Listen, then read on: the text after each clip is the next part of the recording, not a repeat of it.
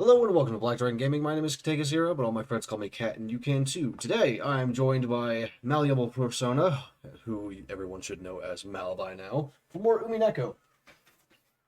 Yep. Hi. And I'm apparently going to be voicing more than just Beatrice. Yeah. And also, we've gone ahead with going with the game's pronunciation because we realized that wasn't just weirdo pronunciation. That's actually Italian. Yeah, which I didn't expect because it doesn't have the double C that you normally get on that pronunciation in Italian. But I'm just assuming that it's just like a weird holdover pronunciation for an old name. It happens. Yep. So the weird thing is, we do have to start it to get into the menu. Oh yeah. Just because like it's an old bullshitty thingy. It's a little bit of that, just and I would assume. またお酒をたしなまれましたな。Next time we'll have to try and remember to do this beforehand. Yeah. Load. Get your ass out of here, boy. Stop your yelling. So before we actually like properly start, how you been? It's been a week. I've been all right. Making progress on the model. Oh yeah. Yeah. Yes, Happy no. is rather. And like I was telling you on Discord, I finished up Control. Yeah, I don't remember if there was actually any like story content in the DLC stuff or what, but get out of here, Phoenix! God damn you, Phoenix! I swear, go! Damn you! I've sprayed him with a spray bottle like 3 times. I pushed him away several times. Fucking cat, son of a bitch. Ah, I really liked Control. I liked Control a lot. Yeah. I think there is an alternate ending, and then there's also the Alan Wake DLC. Oh yeah, the Alan Wake DLC. Yeah. Never played that one. I didn't play that one. Fair enough. But I think it's probably because I played the game before that came out, so I just don't have it. Gotcha. Fair enough. The only 2 characters, or no, 3 characters I can remember the actual names of are Jesse, Darling, and Ati. That's it. That's all I got. I remember all their faces. I remember their roles in the stories, but I don't remember any of their names. Fair enough. Mm. Well, I do remember the name Polaris, and I'm pretty sure Polaris is supposed to be like us, the player. But that's you never actually like meet Polaris as a character, so Yeah, it's a weird sort of situation, which would take too long to get into here. you could just like anyone like listening, you can just assume that Polaris is like you more or less. You're just like giving Jessie guidance more or less, telling her where to go, what to do, because that's her supernatural power or whatever. Is to have like an extra sensory perception guidance sort of clairvoyance thing. So yeah, all the like the quest markers and shimmering and all that stuff is all diegetic. Yeah, which is super fucking cool. Yeah, yeah, exactly. Reacts to the quest prompts a few times, at least the titles.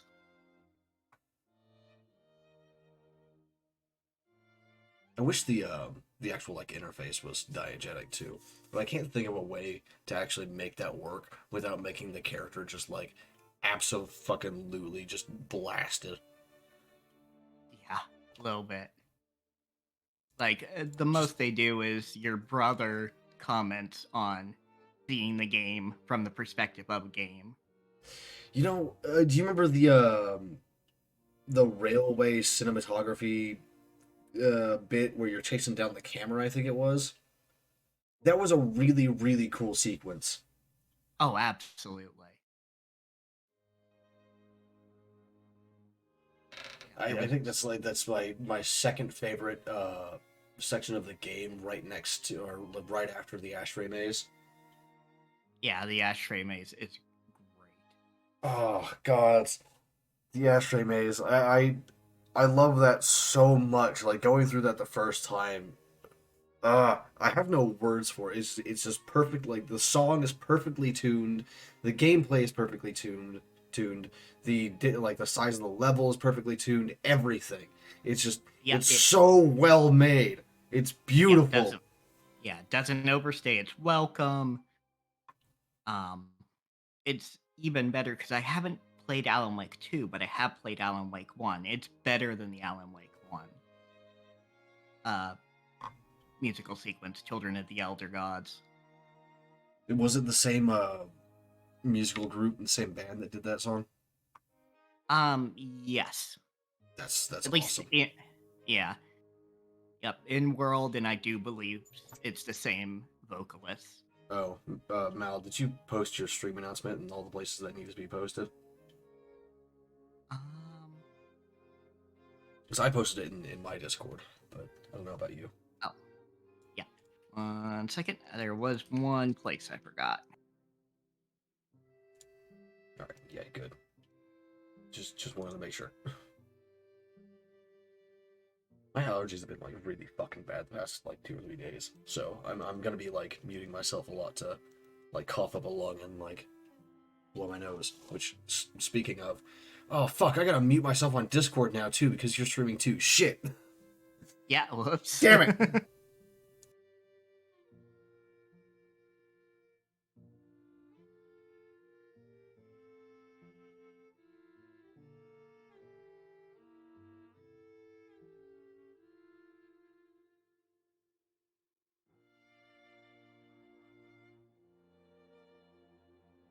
This is bullshit. I'm gonna mute myself in 2 places now. Damn it, this sucks. Clearly, I need to get you a stream deck as well. Yeah, I would like. I think I tried to mess around with setting the same thing to mute myself on OBS and Discord at the same time. I don't actually remember. Hold on, let me see. Is it this? No, that's those are my screens. This one. No.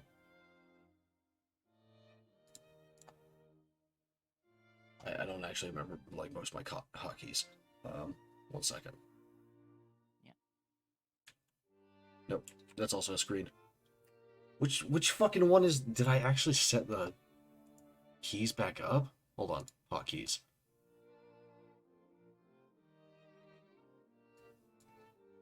Fucking bastard. Scene sources.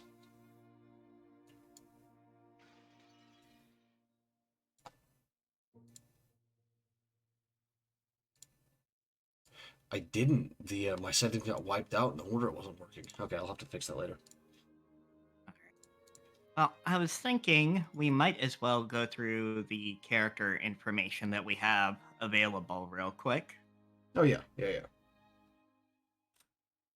So, Jessica, Kraus and Natsuhi's daughter. In the absence of any irregularities, it is thought that she will eventually inherit the headship of the Ushiromiya family, or technically her husband will. However, she seems to have no interest in all of this. She was born with weak bronchi and is sometimes assailed by sudden asthma attacks. Mood girl. Mm-hmm. I don't have weak lungs, but I did have an upper respiratory system infection for like years. Hilariously enough, it died. Like the infection went away after I started smoking. So my lungs are actually better now than they were when I was 11, which is fucked up. Interesting. Because I've been smoking for Yeah. 15 years. Wow. Never had any stuff like that. Though my sister, she constantly got ear infections when she was a kid growing up. I don't know what exactly stopped it other than just eventually her immune system caught up. I have had exactly one ear infection in my entire life, and I never want that to happen ever again. Yeah, they I are was the I was like worst. 5, and it was fucking awful. Oh yeah, they are awful. I think I've had a couple, or at least ear pain related to other infections.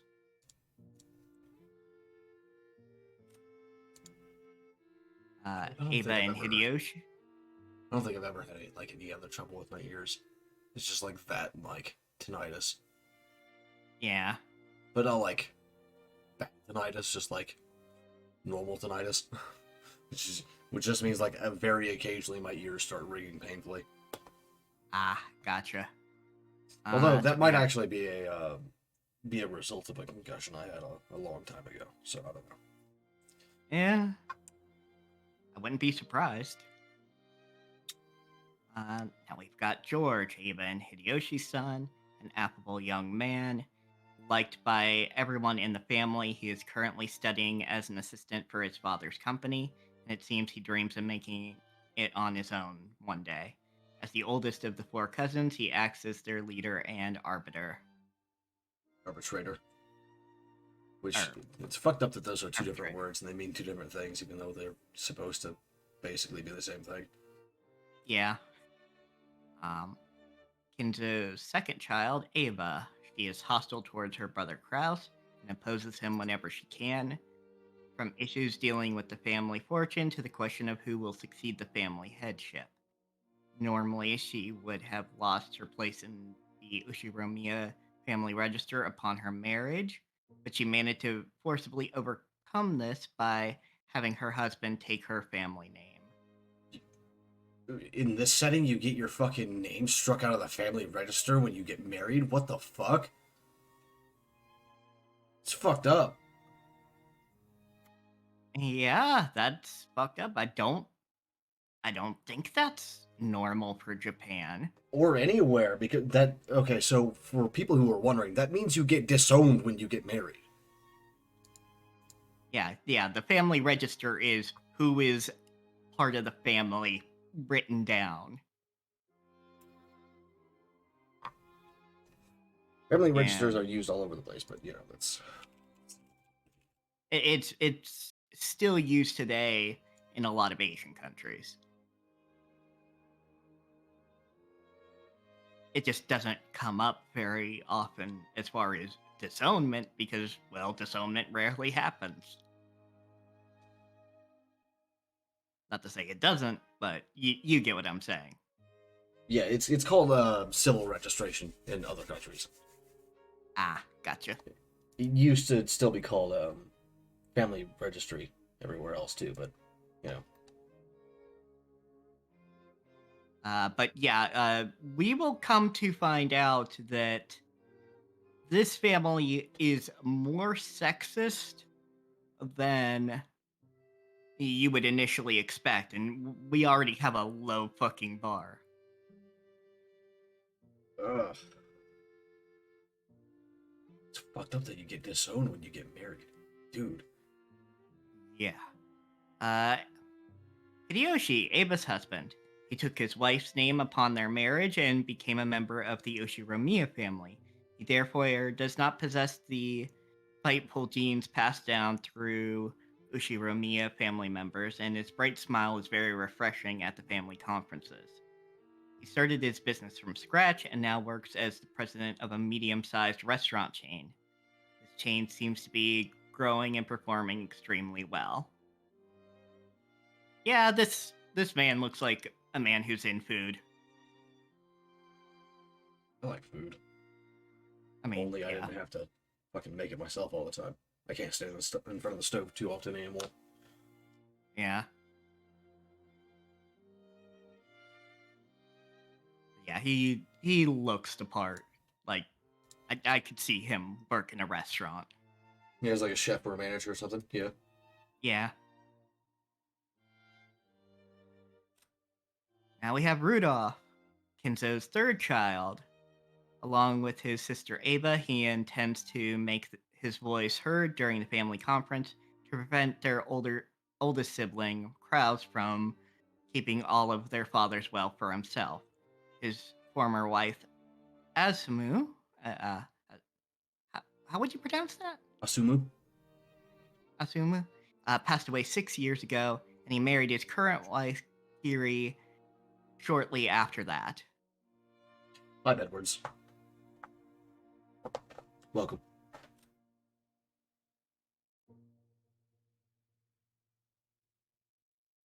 This section of the stream every week is only going to get worse as we add more information and more people to the family tree, huh? Yeah, though we're actually almost through the family tree, because you can see the spots.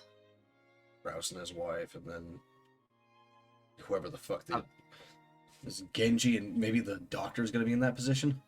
I don't know. yeah, that would make sense, because yeah, it's supposed to just be 18 people on this island. I'm guessing the one that's not connected to anything is probably going to be a Trichi, whatever. Unless They're she all doesn't connected somewhere. No. There's a square underneath where Kinzo will be that isn't connected at all. Oh, you are correct. So yeah, okay, that's probably that then. Unless that's the kid's mother's. Or mother, rather. I don't know. It's my first go through. It is not Mal's first go through, at least of the like the first half of the series. Yeah, I am up to near the end of episode 3, but then I managed to talk Cat into these streams, so stop there. So we'll catch up to where I'm completely unaware of plot details closer to the end of the question arc. I know a lot more than I would if I were going in blind, but that's just because like Mal has been talking to me on and off about this for like a year now. So Yeah, it took some time for me to get to streaming and convincing Cat to give this a go. I was just gonna read the manga, but now we're here, so I don't have to anymore. This is the first visual novel I will have ever read, period. So, we'll see. Yeah, so Kiri worked with Rudolph alongside him for some time before the death of his first wife, at which time she openly took the position of his wife. He has served as Rudolph's right hand in several shady pieces of business, guiding them to success. He is quick thinking and well trusted by her husband. Stop. Lay down, boy. You gotta hear you little And we've got Battler, son of Rudolph and Asumu. When his father married a second wife shortly after Asumu's death, Battler rebelled and went to live with his grandparents on his mother's side. However, both of these grandparents passed away, and he has now returned to the Ushibumiya family after 6 years. This family conference is a chance for him to renew his friendship with his cousins after a 6-year gap. So, yeah, Battler saw the situation, just was not happy with his old man after that fucking split. So, I don't know if you watched the last VOD if you were here for this. Probably not if you had that question for me. Bedwards. But one thing you gotta know is that I hate Battler. I don't know why, but I hate him. Yeah, not as a character, but as a person. Yeah. Yeah, well-written characters all around, but like, I just for whatever reason, I hate Battler. Rosa, Kinzo's fourth child. She is by far the youngest of the 4 siblings. It seems that this gives her a weaker position at the family conference. She manages a design company, but she has yet to start taking it seriously, and its financial situation is far from favorable. Yeah, I could see her being in fashion.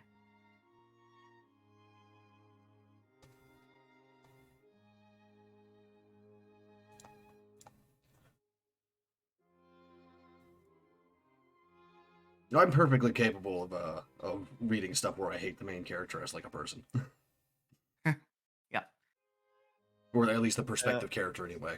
It's like these are all main characters. That's why they're here. Yeah. Maria, Rosa's daughter, her father's identity is unknown. She can't shake off the habit of speaking like a young child, which often earns her a scolding. She has no interest in studying or making friends, but is very interested in things concerning the occult and black magic. Fuck. It's me. It's the kid's me. Thanks to her excellent powers of memorization, she knows all kinds of obscure trivia.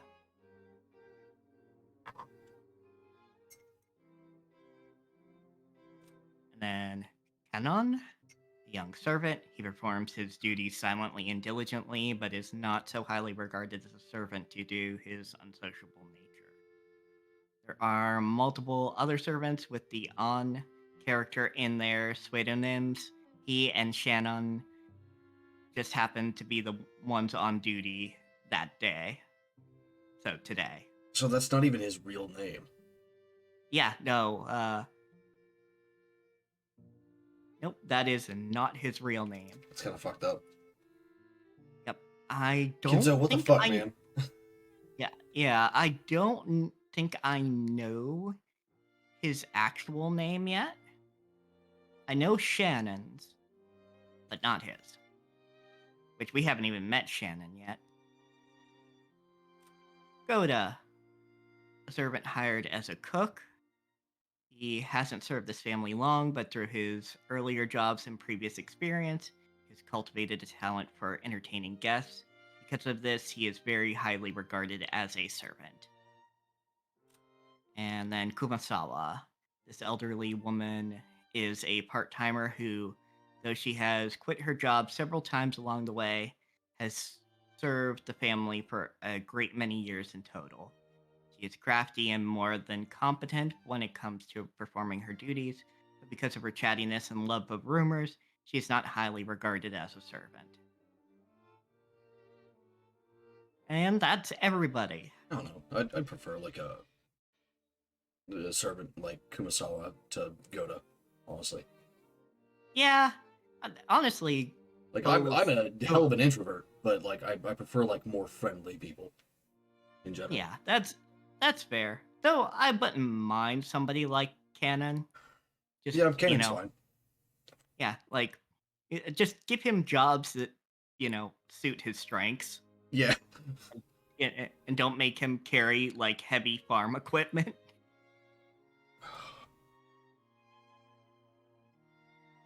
All right, now actually It looks like he's made continuing. of noodles. Yeah. I remember the Rose Garden, ゲストハウスっつうのは記憶にねえな。 but I don't remember this guest house at all. これ建てたのは最近か？ Was it built recently?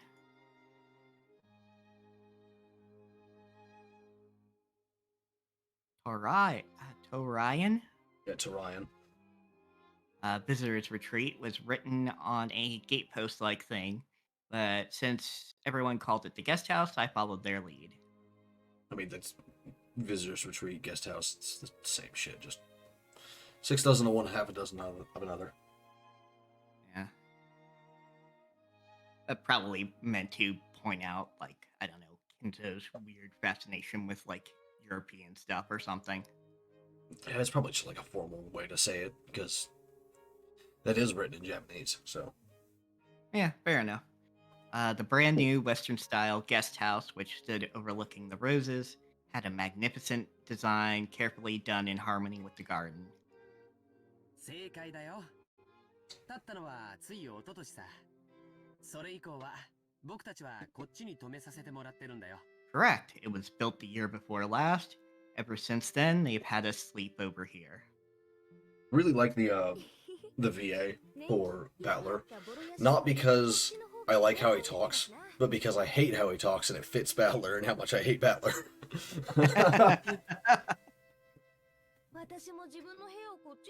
VA did a really good job on that one.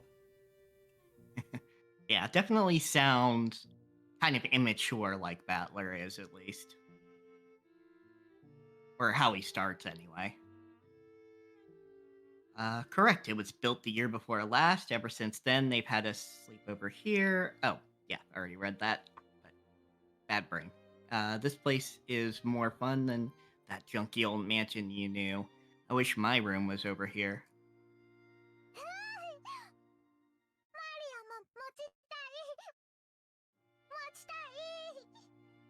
I want a room here too. I want one. Yeah, she still like calls herself Maria instead of using a pronoun, doesn't she?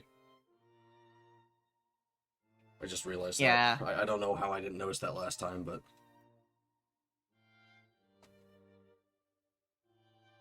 We weren't thinking about it when we were kind of that's true. in our own discussions. It is like an interesting difference in culture, at least in how children talk, because I don't remember ever calling myself by my name instead of using a pronoun.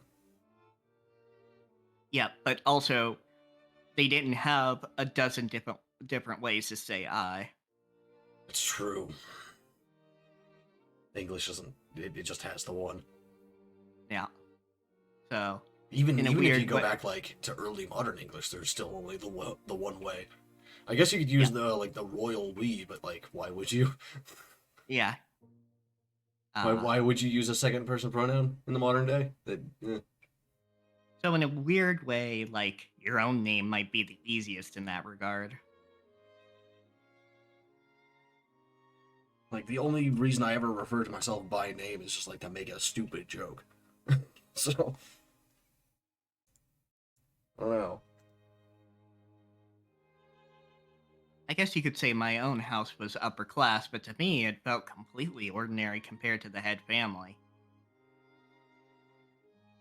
I mean, fair, like, it is a mansion on a private island. Like, that is kind of like top of, bougie bullshit. Yeah. Just give me 1 second. Someone ping me in another Discord. Gotcha.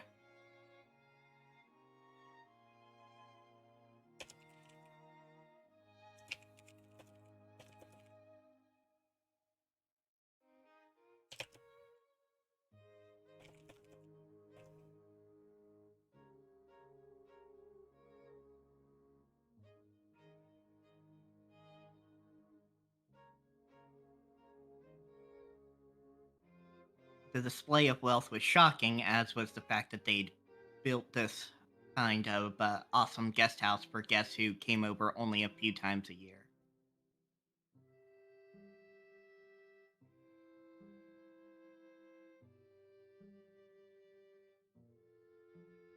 Welcome, Morinda. Yes, the family does not pretend that they are not rich. Which honestly, like, I kind of prefer. At least in that I really dislike rich folks who pretend that they're, like, middle class or even poor.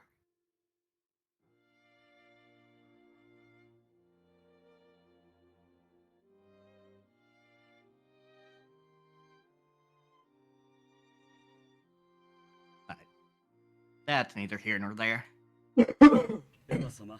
Yeah, Battler is the only character that even like tries to be aware of his richness. And that's probably because his grandparents were, like, middle class or, like, upper middle class. ルドルフ様、キリエ様はこちらのお部屋をお使いくださいませ。 Ava, Hideyoshi, please do make use of this room. Rudolph, Kiri, please take this room here. やっぱりここは綺麗で上品でいいわね。洋風って本当に素敵だわ。 I do kind of wish Now- like translations would change the honorifics to ones that are used in English sometimes. Yeah, I can definitely see that. Like you'd have to do a lot of context heavy work to like change the honorifics over because obviously they're not the same languages, they're not the same like cultures. The honorifics are used in different contexts, even if they're like slightly similar in some respects. You know, like they have overlap at least.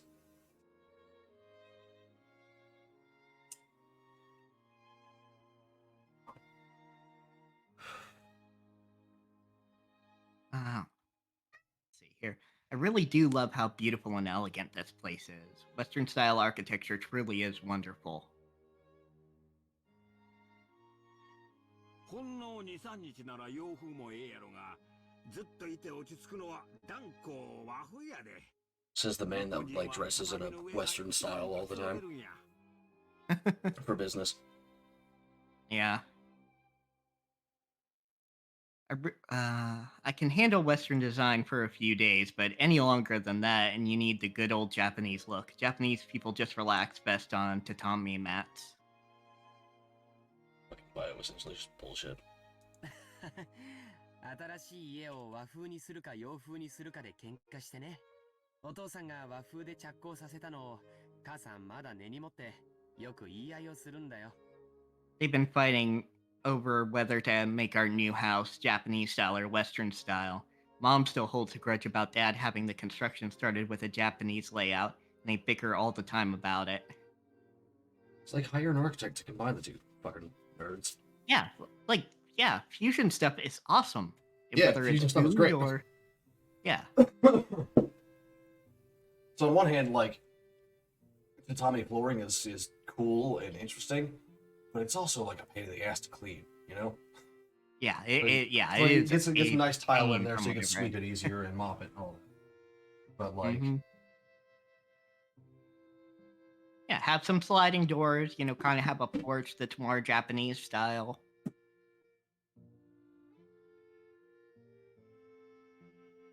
Yeah, like there's ways to make that work.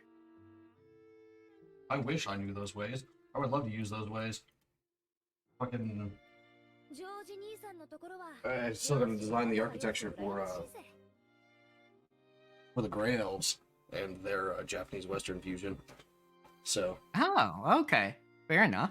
well, I mean, their language is like based on Celtic stuff, but their clothes is all, you know.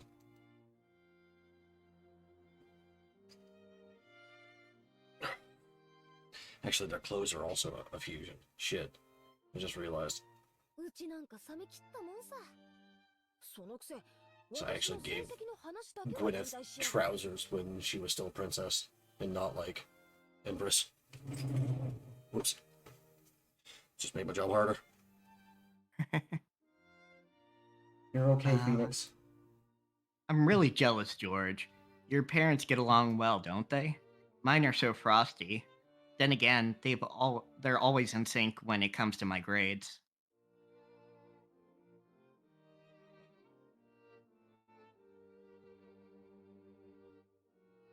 I don't like the pose that Jessica's drawn in. It's been bothering me for a while now, but I finally like figured out why it bothers me.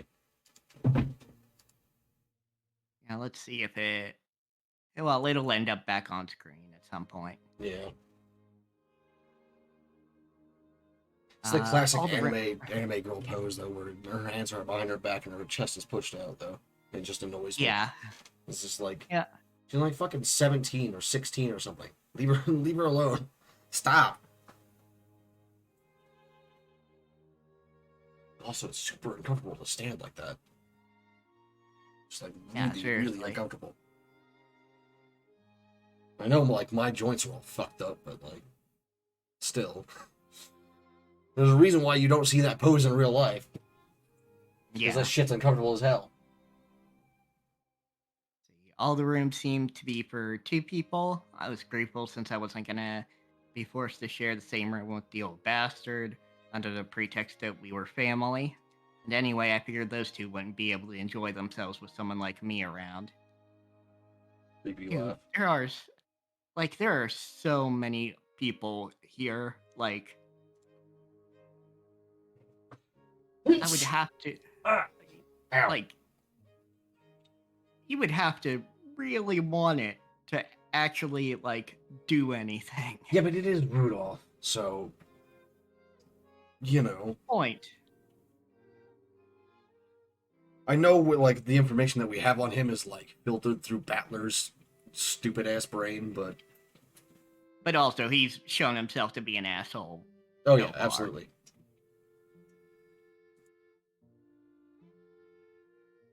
何気持ち悪い顔で笑ってんのよ。どうせ下世話なこと考えてるんでしょう。 With that creepy smile, you're thinking about something dirty, aren't Don't you? encourage him, Kiri. What the? The words are encouraging, but like the way she said it. Yeah. ゲーセアなんてとんでもない。どうぞごゆっくりお過ごしくださいませ。あ、はい、Something dirty? Of course not. Please enjoy your stay. いえたよ、クソ親父。 Ow, that hurts, you old bastard. Like the first time I actually agree with like Rudolph doing something to his son. Once again, Dad pulled my ears from behind. バカなこと言ってんじゃねえ。俺胃がキリキリ痛み始めてて、とてもそんな元気は湧かねえぜ。今回はお前が主賓だろうが、せいぜい親父や兄貴たちに可愛がられろよ。親父の前では言葉遣いにだけ気をつけろ。あの人、本当にシャレが通じねえからな。ジェシカちゃん、我らが当主様のご機嫌は最近どうなんだ？ Cut to crap. I'm getting a stomach ache and I'm not in the mood for this. You're the guest of honor this time around, so play as nice as possible with Dad and my older brother. And the rest. At the very least, be careful of what you say in front of Dad. Got it? His wisecracks don't go too well with him. Jessica, what's the head's mood been like lately? うーん、 That's relatively fine. Like, I knew which pose you were talking about, but... Oh yeah, that one's fine. Although it's still a little weird to like put your wrist on your hip like that. That's also pretty uncomfortable, honestly. I don't know. Yeah. 去年から相変わらずかな。余命3ヶ月 Hand on the hip is a lot better than the wrist on the hip, especially like curled into a fist like that. But it's actually sort of. Yeah, that's uncomfortable. I'm trying it now, and I'm like, yeah. I even did it no. with my left hand, and the tendons hurt. Fuck. Yeah. That's not good.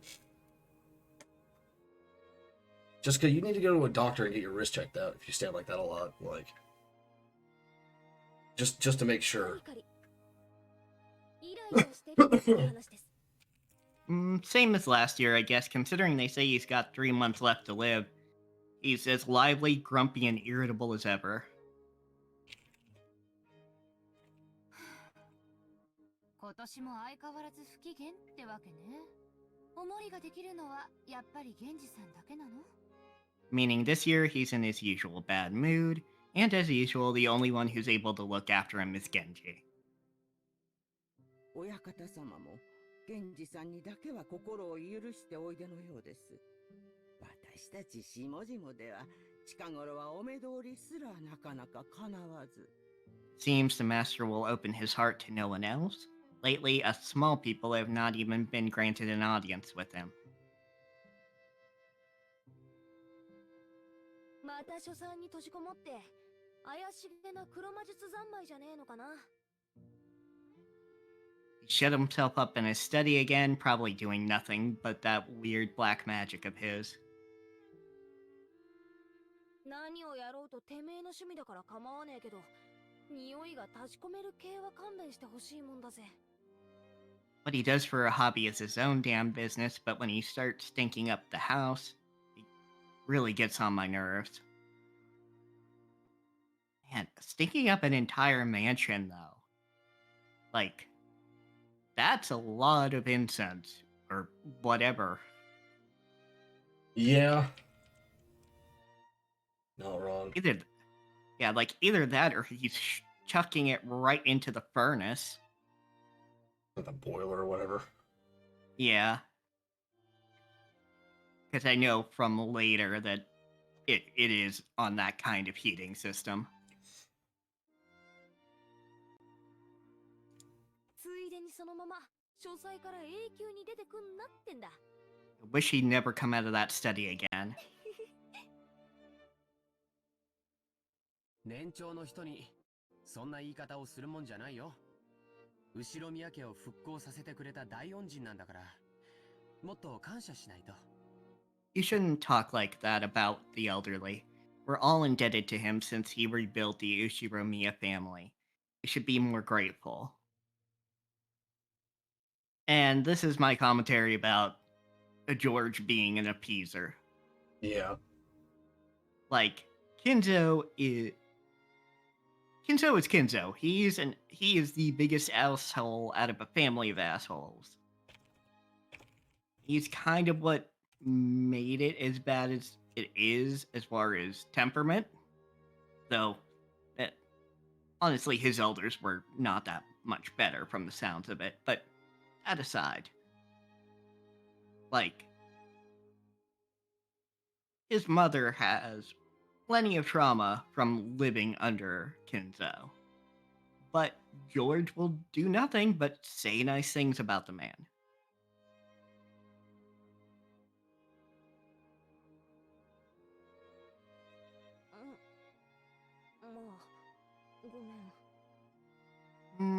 Well, sorry. No, you're not. Don't Don't apologize, apologize. Jessica. Yeah.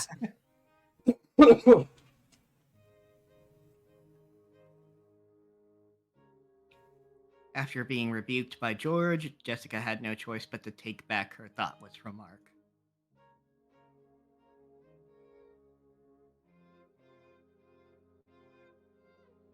The Ushiromiya family was wealthy beyond belief, but of course that meant all of its members were a bit strange and completely out of touch with the world at large. At least you acknowledge it. Yeah.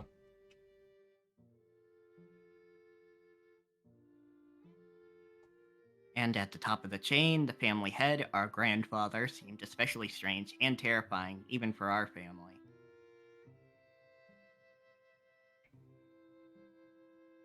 Dad said he was getting a stomach ache earlier, and I imagine that reflected the honest feelings of all the adults here today. No doubt they were jealous of us grandchildren who could just play around and laugh without a care.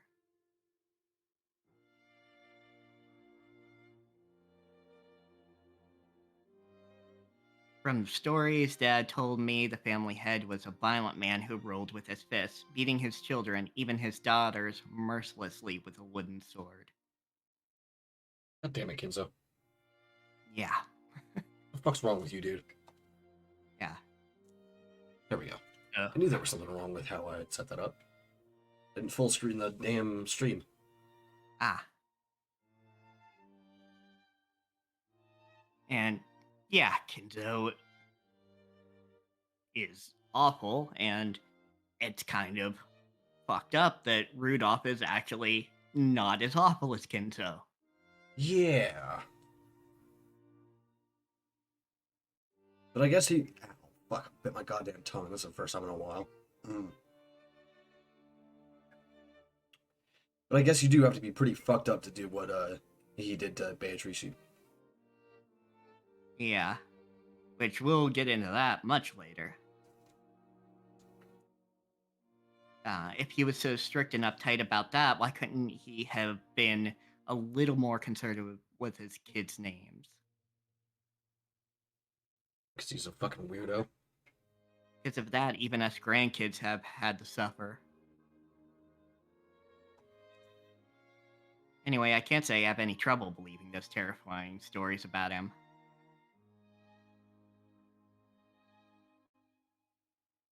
I don't remember meeting him very often, but I think I recall him looking extremely grumpy all the time, always making people cower with that sharp gaze of his. Give me 1 second. Okay, yeah, I need to... Sorry, I just had to make sure that I can't use Alt-Tab to move around my windows right now because of the stream. Gotcha.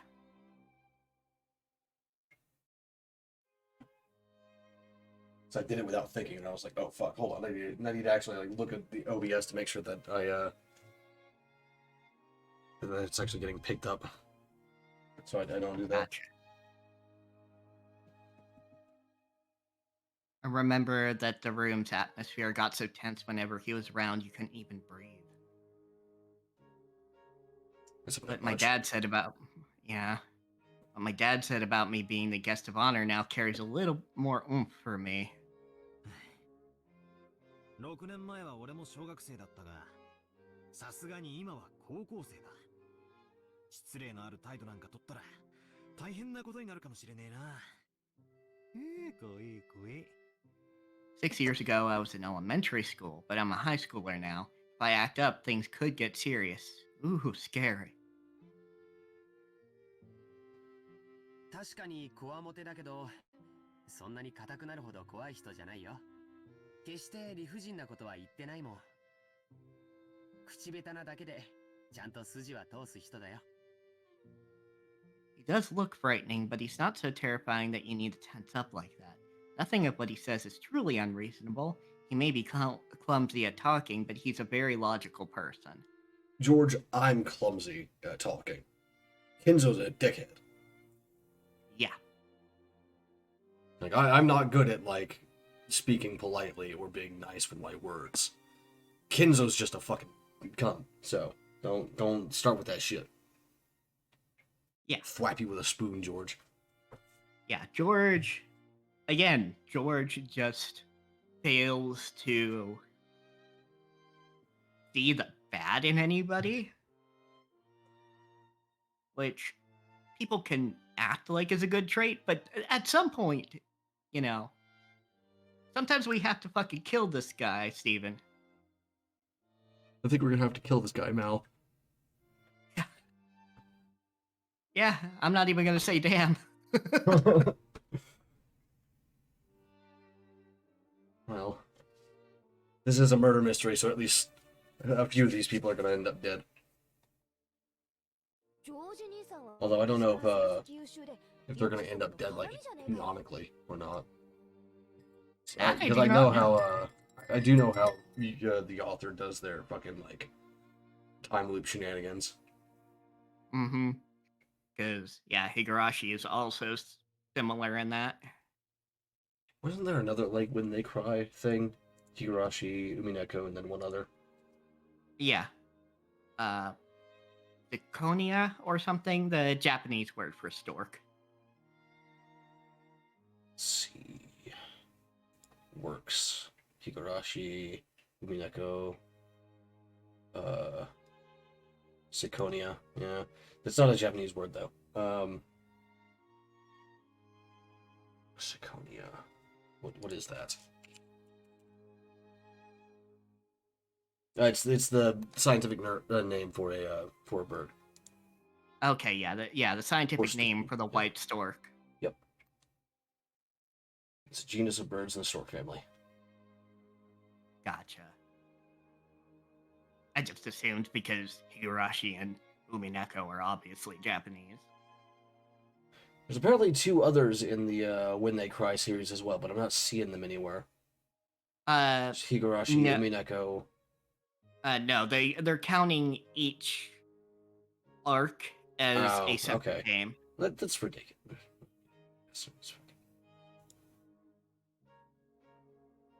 But George, you've been the family darling since, like, forever because of your awesome grades, right? Grandfather treats us completely different. I've even gotten slapped with a wooden sword. On my ass! My ass! On my maidenly innocent ass! Words I never thought I would say. That's a hell of a sentence. Yeah.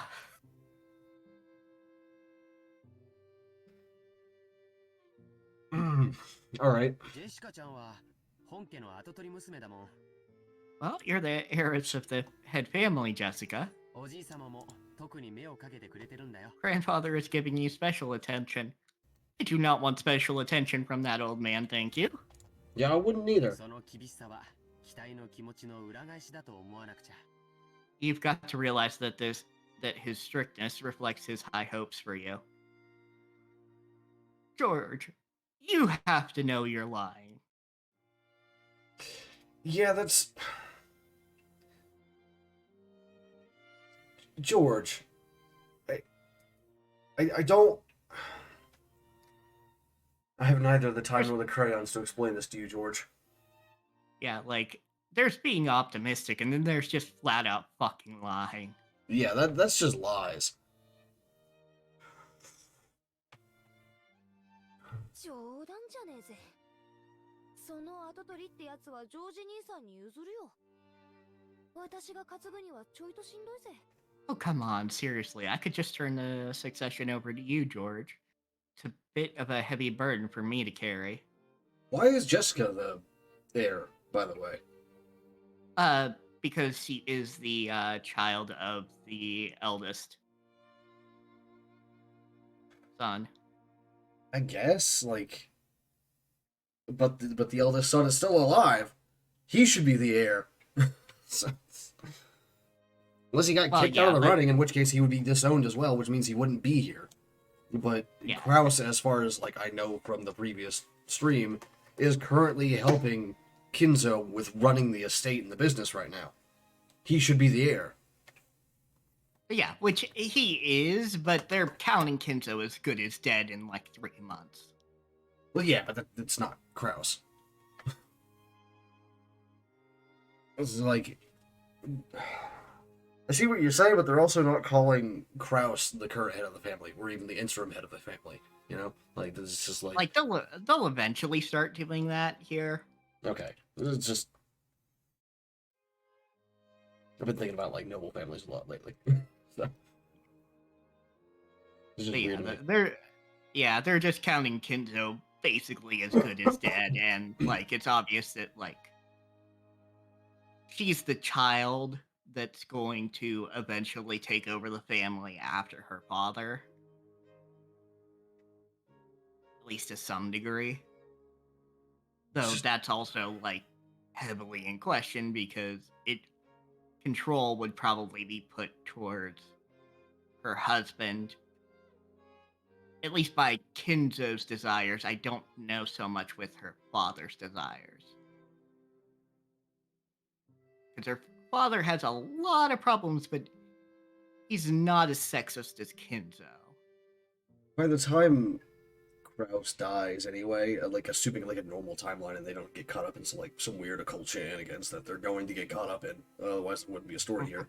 By like a normal timeline, by the time Kraus died, it would be like 2040 anyway. So I don't think there would be an issue with her becoming head of the family. Yeah, I don't know if there would even still be a in more or less noble family by then anyway. But yeah, that depends on how the story ends. We'll have to see. just like going by like normal fucking decay of assets over time. Just because like rich people, this is a known phenomenon, and I'm not going to claim that I know the numbers very well, and I won't be able to give a source. But as far as I know, like it's fairly common for like when someone makes a fortune, it's usually gone, and the descendants are middle class again by like 3 generations later. So like in Jessica's time, when Jessica has kids, by the time it's time for them to inherit her assets, there'll be basically nothing left, assuming normal conditions at least. Yeah, that is one of the things that I think they kind of do right, which is saying something for this family. In that the whole point of this conference, usually, when they're not dealing with Kinzo, probably going to be dead by the end of the year. And like ancient witches coming back to life and shit fucking up. Yeah, normally it is kind of a business meeting because they're talking about how they're investing the money from the family. And, paying back that money. And even growing the wealth. Is Jessica's uniform, like her clothes, supposed to be like a school uniform? It's supposed to be reminiscent of it, but I think her school uniform is slightly different. Okay. So I was gonna say, like, it's weird for a school to put lines like that around her tits. Of course, visual novels still fall under anime bullshit rules, so I understand, but also, come on, what the fuck? Yeah, let me double check that though. Also, like, her blazer would have to be specifically shaped like that to, like, do that around her tits.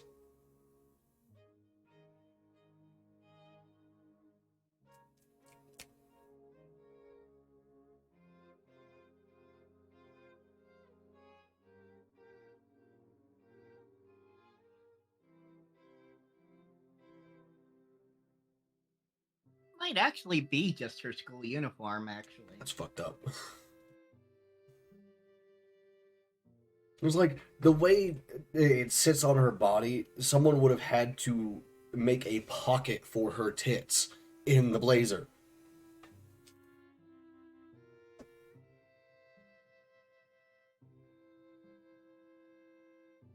Yeah, I mean, that's just kind of a thing with this art style in general, though. Style, What? sure. Mm-hmm. Well, you know what I'm saying.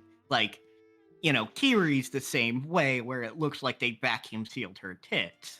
Yeah, but, like, Kiri strikes me as the kind of character that would want that. So, I mean, fair. and her outfit isn't a school uniform. Also, point. Like, it's one thing to have that sort of thing tailored for you as an adult. There's another thing for that to happen when you're fucking 17. Yeah, it's your school uniform.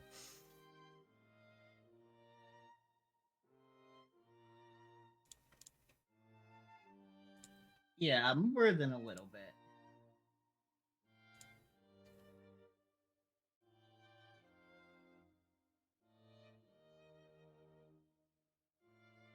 Oh, no. I was right the first time. That is not her school uniform. That is just something she's choosing to wear. Which makes sense because it also has the family seal on it. Yeah, but you never know with rich people. I mean, fair, but yeah, no, she has a more normal school outfit. Like, it's still slightly vacuum sealed, but not quite as bad.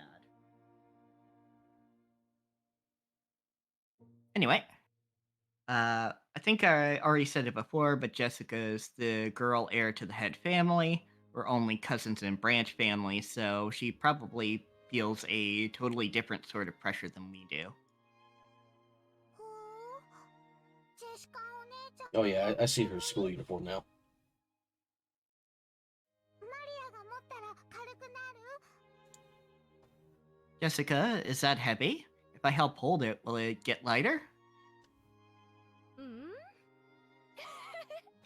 サンキューな大丈夫マリアちゃんには押し付けねえよこの十字架は私が墓まで背負ってくよ安心しなって Thanks, it's okay. I'm not gonna push it on you, Maria. Just found I'm the, gonna bear the art gonna for the bear original this PC version of Jessica, and oh my god, that's awful. Yeah. It's so much worse than even Valor. It's so bad. Mm-hmm. That's some deviant art shit right there. Yeah. I don't mean to insult you, author, but goddamn, dude. Yeah. I mean, I'm sure they know by now, because like this was the original PC version was published like fucking 10 or whatever years ago, but no longer than that, because Higurashi came out as an anime like when I was in like early high school, I think. mm-hmm. It's probably like early 2000s.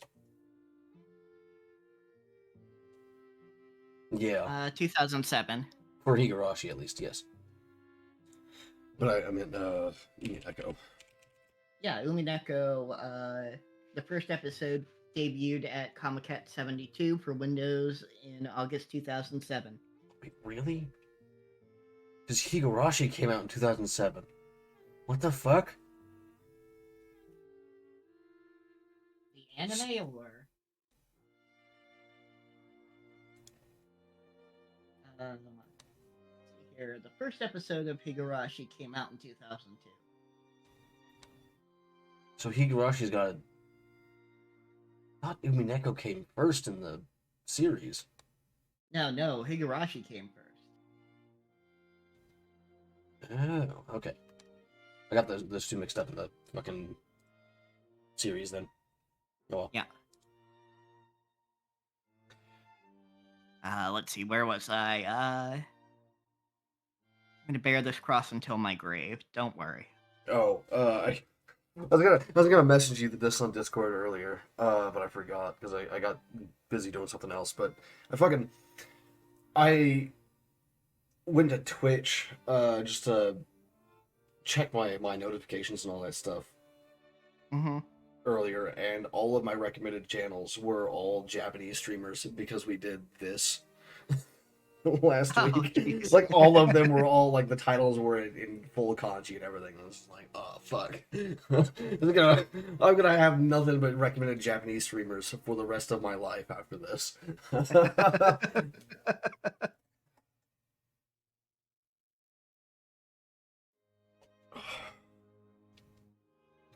Let me check and see if that's still the case.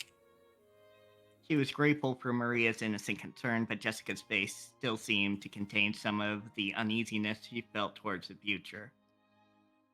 Oh yeah, Maybe we still, were in still the all same Japanese. Mm-hmm.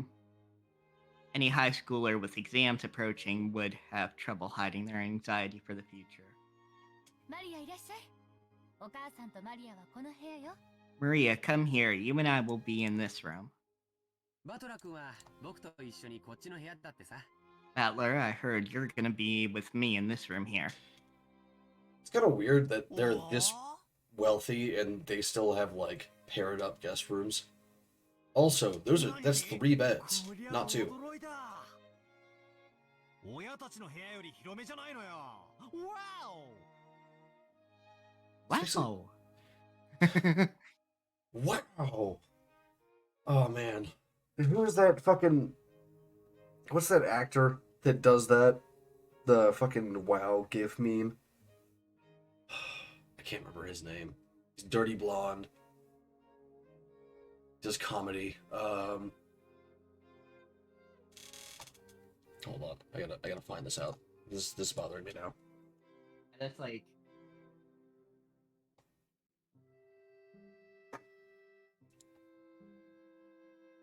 Oh, Owen Wilson. Yes, Owen Wilson. Thank you. When he said that, like Owen Wilson popped into my head. Mm-hmm.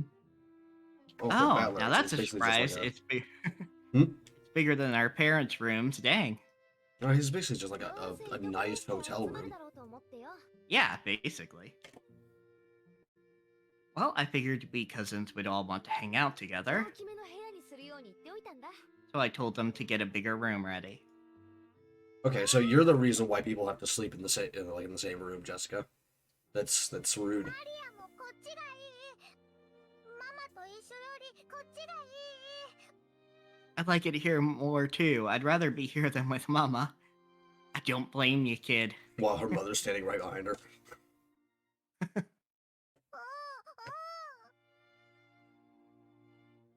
そうか。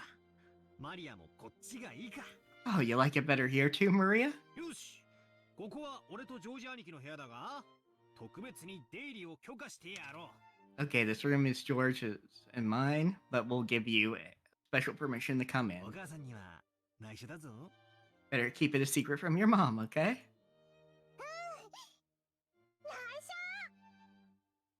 It's a secret. Rosa, there we go. Aunt Rosa was right behind us, but I can Maria remember still all the answered fucking striking siblings' air names, with- but not Rosa's for some reason. Just like going through the list over and over, like, where is it? Where is it? I was gonna crack a joke about Rosa's fucking soul leaving her body as soon as she heard that she liked it better than the room with her mother. After setting down their luggage in their rooms, her parents had gathered again in the corridor. おいガキども、お前らはどうする？ Hey, what are you brats planning to do? ここでいとこ同士おしゃべりでもしてるけん Are you cousins just gonna stay here and chat? Fuck around and find out, Rudolph. Seemed they were heading to the mansion to announce their arrival. Normally, they would make us follow them and greet everyone together. But if that had been the case, Dad would have just told us to come, and that'd be the end of it. I need a soundboard.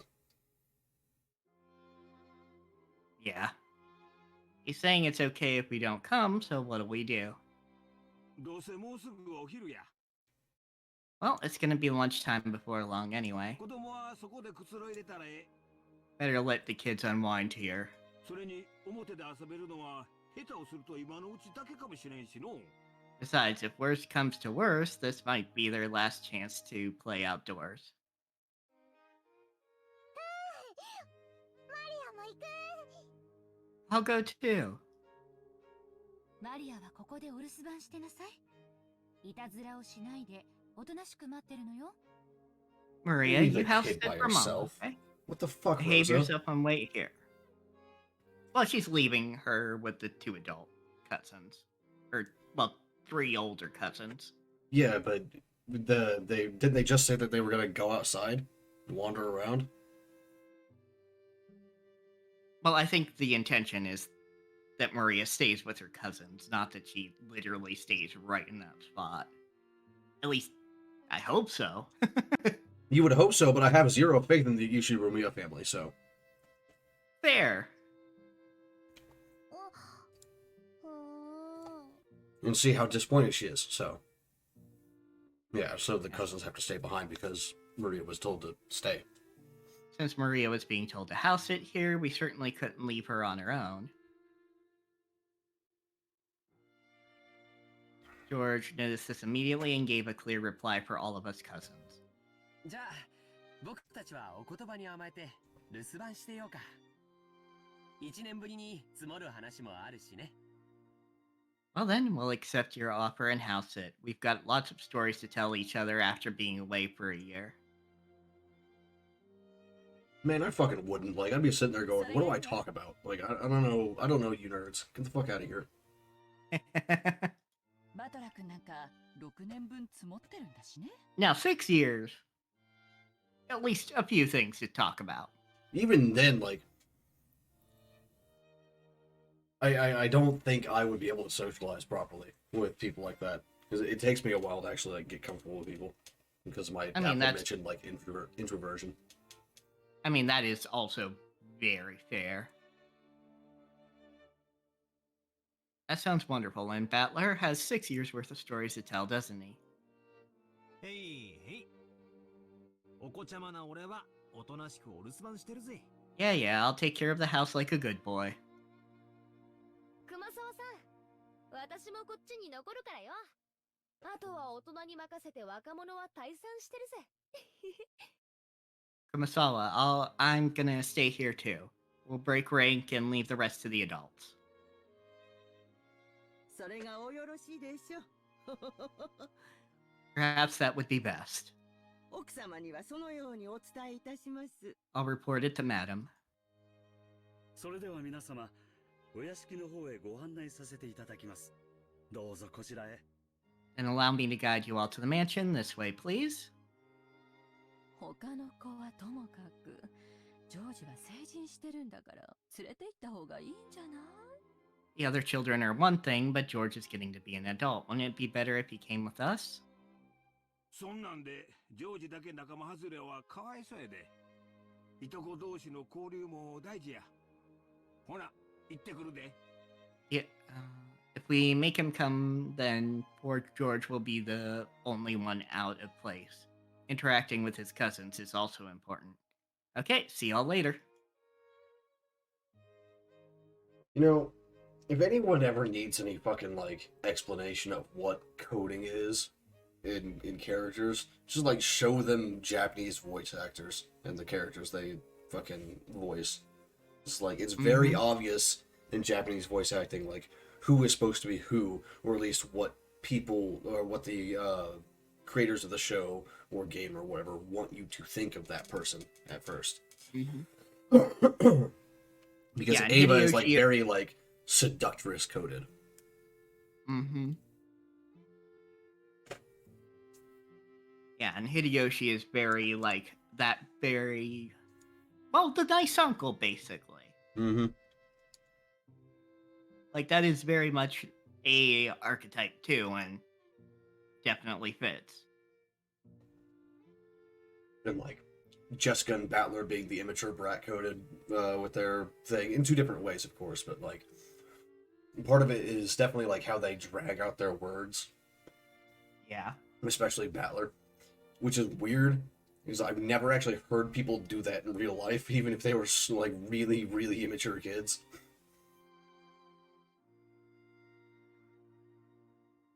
Yeah, I think it's a little more common in Japanese, but not that common either. You know, like it's also used in Western fiction too, and it's just sort of like people don't actually do that. Yeah. Maybe that's just because I'm from Texas or whatever, but people don't actually do that.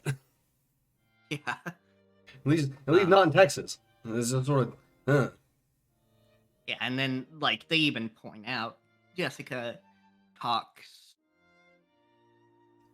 kind of very casually. yeah. Like it's hard to quantify exactly without knowing some things about Japanese, but just trust me. Like there is some amount of casualness there. Yeah, in English, the equivalent would be like, well, using like a lot. Just like Yeah. and not really enunciating properly or what have you. It's just sort of being a little bit more relaxed. Which, Yep. of course, I could sit up straight and like project my voice better and do all that shit, but I'm eating cookies right now, so fuck you. Yeah, I'm gonna fair. eat my goddamn cookies. The adults left one after the other.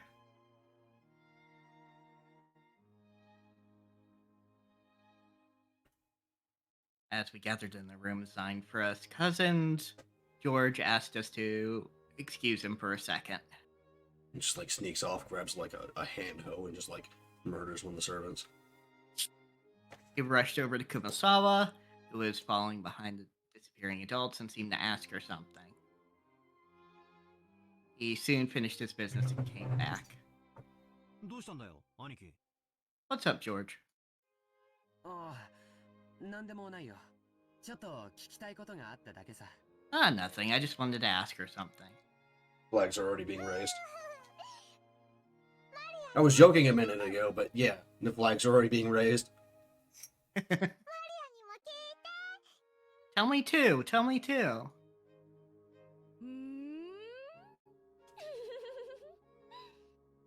何かな。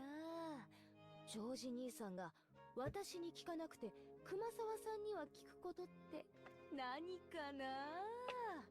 What could George be asking Kumasawa and not me, I wonder? なあ、全然見当がつかねえぜ。 I don't have a clue. But yeah, you can hear what I meant about for like people listening along and everything. You can hear what I meant about Jessica like dragging her words out. It was just right there in that line. I didn't expect it to actually happen that quickly, but yeah, there we go. Yeah, because a lot of that is like kind of teasing, sing-songy stuff that would be closer to what it would be in like regular English. So don't like hear people like do actually like sing song in real life either. It's just sort of weird to me. Like I've never actually questioned it in fiction, but like now that I'm thinking about it, it's like I don't think I've ever actually heard that in real life. No, it's a misunderstanding. Not that I know what you're misunderstanding. George was getting pretty tongue-tied.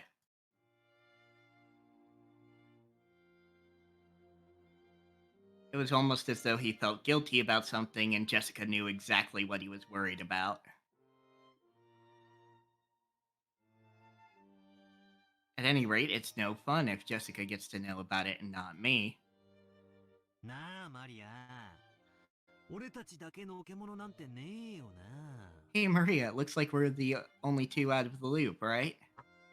何の話か聞きてえよな。Don't you want to know what they're talking about? バトラとマリアも聞きたい。 We want to know too. バトラとマリアも聞きたい。 We want to know too.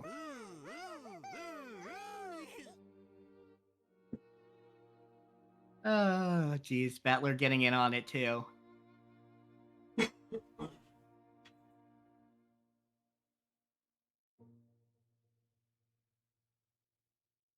Sorry, I had to make sure the Well, heater the- was turned on.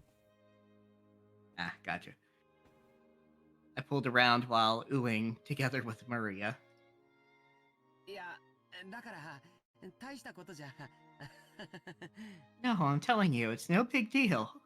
It's no big deal to spit it the fuck out, boy. さっつけ。兄貴にしちゃ嘘が下手だぜ。拍手しやがれ。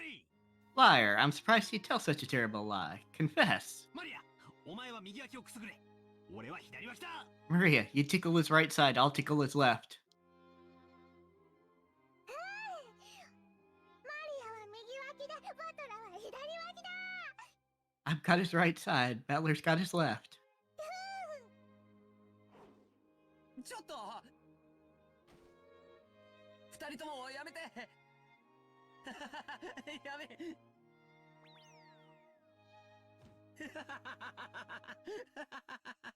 Wait a see second, how, wait, you like- two? Stop.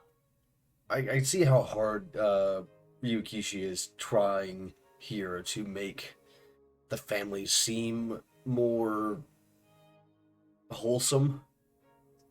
Yeah, and like the cousins are definitely like the only thing approaching wholesome. Yeah. And as far as I can tell, like, Jessica isn't actually, like, a bad kid either. Oh It's no, just she's like- not a bad. She's a normal ass teenager. Wealthy, but normal, yeah.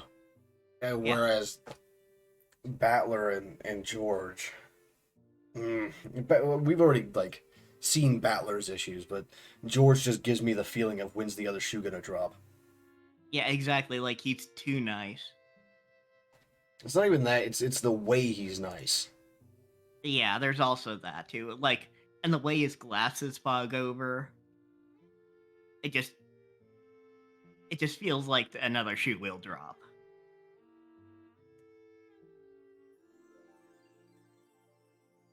That's a pretty severe recheck.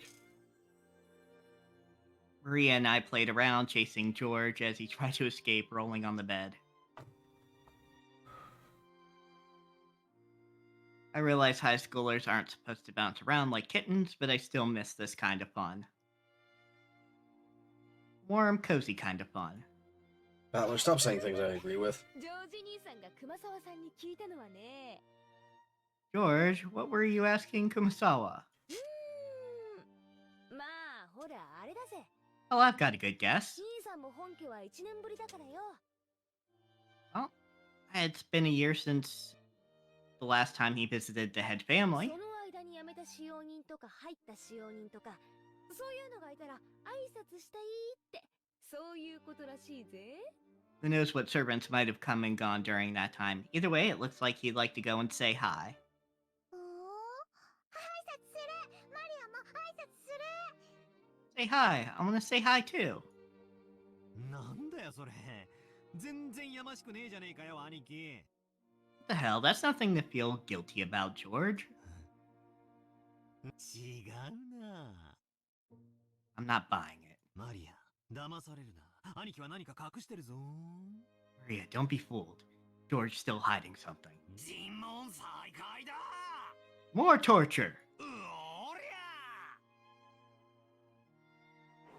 ゃ。 I'm glad you decided not to make the sound. やめてよ本当に。 Yeah, they've made the sound appropriately enough for me. Stop it, seriously.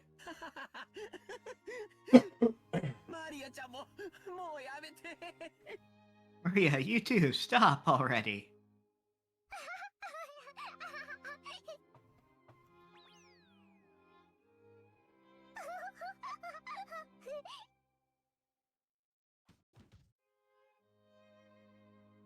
多分掃除とか昼飯の準備とかで忙しいんだよ。 She's probably busy cleaning or getting lunch ready. 大丈夫。後でちゃんと挨拶に来るぜ。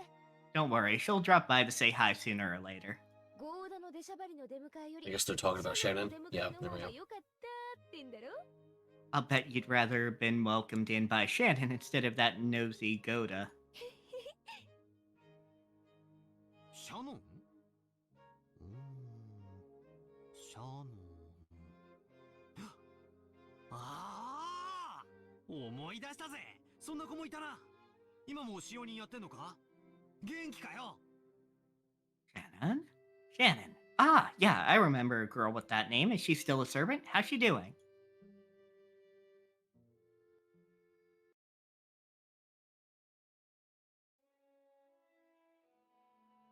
I just had a terrible thought.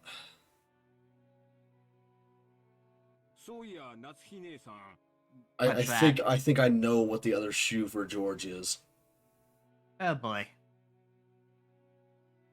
I'm not gonna say anything yet. Oh no, it doesn't really matter. I can just say it. I Yeah, think you can say it. I think George is.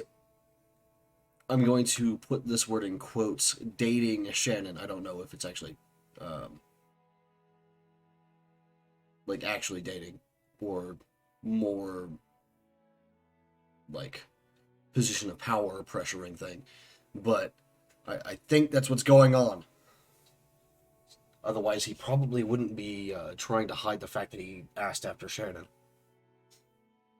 Yeah, he if they didn't want were people to just know about it. friendly. Yeah. And even By the way, if they were like more than friendly, there would have to be something to be embarrassed about with his cousins, at least. If No. he was gonna hide that the fact that he was asking after her or dating her or Yeah. anything like that, so I think there's something fucky going on there. Of course, I don't know who the fuck Shannon is yet, but we'll find out. by the way, Natsuhi, 最近頭痛の方はどうなんや how's your headache been lately? 一時だいぶしんどそうにしとったろ It seemed pretty serious before. おかげで最近はだいぶ調子がいい Hold on. And this one is actually you. Yeah, I was gonna say, like, I need to check the pins real quick to make sure. Oops, I accidentally returned the stream to the app instead of checking the pins like a jackass. Well, it was the maybe, but sure, I'll still do that one. I have been much better lately. 心配をしてくれてありがとう Thank you for your concern. Yeah, she's pretty calm. It's a little easier for me. Yeah. Yeah. 'Cause you gotta, All like, right, here. 夏日姉さんにお土産 Present for you, Natsuhi. be careful, like when I take a puff of my cigarette too. Thank you very much. あなたには何かをもらってばかりね I'm always receiving gifts from you. What kind of like speech pattern is 紅 this? 茶 Is this black tea? I like black tea. Black tea's ペ great. パーミントとレモンバームのハーブティー It's herb tea with peppermint and lemon balm. 頭痛によく効くって有名な This お sounds 店 fucking の awful. ブレンドなの Yeah, peppermint and lemon, not necessarily a mix I'd go for. Yeah, definitely not. No kind of mint in anything sour. Or sweet, for that matter. It's a blend from a well-known store, and it's supposed to be good for headaches. 姉さんにも効くかなって思って I thought it might help you too. Honestly, she probably just has stress-induced headaches. Probably.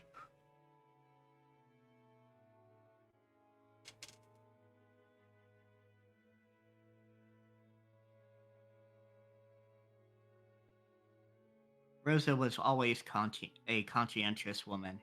Probably because she was the youngest of four and much younger than the other three. She managed to grow up without gaining the venomous nature of her siblings. Big fucking doubt on that. Mm-hmm.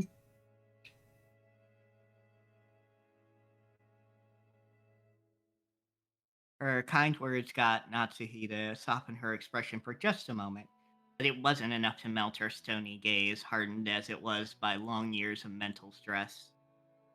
Man, Natsuki's got that fucking, like, vacuum sealed clothes, too. そういえばあなた Mm-hmm. いつも頭痛だって言ってたわね。しっかりなさいな。ジェシカちゃん、今年は受験でしょ？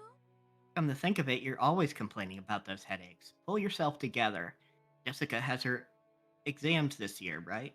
I'm gonna kick you right in the 人 fucking 生の grundle, 節 Ava. 目じゃない。 It's going to be a turning point in her life. 母親のあなたがそんなじゃ頼りないわよ。 Will she really be able to rely on you as a mother if you're like Oh that? yeah, definitely gonna kick you in the grundle. Yeah, absolutely. それに On my 夏 pointed 姫さん boots. 私より3つも若いんだから。もうちょっとしっかりなさい。 Besides, Natsuhi, you're 3 years younger than me. You should get your act together. Okay, like, quick PSA, you can't just will away stress-induced pains. Yeah, absolutely not. Stress actually wrecks the fucking body. I wouldn't know. I was diagnosed with stress-induced chest pains when I was 16. I still have them all the time. Thankfully, they don't usually hit on stream. But, you know.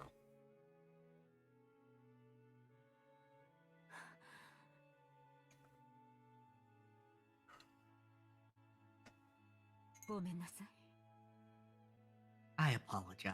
Oh, wait, that's actually you. Yeah, I just have my spoon in my mouth. I apologize. Don't apologize, Natsuhi. Yeah. Just fucking cleaning off my damn teaspoon. You interrupted me. 生まれつきの頭痛持ちなもので。 Oh, gods, I know that fucking feeling. I've had a tendency for headaches all my life. Yeah.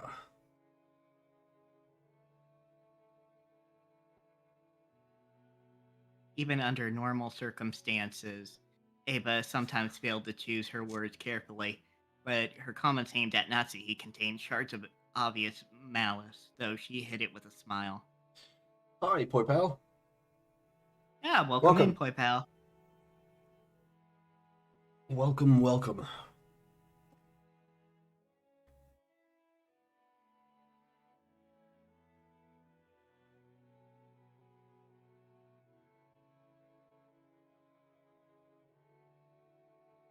Of course, that fact didn't escape Natsuhi. She frantically contained her urge to grimace and pretended to ignore Ava. So I suppose scenes without Battler are put into like third-person omniscience. Mm-hmm. Or maybe third-person limited. Yeah, it's third-person limited to an extent.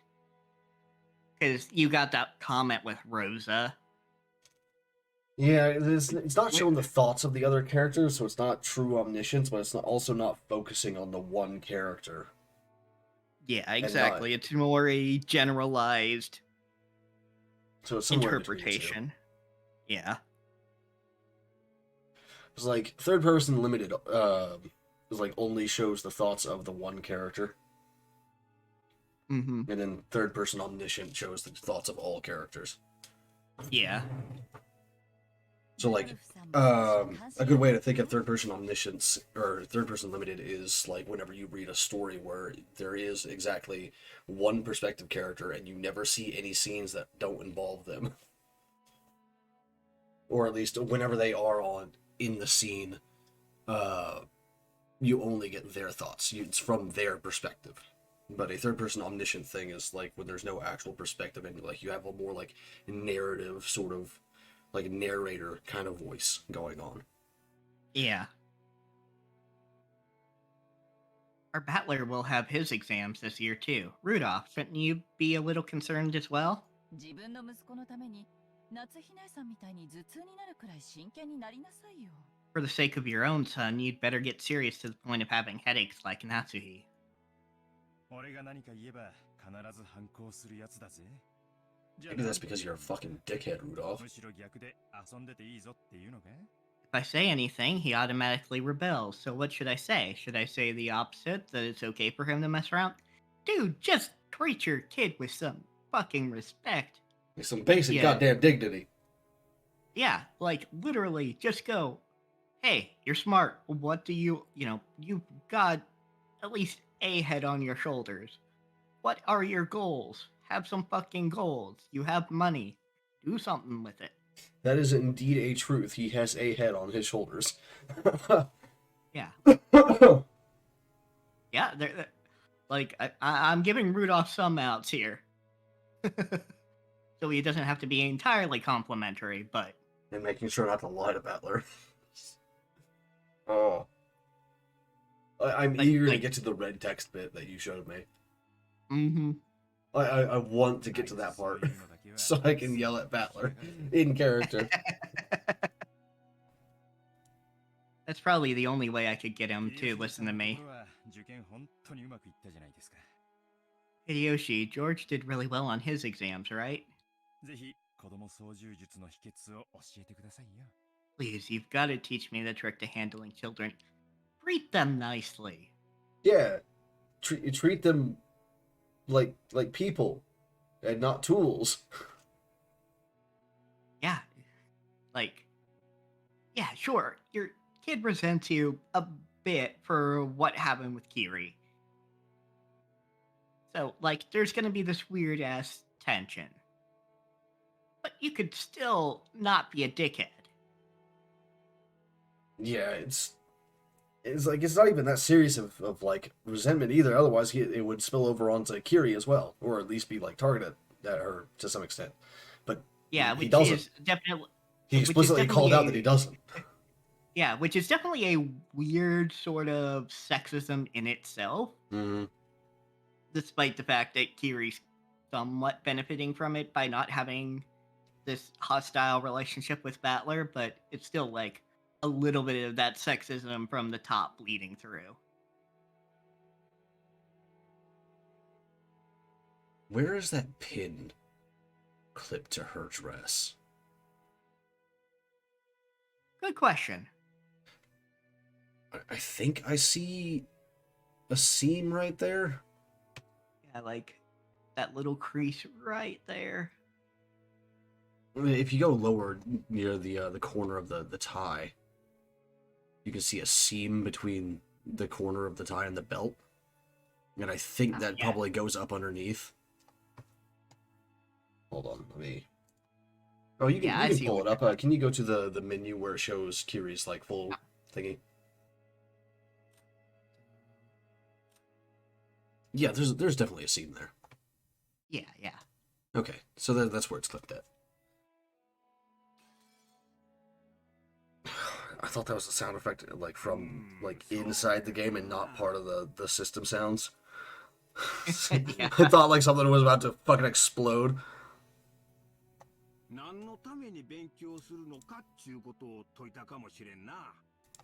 Well, it's probably because I got him to understand why he should study. Thank you, Hideyoshi.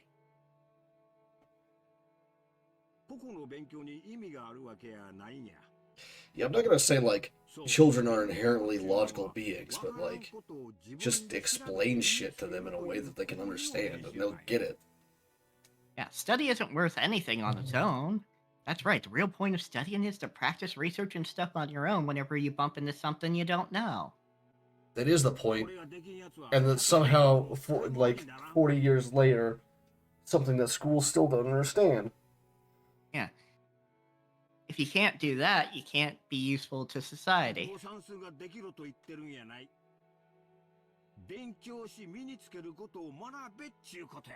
I'm not talking about math or writing. You gotta learn how to learn. Thank you, Hideyoshi. That's honestly fairly progressive.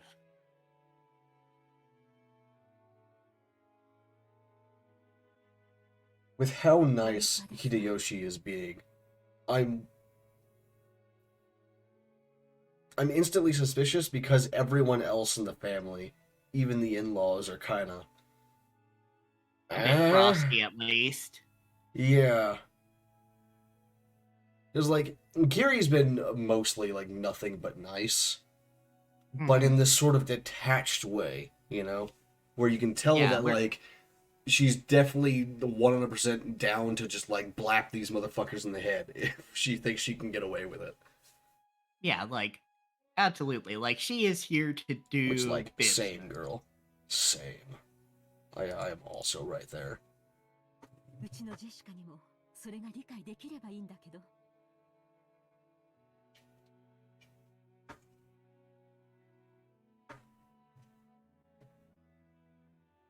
Go ahead. Oh yeah, sorry. Ah, I gotta remember that Nazi is one of mine. All right, that's splendid. I wish our Jessica could understand that as well. 今のままでは If she is to be the heiress of the Ushimomiya family, then at this rate, いいじゃないの。無理に後取りにしなくても。女には女の幸せというものもあるんだし。You really have to force her into becoming the successor? After all, a woman has to find a woman's happiness. I was gonna say like I'm about to give you a titty twister, but I think this lady would enjoy it. She seems the それ type. を親が押し付けちゃ悪いわよ。 Parents shouldn't force such things on their children, don't you think? 予算買えば子供の育て方は家それぞれや。押し付けがましいのはあかんで。 Hold your horses, Ava. Each family has its own way of raising their kids. You shouldn't be pushy. How am I agreeing with Ava and not Hideyoshi on this? ああ。夏日姉さんも気を悪くしないでね。 I'm sorry, Natsuhi. Don't take it the wrong way. You definitely like shouldn't push your kid to like be the heir of your empire. Definitely not. Yeah. Don't do that. That's fucked up.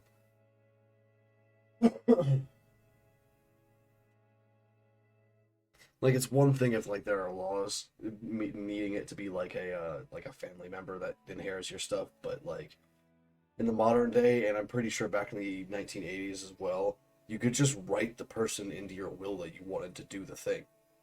It's like you Yeah. find a successor who is willing and able and good at it. Yeah, like, absolutely. Like, this family could absolutely just write in whoever. Yeah, it's one thing if like legally speaking you have to choose someone that's in your family as your heir, but that's like only if you can't change the law yourself.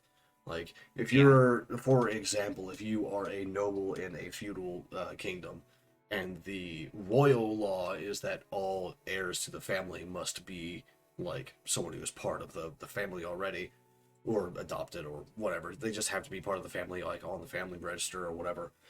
Then yeah, sure. Like a baron's not going to be able to change that law. He's a baron. He doesn't have that kind of power. But like in the modern day, yeah, there's no need for it to be your family that takes over your business. You can find like an actual someone who wants to do the job and is good at it. Yeah, and especially I think in the 1980s, a lot of Japanese law just kind of coincided with American law just by kind of that cultural pressure plus military pressure, to be honest. Oh yeah, definitely part of the military pressure. Economic, cultural, and military pressure. Yep. So if I recall correctly, the Japanese Constitution is like was basically half written by America at the time.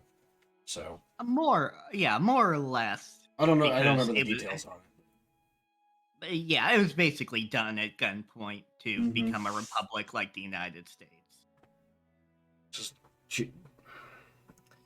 I don't want to say that's a good thing because colonialism and imperialism, but at the same time, like, also stops them from being an empire themselves. So maybe kind of Yeah. sort of a good thing. It's one Not, of those not exactly complicated zero. things. Yeah, not exactly zero sum, but a lot of nuance there. Where like parts of that is good, parts of that not so good.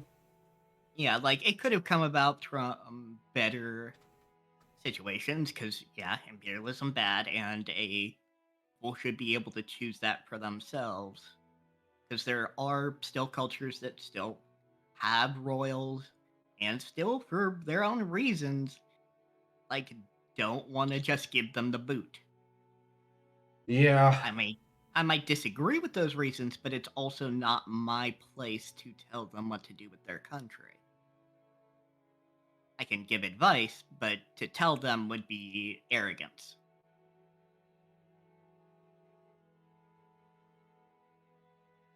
Yeah.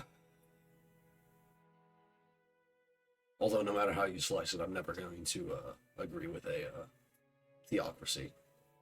Oh yeah, no. Like I would never agree with a monarchy or a theocracy. Like, I But can see a theocracy or a monarchy, like, occasionally working out, at least, if all things, like, every circumstance goes right. But with a theocracy, absolutely the fuck not. yeah, that's also fair. Though the light shining in through the windows was quite warm despite the cloudy weather, there was a dark mood about the room, which was probably causing headaches for more than just Natsuhi. As if to sweep away that mood, Kiri brightly made a suggestion to all present. でも本当に素敵な香りの紅茶ね。早速いただいてみましょうよ。レオポルドの紅茶なんて日本じゃ確か銀座でしか買えなかったはずよ。Still, this black tea has a really lovely aroma. Let's drink it right away. In Japan, surely you couldn't find something like Leopold's black tea anywhere but Ginza, right? That was a really clumsy segue, Kyrie. I just gotta, or Kiri. I just gotta call that one out. That one was really clumsy, girl. Yeah, more than a little bit. キリエ姉さんはお詳しいですね。 I see you know a lot about it, Kiri. 買ってきた甲斐がありました。 I guess it was worth going to the trouble of buying it. Note for everyone in the in chat and like watching this later. Don't take that as a criticism of you. Kiri is supposed to be like a skilled businesswoman. She's supposed to be better at it than like normal people, and that's bad even by normal people standards. But you know, Yeah, most people you don't were need to be welcome good to at it in the have. first place. Yeah, you were welcome to have a clumsy sentence or two in your life. Yes, yeah, absolutely. You go be clumsy as much as you like. I'm not gonna criticize you for it. This woman's she's supposed to be good at it. It's her job. So, well, maybe it's not. Maybe she's like a fucking Yeah, for all we know, enforcer. she's the muscle. Yeah, I was gonna say like maybe she's an enforcer. Fuck, I don't know. Kiri and Rosa stood up from their seats and made as if to prepare the black tea, but Natsuhi forestalled them. お二人ともありがとう。 It's still supposed to be like at least her job on the surface, because I doubt like anyone's going to put her down on like her W-2 or whatever. As yes, I shoot people for a living. When she's supposed to be involved in like the running of a corporation or whatever. It's Yeah, I think probably not a her- good idea. Yeah, I think his business is something like advertising or something. Oh yeah, sure, advertising. Mm-hmm. Yeah, I believe you, Rudolph. Anyway, I thank you both. それは後で。 But we can try that later. Didn't she say it wasn't black tea earlier? Kiri was not listening. どうぞおくつろぎください。 One of our people will soon be coming to bring some tea, so please relax. 二人とも後にしろよ。ウェルカムドリンクくらいごちそうになろうぜ。 Leave it for later, you two. Let's enjoy our welcome drink. Rudolph gave a subtle signal with his eyes for them to sit down again. Kiri and Rosa understood instantly and obediently returned to their seats.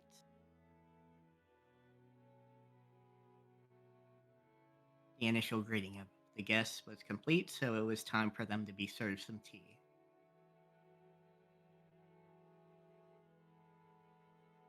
It was embarrassing for the host that the tea was late, especially now that the guests were talking about making tea themselves.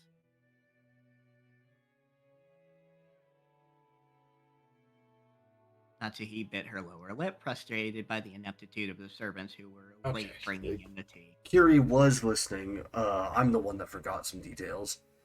The herbal tea was a gift, not the thing that was being brewed. Gotcha. There is black tea on the table, or supposed to be at least. Or no? Gotcha. No, it just said that they're late in bringing the tea. No, I was right the first time. Fuck, Kiri wasn't listening. Yeah, unless she has like 2 sets or something, I don't know. I don't know. Maybe. I doubt it though. Like no one mentioned black tea except for Nazi at first when she asked if it was black tea in the first place. Yeah. Seeing her face, Ava immediately started to giggle. Of course, Shannon had no way of knowing what was taking place in the parlor. She came pushing a serving cart piled with teacups.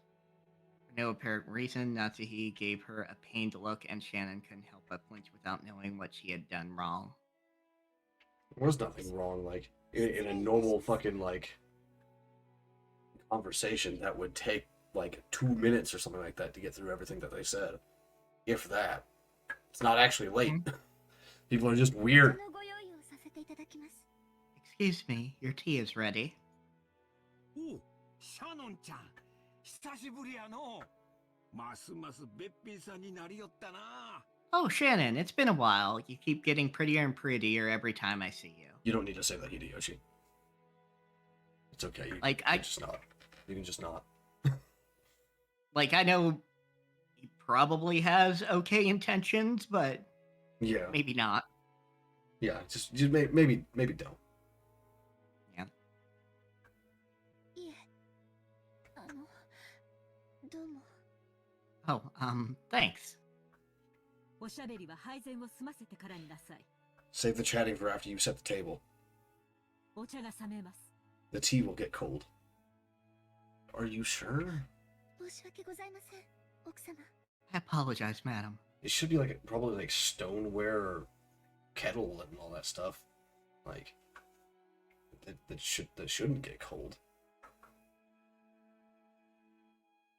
I know unless I like drink half my cup of, and this thing is open top, by the way.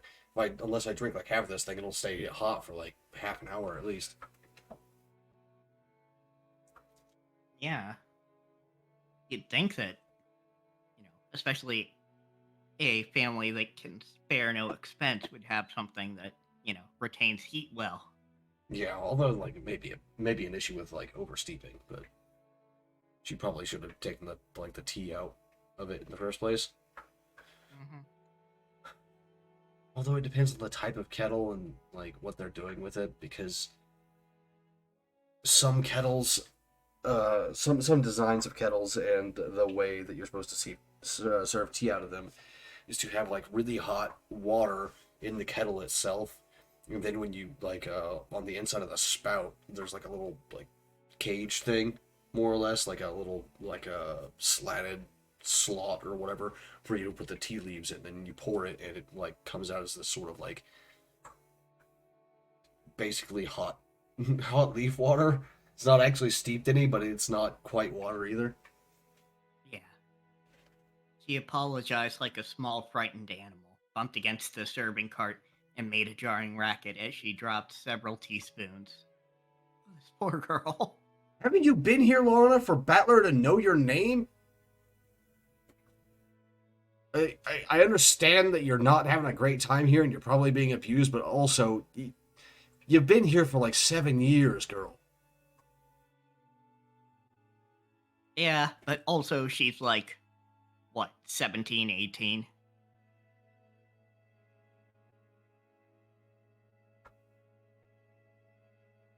Oh, fuck. Oh, no. Georgia's like 24. Actually, let me double check. If they gave her an age. Oh, she's 19. Okay. Okay. I was gonna say.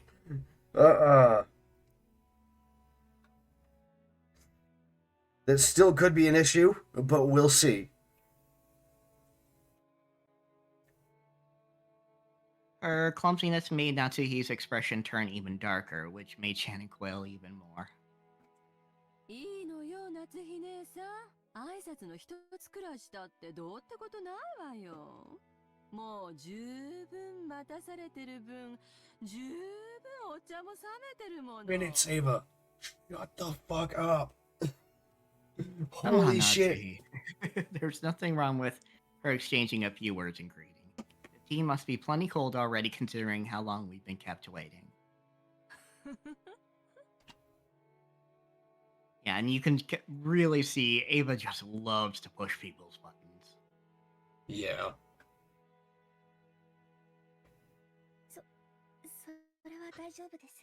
Goddamn captioner. It read Natsuhi as Nazi. Oh, jeez. Ah, it did it on my end too.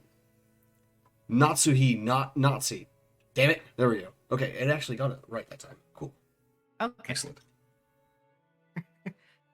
And it's one of those things I can't change out the word because I want to be able to say fuck Nazis. Yeah. You're not wrong. There's no need to worry. It's not cold yet. Fuck Nazis. All my homies hate Nazis.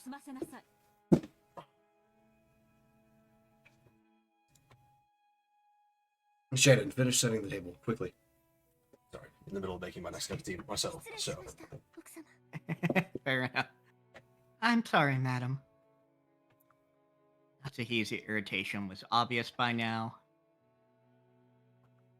The ineptitude that delayed the tea, the clumsiness of the servant. Everything pointed to the incompetence of Natsuhi's everyday leadership, making her lose face. So, I don't want to make like a categorical criticism here, and like this isn't pointed directly at the author of this particular story either, but I have noticed that with light novels in general, and I guess visual novels as well, if they generally all have this kind of prose, I guess you would call it, the same kind of short sentences and very obvious statements. I don't like that. I don't like that writing style. It's just so it feels stilted to me. It's not like I want poetry as like the main narration style, but still, put some flow on it, put some sauce on it. And I don't know, the reason why I don't want to make this like a categorical statement either is because I don't know if this sounds better in Japanese or it reads better in Japanese because I'm not fucking literate in Japanese. Yeah, it might sound better in Japanese just with how the words string together. Yeah, and how sentences work in Japanese in general. I don't know how that works in Japanese writing. So I'm just sort of looking at the translation that I get in English, and I can't tell if this is a consequence of the writing itself or the translators.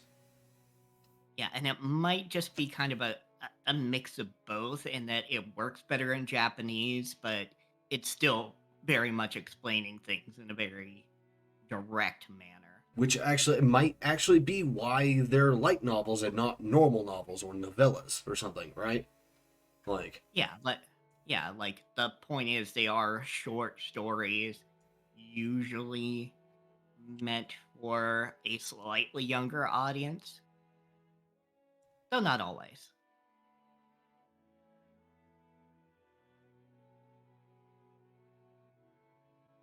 Wait, Wait,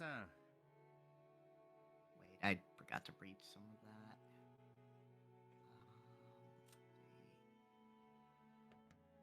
The ineptitude, the delayed the tea, the clumsiness of the servant, everything pointed to the incompetence of Natsuhi's everyday leadership, making her lose face.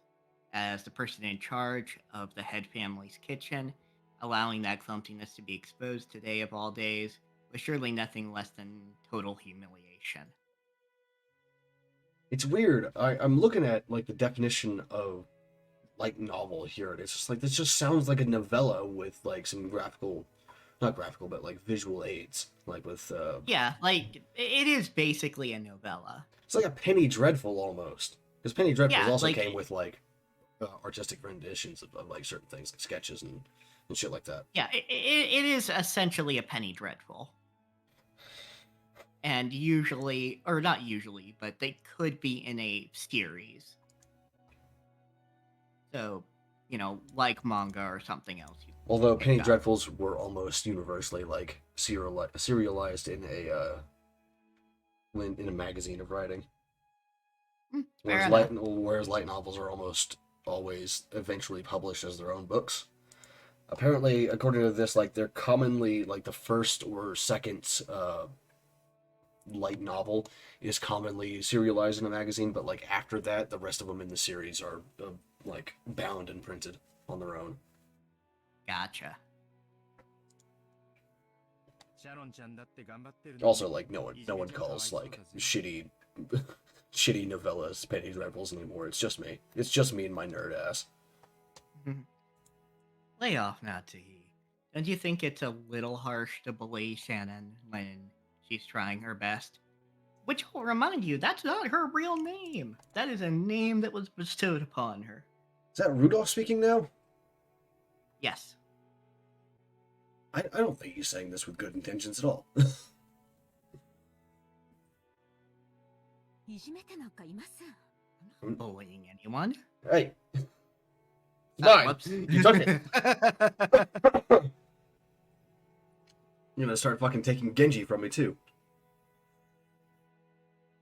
Oh, I'm not bullying anyone. いい香りね。お茶の銘柄を聞いてもいいかしら。 What a nice aroma. May I ask what brand this is? Less clumsy than before, but still not full of marks. 申し訳ございません。後ほど調べてまいります。 It's not your responsibility to know these things. It's like the person that orders the groceries and supplies that needs to know those things. I'm terribly sorry. I'll find out for you later. But yeah, I mean, granted, you know they have like a huge fucking cabinet of different teas. Oh yeah, absolutely. But also, when you buy tea in bulk, it does not come in like the bags that everyone is used to getting from the store. They come in giant bricks that aren't labeled. It's the box itself that's labeled. So once you take it out and like start breaking it up to do something with it, like unless you're looking at the damn box itself while you're doing that, you're not really gonna see the brand. It's like Fair enough as well. it's like ordering food in bulk, you know? Like, you're not going to see the brand unless you're, like, looking at the corner of the box over on the side where it's, like, said in, like, really small print. Like, this is the brand. This is the product number. It's the same Yeah, thing for like- tea. Yeah, like, if anybody should know, it's Goda. Yeah. Assuming he's the one that does the groceries. But I think it's actually Kumasawa that does the groceries, right? Like, Probably. like she's... Probably. I don't know. Like, what did she say But she was it- doing on the other island? She had to run an errand, a personal errand. Oh, okay. I don't know. Might be. It's probably Goda but- then, if he's the head servant. Yeah, like, he's not the head servant, but he is the. That would probably be Genji. Oh yeah, then but- it'd be Genji that does that stuff. Yeah, so it'd probably be Genji, but Goda is the one that was hired as a chef specifically. So I was thinking. Okay, so it like- would be Genji and Goda then, and whoever goes Yeah. to pick it up, usually. Well, although like the person picking it up also probably wouldn't know unless they were looking closely. But I can see an argument for them knowing as well, just because like you would have to make sure that the product is the right product before you take it. So, so probably like three people, like three servants would know. Yeah, and like they point out, there are plenty of servants. It's just these were the ones that were on duty this day. Was there like 3 servants today? No, 4 because Genji's here too, right? Yeah, Genji's So- here. No, 5 then. Yeah, Yeah. 5. Yeah, 5. Genji, Goda, Kuwasawa, Shannon, and Kanon. Yep. However, Shannon had embarrassed herself and Kiri was trying to be nice, hoping to cut through the tense mood. However, Shannon had embarrassed herself instead, darkening Natsuhi's face and the room's mood. By this point, Ava was audibly giggling. なーにシャノンちゃん。自分で入れてるものが何かもわからないの No, because she would have been given instructions like, hey, it's the one on that shelf right there. Grab that one. Not, hey, it's this brand. What's this? Shannon, don't you even know what you're pouring us? ダメよ。そんな怪しげなものを来客に振る舞っちゃ。 Come now, you mustn't serve something so suspicious to guess. こんなお茶じゃ銀のスプーンでもないと飲めないわよ。 We'll need a silver spoon at the very least before we can drink this. For people who are wondering, that's actually like an anti-poison thing. Silver spoons react to certain poisons, and like they discolor and all that stuff. So Yeah. Like that's where the depending saying on, comes from.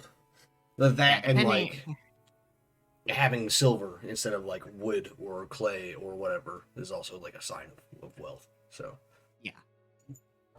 But yeah, depending on the poison, the chemicals involved, it can discolor. yeah, it's like a lot of basic, easy to get poisons will すみません revolve around that. すぐに React with silver. I'm sorry, I'll go get one immediately. And then she's making fun of you. But also, like, wouldn't like most of the silverware in a house like this just be silver by default? Mm, Shit, I had silverware when I was a kid, or at least some of my family did, and we're like shit poor. So, yeah, I feel Yeah. like these people would definitely have silver. yeah, I guess it depends, like, on what you want as far as like the color of the Yeah, silverware. Like, so you'd probably do like a really sturdy metal and then whatever coating on the top that you wanted if you wanted a very specific color. yeah. I mean, like, obviously my current silverware is just like stainless steel. It's steelware, like- but it's weird that like silverware refers to both like the cutlery and the thing that it's made of. 銀じゃないとダメなのよ。なぜかわかる？ Shannon, do you know what silver she's spoons gonna are used explain it, for? cool. They have to be silver. Do you know why? いえあの No, a teasing smile rose to Ava's face as she started at Shannon setting the table. By itself, Ava's expression was sweet in an impish sort of way. However, the words being spun from her lips held the keenness of a razor within them. Shannon tried with all her might to avoid Ava's continuing gaze. Realizing that Shannon was hard-pressed for an answer, Rosa gave some timely help. 銀は毒に触れると曇るって言われてるの シャノンちゃんも The captioner decided that gaze, as in like people looking at her, was gaze, as in multiple gay.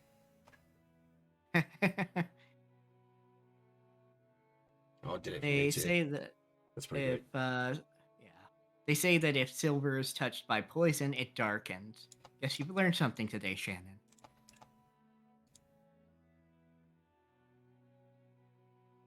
They were acting as though this tea needed to be tested for poison before it could be drunk.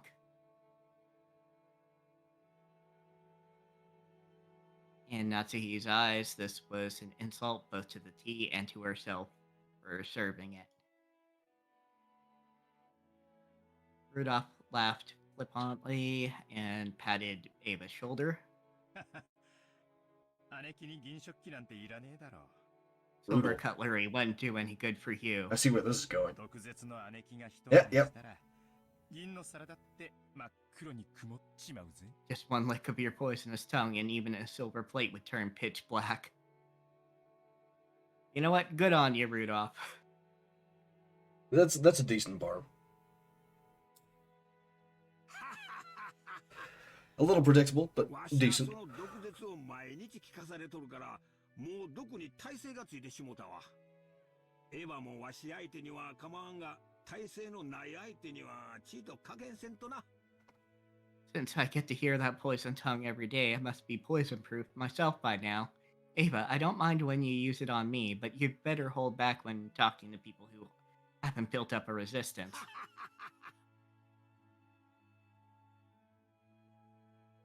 あらあらひどい。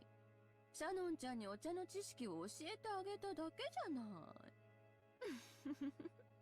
Why, how cruel. All I did was teach Shannon a bit about tea, didn't I? Everyone followed the lead set by Hideyoshi's horse laugh and chuckled, though not easily.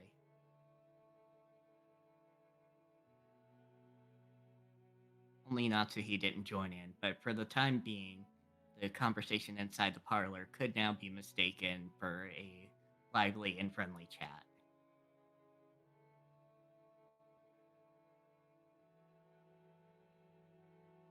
As Shannon finally finished setting the tea table and tried to leave, Kiri apologized to her in a low voice for not being able to help. Shannon gave a light bow and made a hasty retreat. Shannon cast her eyes downwards as she pushed the cart down the corridor. I'm actually kind of glad that we're following Shannon right now and not like the rest of the Ushirumiyas, because like fuck those people. Yeah. God damn it. Anyone seeing the pitiful way she looked might easily conclude that she'd been bullied in some way. Don't be sad. You didn't do anything wrong, Shannon. You were watching. Also, I think you need to face the mic a little better, because you're starting to fade out a little bit on some words. Gotcha. That is my role. Just a little bit. Oh, you like to watch, huh, Cannon? I shouldn't make that joke. These are kids. At least compared to me, they're kids.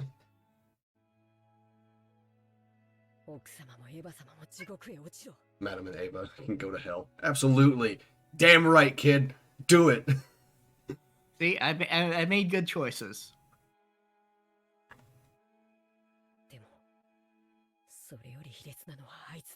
But the worst coward is that guy. What guy? Oh, Kinzo. And then glared hatefully in the opposite direction of the parlor.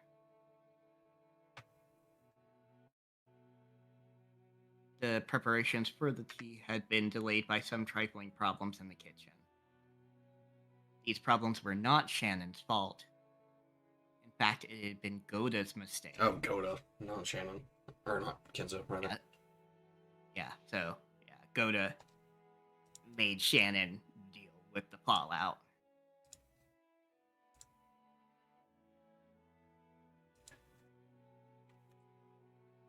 After all, there was no way a show-off like Goda would give up a flashy job like bringing in tea when the guests arrived.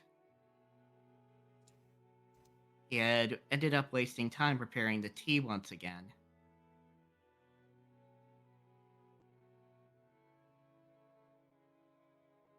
So when he realized he wouldn't be able to score any points for this job, he pushed the task of setting the table on Shannon, who happened to be passing by.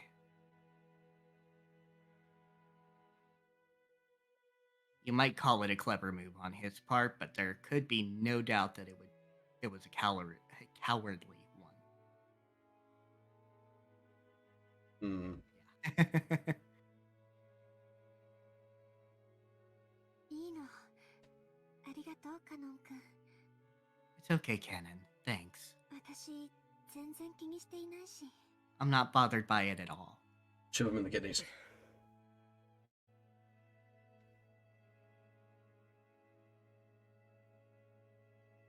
Cannon's silence vividly expressed the distance between Shannon's words and how she actually felt.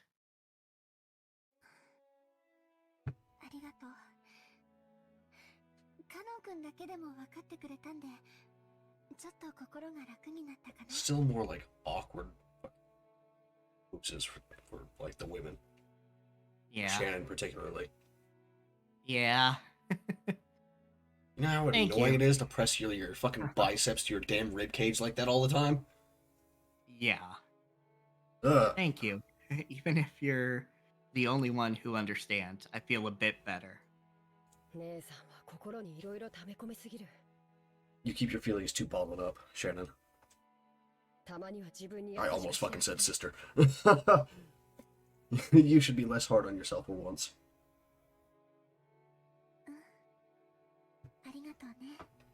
Yeah, thanks. Suddenly, they both felt someone's presence and whirled around. Oh, hi A Genji. middle-aged man stood there. This is Genji, right?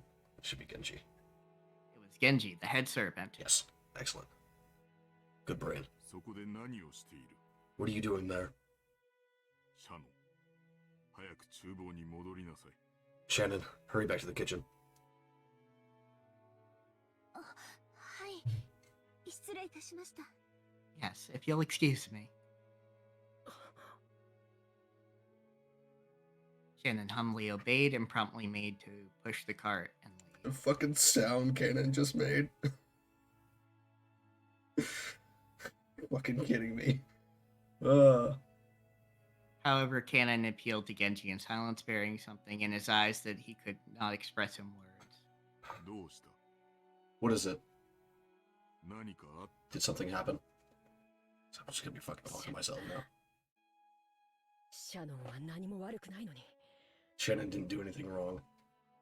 あいつら。 But even so, they... I told you I was gonna put some sauce on it. カノン君。 I cannot seriously, but even say, but even so, or even I, or whatever, and just like slowly trail off. Just finish the fucking thought. God damn it. Stop it, Cannon. Please excuse me. I'll return to work immediately. Cannon, you should get back to your post too. お願い。 Please. 姉さんがそう言うなら。 If you say so. I had to stop myself from putting sauce on that one too. そうしなさい。 If that is all, then go. はい。 Although the sauce on that one would have been more like sarcastic. Yes, if you'll excuse me. I have no problem being like formal, yeah, like polite in a formal way, but some phrases just like stick in my craw. Fair enough. From the shadows in the hallway, an old woman wearing an apron watched over them. It was Kumasawa. おいたわしや。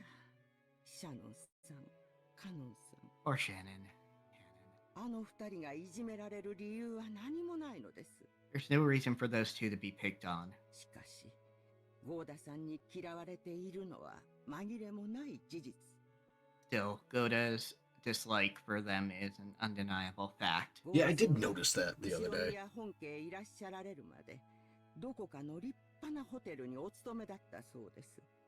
Until Goda was taken in by the Ushiromiya head family, I heard he worked for a fabulous hotel somewhere. そこで身につけられたというお仕事ぶりは、そりゃ大したものだとは思います。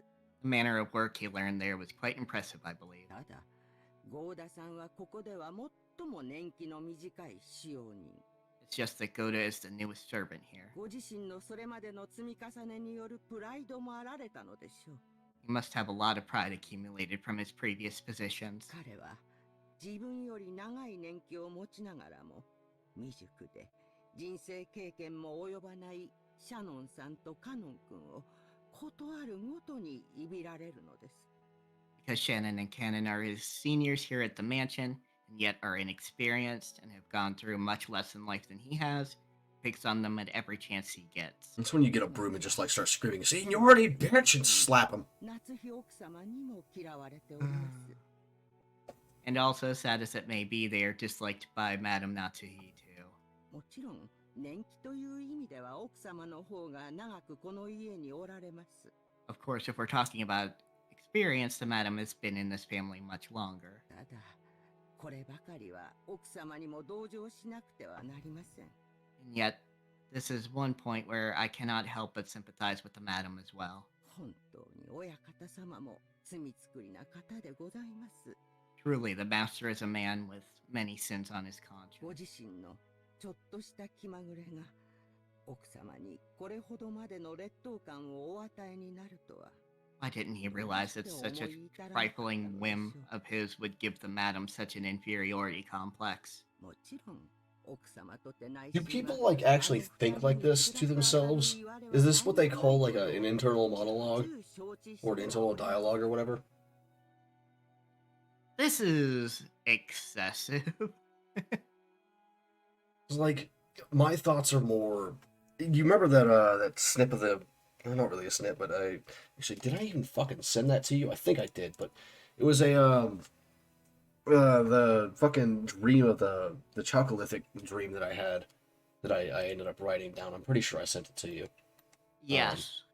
That, like, how the thoughts are done of that character are how, like, my word thoughts work. I don't have very Okay. many word thoughts. Mostly it's like sensory information that I think in, which means it takes me a second to actually get through and translate them into words most of the time. But when I do have word thoughts, it's like that, which is they're really broken up in small flashes of concepts and sentences, not really full sentences or full dialogue at all. Of course, on the inside, even the madam is fully aware that those two don't deserve to be treated so harshly. しかし、それが理屈で分かっているからといって、どうにもならないのが人の心。However, the heart has reasons that reason knows not. ああ、ほいたわしや。Feel so sorry for them. 私には何もできず、 Can't- こうして物陰から見守ることしかできないのです。 Can't do anything but watch over them from the shadows.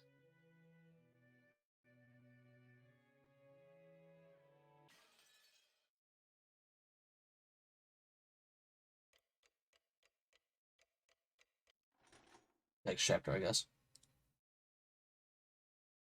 Yeah, kind of a way to mark how far we've moved through the episode, I guess.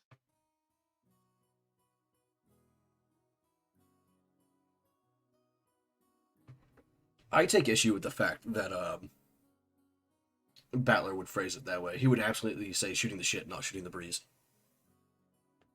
4 of us cousins for enjoying our stories, just shooting the breeze.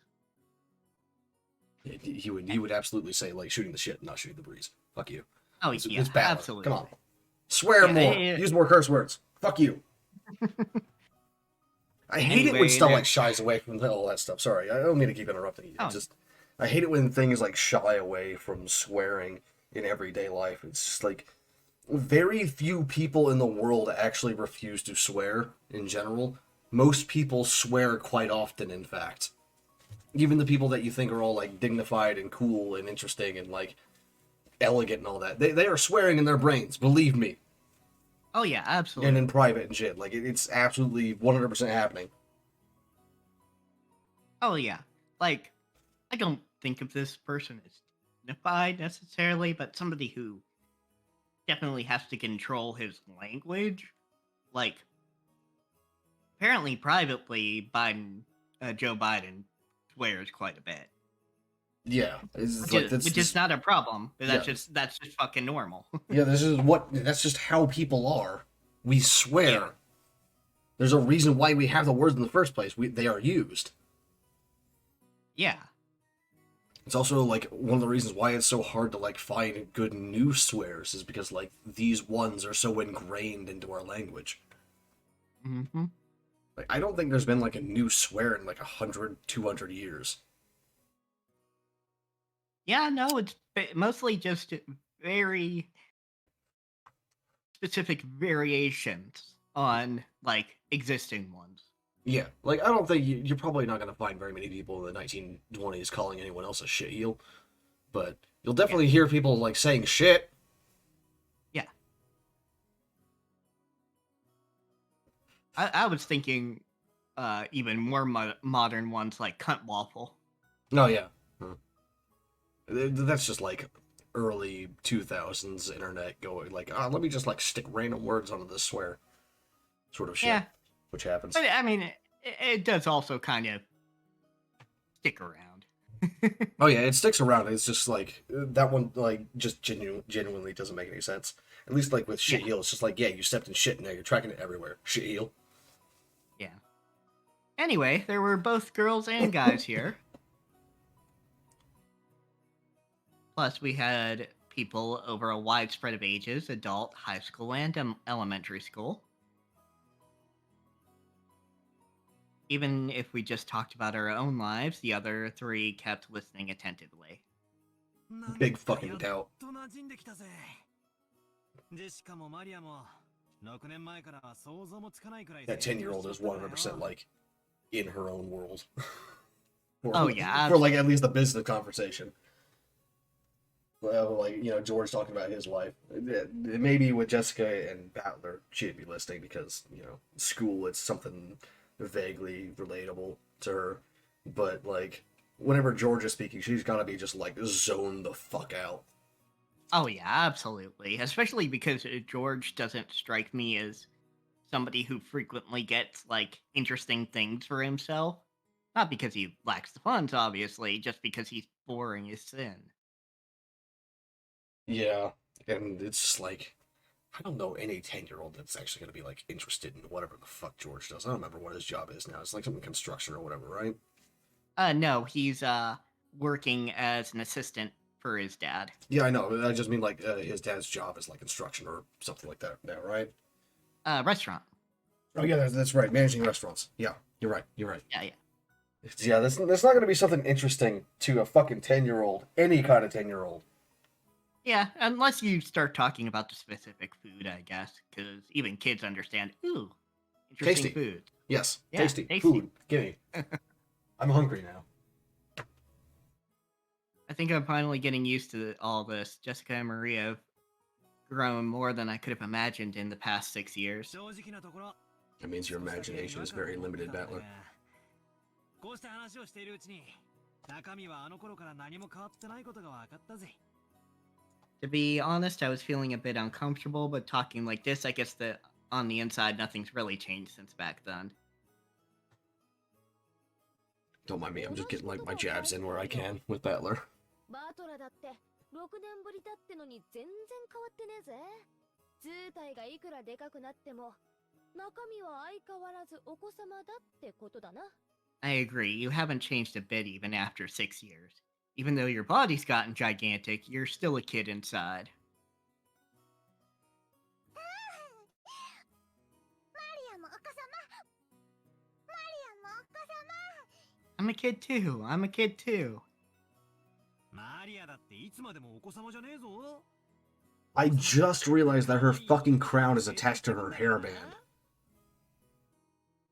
Oh, it is too, yeah. Yeah, I've been looking at it like, how does that stay on her head every time she shows up on screen? And I just realized she's got a hairband on it. Yeah, it matches her hair so well, you almost think it's just, like, A crease. odd Yeah. shading, yeah. It doesn't help that, like, the shape of the hair doesn't actually, like, conform around where a hairband would be. Yeah. Yeah, you can definitely see it. Well, you aren't going to be a kid forever, are you, Maria? I mean, you're going to transform from a kid into a cute young lady, aren't you? そうしたらまな板みてえな胸もす I was about to say, don't do it, Battler, don't do it, but then he did it. I think this is, like, the last joke of this kind he makes with someone he's related to. Please, for the love of all the gods. It's a 10-year-old Battler. 揉ませてくれよ約束だぞ Don't. Adler, stop. I get you're doing a bit, but stop. No, Maria, don't! Son of a bitch!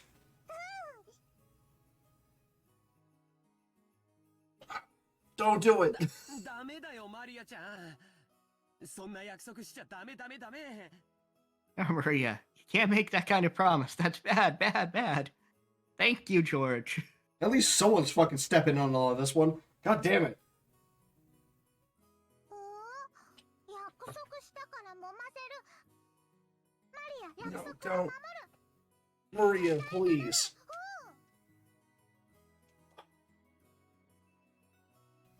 I'm Jessica. glad they dropped this bit, especially they definitely don't do it in episode 2.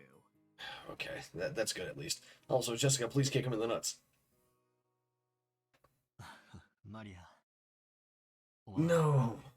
本当に素直ないい子だな Jessica, just, like, give him a quick, like, heel stomp right to the balls, because I guarantee he's sitting on something right now. Yeah, either that or, like, just give him a punch to the solar plexus. It's like, grab a hairpin or something and just, like, stick it in his thigh. いい話にすり替えつつ約束を保持してんじゃねえぜ。マリア、その約束はなし。なし。Hey, stop trying to change the subject by making it sound pretty. Maria, that promise never happened. Never. 約束取り消し Yes, the Absolutely. promise is canceled. Don't. Don't. Oh my god. やっぱりバトラ君も揃って4人で集まらないといとこが集合した気がしな What か the った fuck are you talking about, George? この6連はやっぱり寂しかったよ That's, As I that's thought not. Those without aren't normal having- jokes. Uh, Yeah, these were not normal jokes. like I'll This joke group with that. doesn't- Joke about that sort of thing with my friends, but like not like 10-year-olds. Come on. Yeah. そうだなこうふざけた話にはならなかったなでも建設的な話はできてたと思ったぜ将来に対する心構えとか受験とか就職とかよ That's true. We didn't really goof off like this. Still, we had some pretty good, constructive conversations, right? Stuff about preparing for our future, exam taking, finding jobs.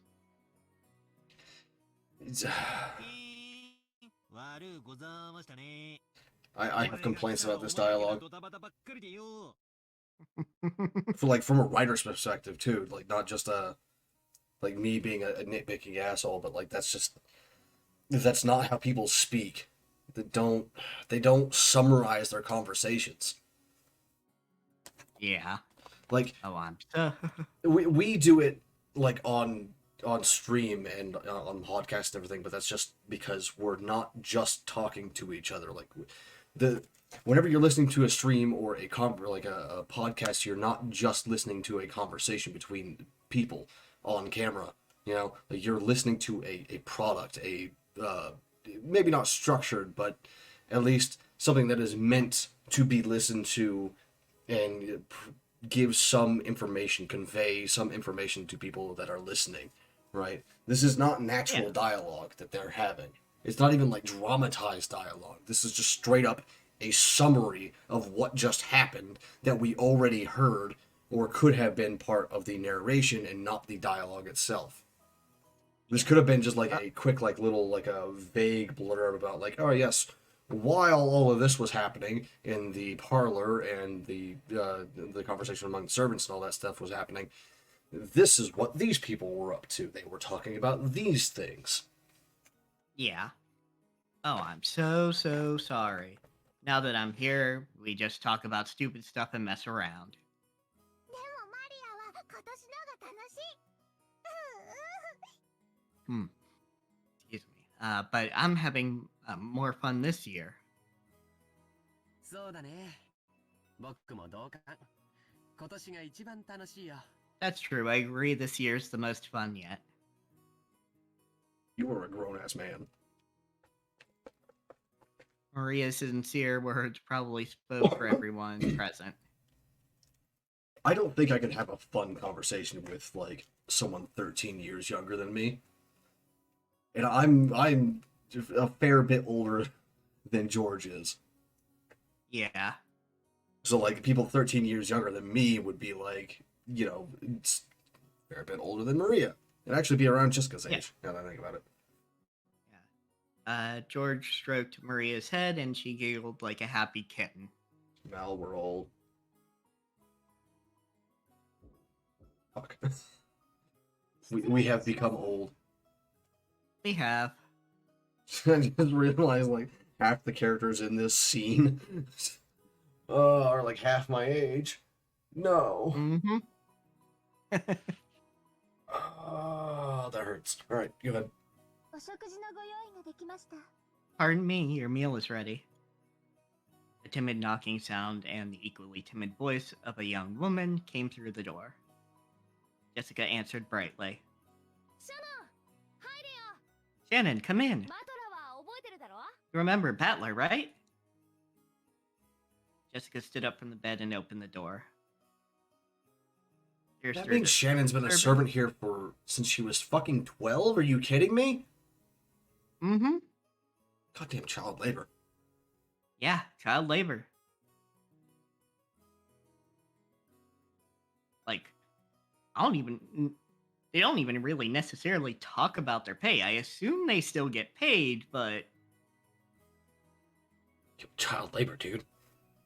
yeah. Doesn't matter if they get paid. Child labor. Oh, well, no, what I'm saying is I don't know if they're like technically slaves or not. I'm saying it might even be worse. Well, it's common for like room and board to be a part of your pay if you're like a live-in servant or anything like that, or Oh yeah, live for in sure. like For live sure. on site worker. That's why like oil rig workers get paid so fucking much is because like they're out like on the rig for months at a time, and it's like because like they have to maintain like a house back at wherever the fuck they are, and also live away from it at the same time. So it's just sort of like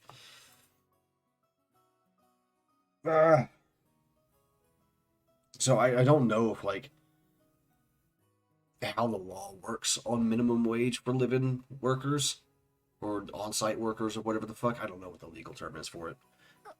But people like Shannon and Cannon, where they live on site, at least for like part of the time. Mm. I don't know if their minimum wage is lower or higher than average, like normal minimum wage. I could see an argument for both ways because they're getting room and board, so yeah, they're getting paid. But also they're not there all the time, so they still have to maintain like a residence and pay the bills to and pay property tax or whatever if they own the house elsewhere. So like they could also have a higher than average wage. I don't know. Yeah, like that is also worth noting. Like, you know, they don't have a servants wing as far as like, yeah, you know, servants just live here like they would at like an actual castle. Mm. I know historically, like wages for live-in servants were uh, both lower and higher. And what I mean by that is like they were paid well, but they also like they were paid well like in terms of like how much money they took home more or less, but they also had like bed and board at the place, and they had their clothes and all that stuff like paid for like supplied for them and all that shit.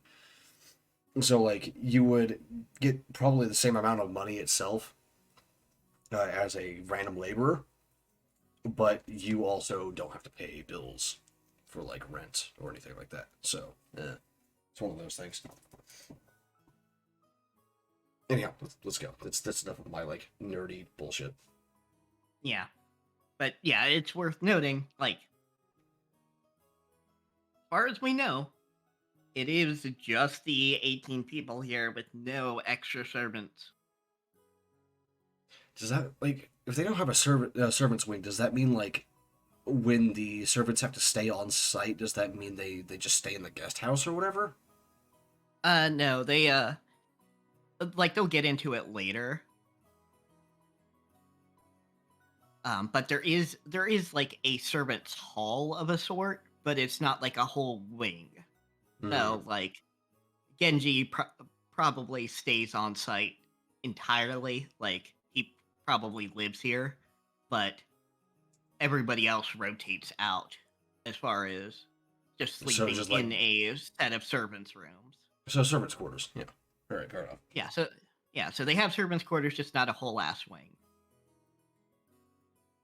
Yeah. Bedwards is saying something about that about Genji staying in the guest house. Maybe. Yep. Yeah, which I did get it working, so both chats are on my stream. Yeah, I see that. I saw that a while ago. On your because I've got both up right now because Yeah. Executioner Sword. Yeah, it's been quite some time since we last met, Battler. 6年ぶりでございます。シャノンです。 It's nice to see you after 6 years. It's me, Shannon. Trembling a little as she noticed me, she bowed Don't. deeply. Don't do it, Battler. Oh, he's gonna do it. ジェシカにも驚かされたが、 No, シャノンちゃんにも驚かされたぜ。 no, don't do it. At least she's not fucking related. Finally. Yeah, but he's also in a position of power over her, and he's still comparing her to his cousin. Yeah, I mean, you do have a point. But there is a oh hey, we actually agree with Battler coming up. Well, we'll see. Not immediately. I will phrase that. あんたもすっかり美人になったじゃね I え don't の know if I よ believe you yet, but we'll see. You've turned into a total beauty too, haven't you? もったいないお言葉 You are too kind. しかしよこの島じゃよっぽど食事の栄養価が高いんじゃねえのか Shut up. Shut up. Shut up, Battler.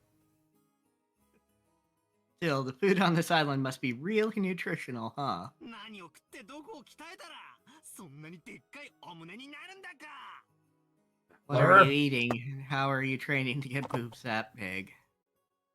ジェシカとどっちがでけえか Oh, that face. 確かめさせてもらうぜ That laugh. I'm gonna like come through the fucking screen and kill you, dude. Sorry, just you know, if you hear any like random sounds on my end, I'm just moving some stuff around my desk to make things a little easier to work with. Yeah, no problem. And yeah, Bedward, Ryukishi07. I assure you, dear readers, boob jokes are crucial for the plot. I don't even like boob jokes in my porn, alright? Get out of here. With both hands poised and saliva dribbling from my mouth, I closed in. For the sake of justice and my personal honor, I'd like to point out that I don't suffer from some strange disease that makes my lymph nodes itch until I scratch my neck open, and which can only be prevented by fondling breasts. This is just a Battler-style method of communication. That's not for the sake of justice or your personal honor. You're ruining both there with that admission. If I slowly close in on her like this, odds are 8 or 9 out of 10 that I get slapped or clobbered, right? So I can use this Battler's original technique to spark a gag like that and break the ice. So yes, he is joking during all these. And thank God he drops the fucking joke after a while. Yeah, but you know, it's still position of power. She's not gonna slap him. I can feel that coming already. It Someone also else might, means but I she really do get to touch them on that 1 in 10 chance, though, right? Like that ever happen. At that point, my hands were less than a centimeter away from Shannon's, but the counter-strike had yet to come. She blushed and lowered her head in embarrassment when she realized what was going on, but she stood there with both hands politely joined in front of her, not even trying to resist or cover her chest. Hey, well, I wasn't planning on this. Please hit me right now, or I'm seriously gonna... Which is why was glad that Jessica chose that time to drive her elbow into the back of my head. Yeah.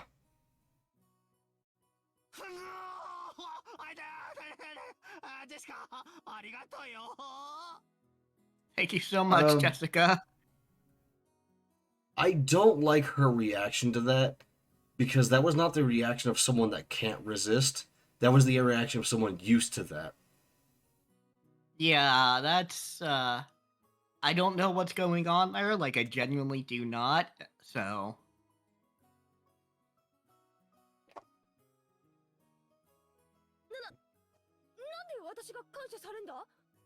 Why the hell are you thanking me?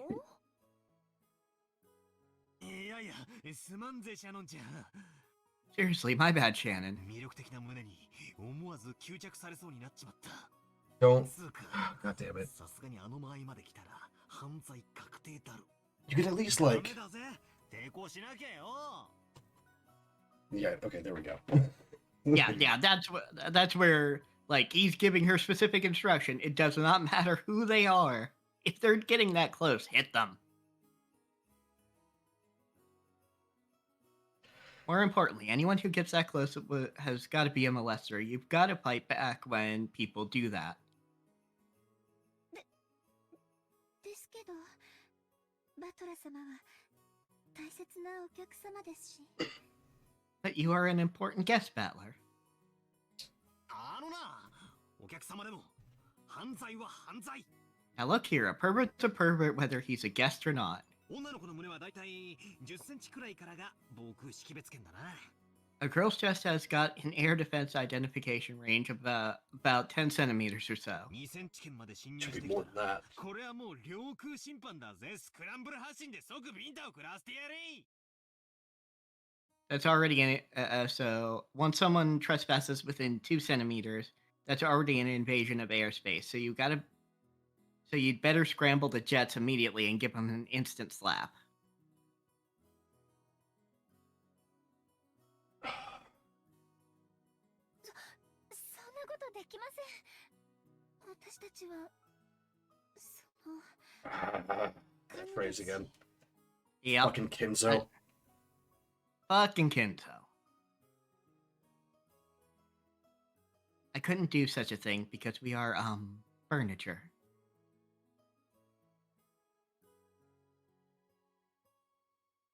Of course, she didn't want her chest touched, but if a guest so desired, she was prepared to sacrifice herself to suit their wants. A girl like this needs some urgent protection. 今時こんな献身美徳な子がいるとは。 To think such a At devoted... least get angry at your Girl. fucking grandfather, Battler. God damn it. This is why I hate you so much. I didn't know you reacted like this to this sort of thing, and I still knew somehow that I would hate you this much. God damn it, Battler. 軽いめまいすら覚えるぜ。 It's enough to make a man dizzy. でもダメだ。 But no. ダメなんだ。 No. 俺がいやらしい顔で迫る。 Coming at you with a perverted face again. Knock me down. エッチン。そういうお約束じゃないとオチがつかねえんだよ。頼むよ、お願いでよ。俺を引っ叩いてくれよ。 Yeah, it can't end until you deliver the punchline, so slap me. Please. バチン。 Hit me. お願いは聞けません。家具ですから。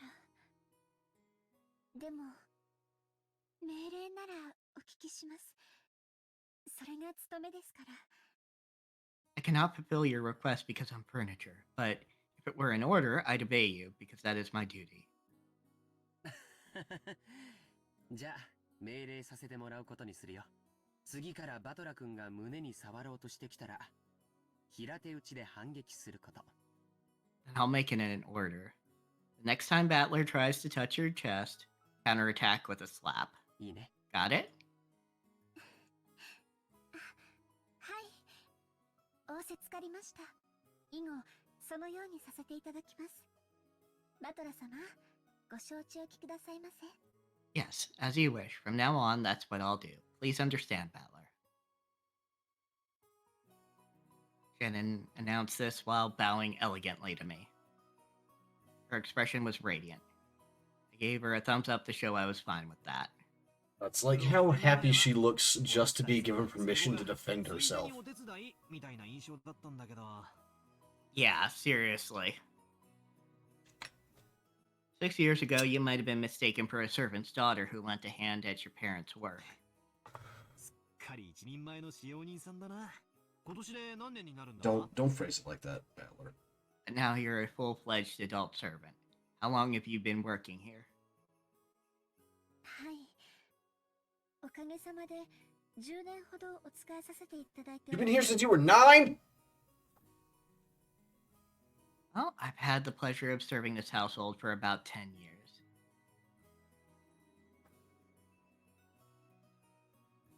That's not good. The kanji for her name are read as Shannon. Now, here's another name that's far from typical for a Japanese person. Back in the day, I was a kid myself, so I accepted her name without paying it much attention. Thinking about it now, though, her name's pretty unusual, even though she's not a member of the family. Maybe it's like a servant's professional name or something. If so, that might explain why her name's so similar to Canon, that kid I met earlier in the Rose Garden. She's a long-term servant who served here since she was 6 years old.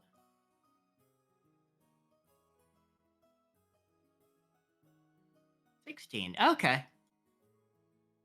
I must have misread something. No, that does change things with what's going on between her and George. Yeah, that's not. Mm-mm. Let's hope I'm Her wrong appearance, about that, but like, eh. her appearance had changed so much that I couldn't match her to the person of my memories, but we both knew each other 6 years ago.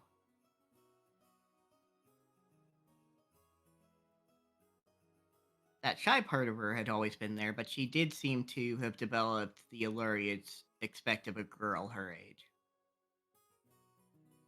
さっき会ったカノン君は彼女の弟なんだよ。 That kid we met earlier, Kanan, is her little brother. 弟というわけでは。でも、私のことを姉と慕ってくれます。何か失礼なことはしませんでしたか？ It's not Yeah, did exactly they say my he was brother. 17? Or something like that? I thought they said he was 17. No, they said that he was a couple years younger than him and Battler and Jessica. Okay. So 15-ish, 14. So not like much younger than Shannon,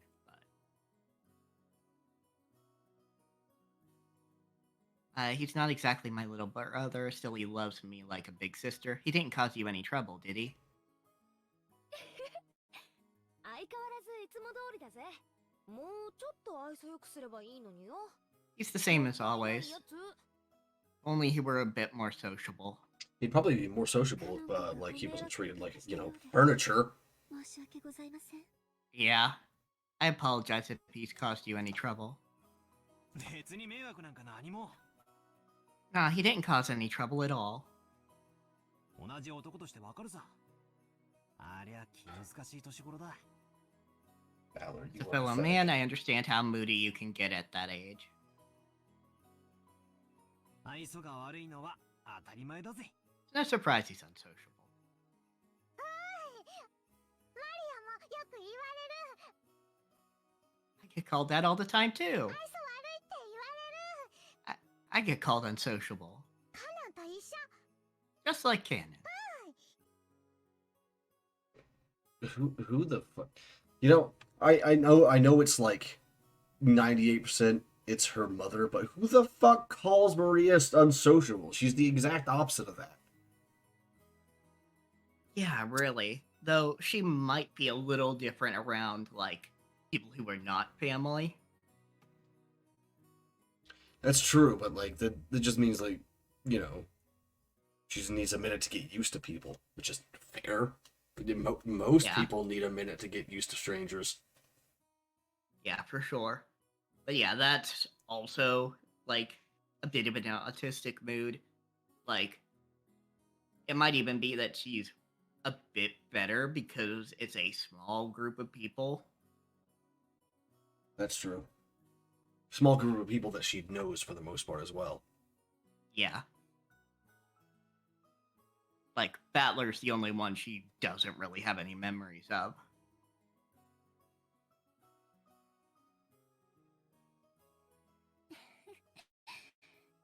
マリア様は愛想悪くなんかありません。 You aren't unsociable at all, Maria. 一緒が良かった。And to be like him. That's cute. She thinks he's cool. You said the meal was ready, right? はい。失礼いたしました。お食事のご用意が整いましたので、皆様をお屋敷へご案内いたします。 Ah, yes, I'm sorry. Your meal has been fully prepared, so please allow me to guide you all to the mansion. Shannon bowed again formally and returned to her duty mode.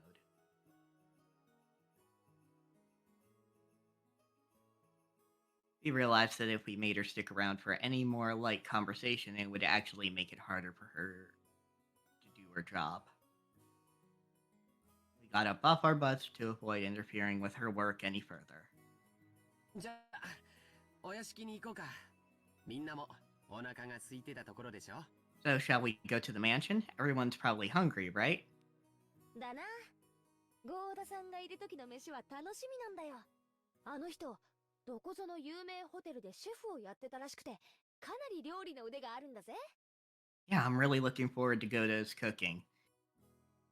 That guy was apparently a chef at this famous hotel, so he's super good at cooking. ほうほう、それ楽しみ。行こうぜマリア。ガツガツ犬みたいに食い散らかすぞ。 Oh, I can't wait. Let's go, Maria. We're gonna stuff ourselves like pigs. 犬みたいに食い散らかす。 Stuff ourselves like pigs. ダメダメ。バトラックンの言うことはいちいち真に受けちゃダメだよ。全部冗談なんだから。さあ、行こう行こう。 Oh, no, you can't take everything Battler says seriously, okay? Because he's always just joking around. Okay, let's go. Under Shannon's guidance, we headed back towards the mansion.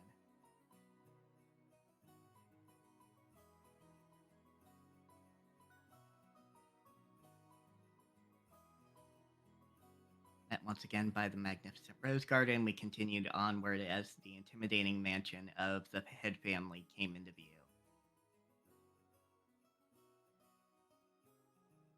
It had apparently been built shortly after the war, so you could feel the dignity of almost half a century hanging about it.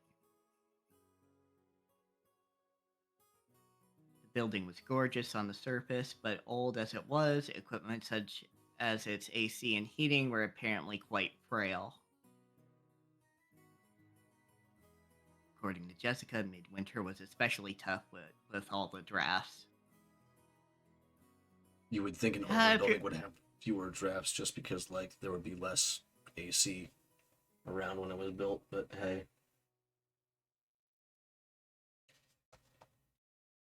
Maybe Fair it was enough, just maintained poorly. I don't know. Yeah, either that or, like, getting the systems in the first place created drafts. I don't know. Could be. Yeah.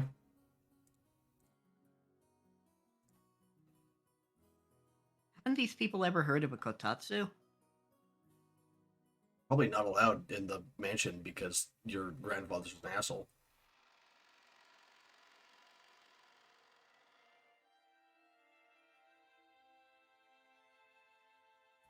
As we entered the entrance hall, an aged servant greeted us. Now him I remembered. Genji.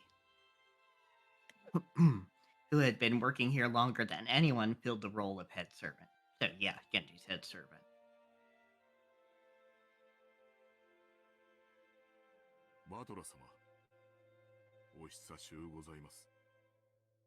Battler, it's been quite some time since we last met. As our eyes met, he greeted me with a calm, composed voice. His bow wasn't as graceful or refined as Goda's. But despite its simplicity, it communicated his feelings very well. Genji, it has really been a while. You look well.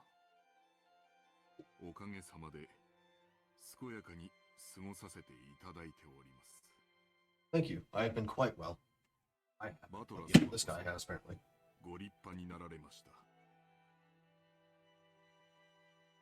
And Battler, you've become a splendid young man. No, he hasn't. You are beginning to resemble the master in his youth.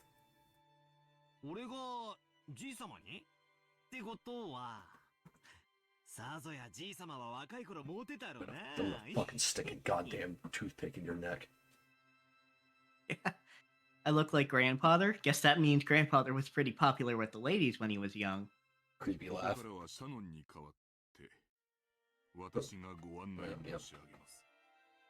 Are you done now? Okay, cool. From here on, I shall take Shadow's place and accompany you. Please, come this way. Shannon bowed deeply and watched us leave. After that, we headed towards the dining room under Genji's guidance. Genji, just like Kumasawa, stood in stark contrast to us young people who had grown beyond recognition over the last 6 years. His appearance was exactly the same as in my memories from 6 years ago.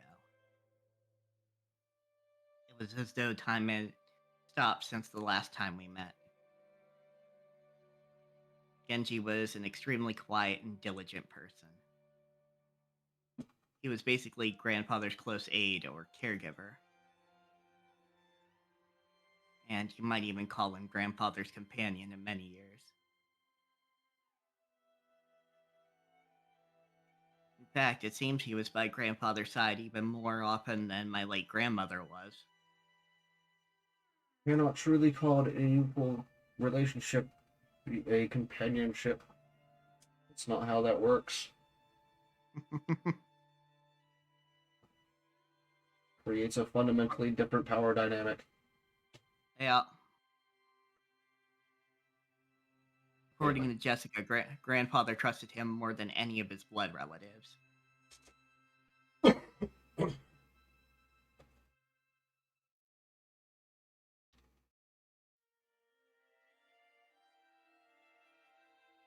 I wonder how long he served. I never got the details, but I heard something about him being here since the very beginning when this mansion was first constructed. Which would mean that he's dedicated half of his life to serving here. Because, yeah, this is talking about just after World War II. Fucking 70. He should be retired. He should be. But he'd never want to be.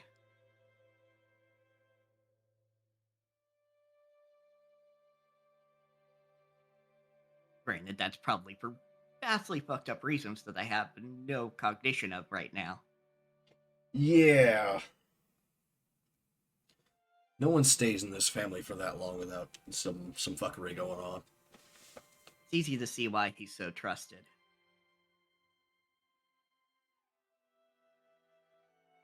As we passed through a massive hall that extended up into the second story of the mansion with no separating floor, I spotted something that hadn't existed in my memory of 6 years ago.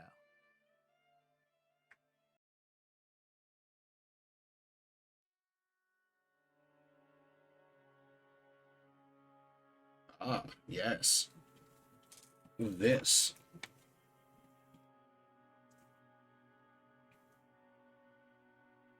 This painting makes her look like a 16-year-old.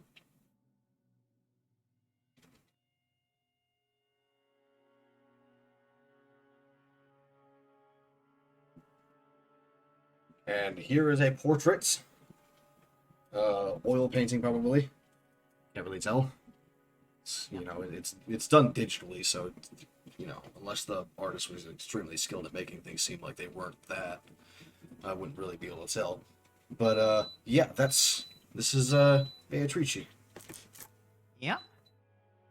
It was an awfully big portrait hanging right in front of the stairs that rose to the second floor. Without thinking, I stopped walking, captivated by it. Since I'd stopped so fast, Maria, who was falling behind me, ran into my back.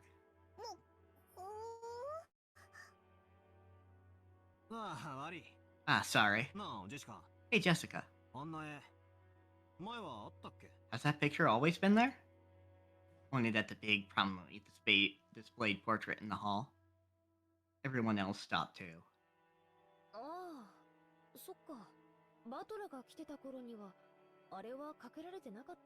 Oh, right. When you last came here, that hadn't been hung yet, had it? When was it again? 確か僕の記憶が正しければ一昨年あたりだったと思うよ。 Well, if my memory doesn't fail me, it was put on display sometime around the year before last. That's an awkward phrasing. You are correct, sir. Sometime before the year before last or whatever.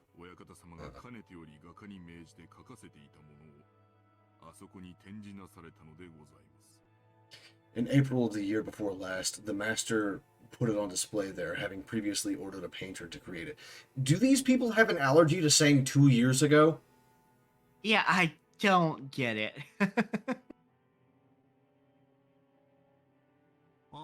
Or even like a couple years ago, or anything like that? grandfather did that, so he paid to have it painted just for him, huh?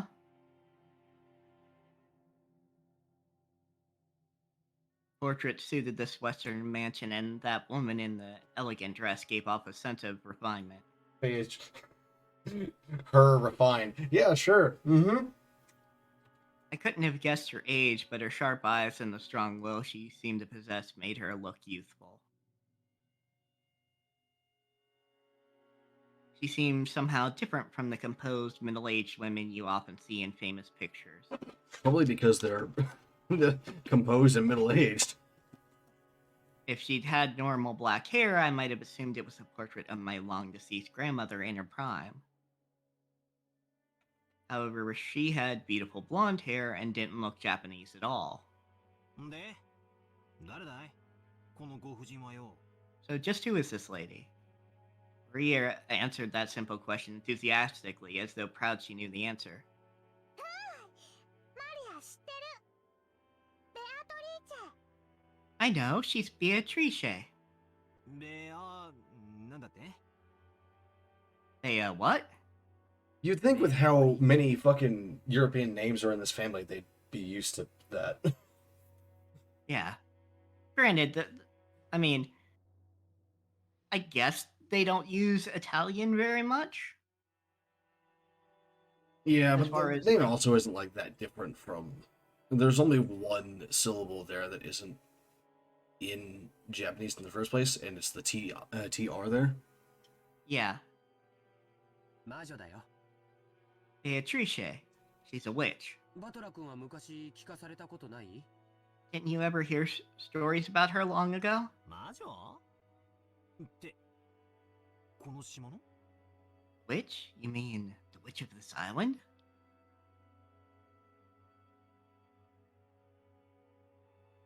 I think I already said this, but Rokkenjima is a small island only 10 kilometers in circumference.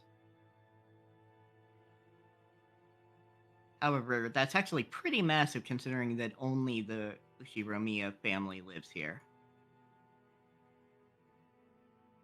So only the harbor and the area around the mansion were set up to be lived in. Beyond that, the island remained as untouched as when it was uninhabited.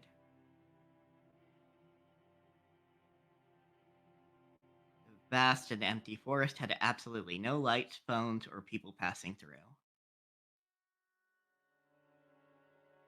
To understand how dangerous that is, you need to forget your common sense as a city dweller. After all, if you happen to fall down a hole in the depths of the forest and sprain your ankle, no one would come save you, no matter how much you cried or screamed.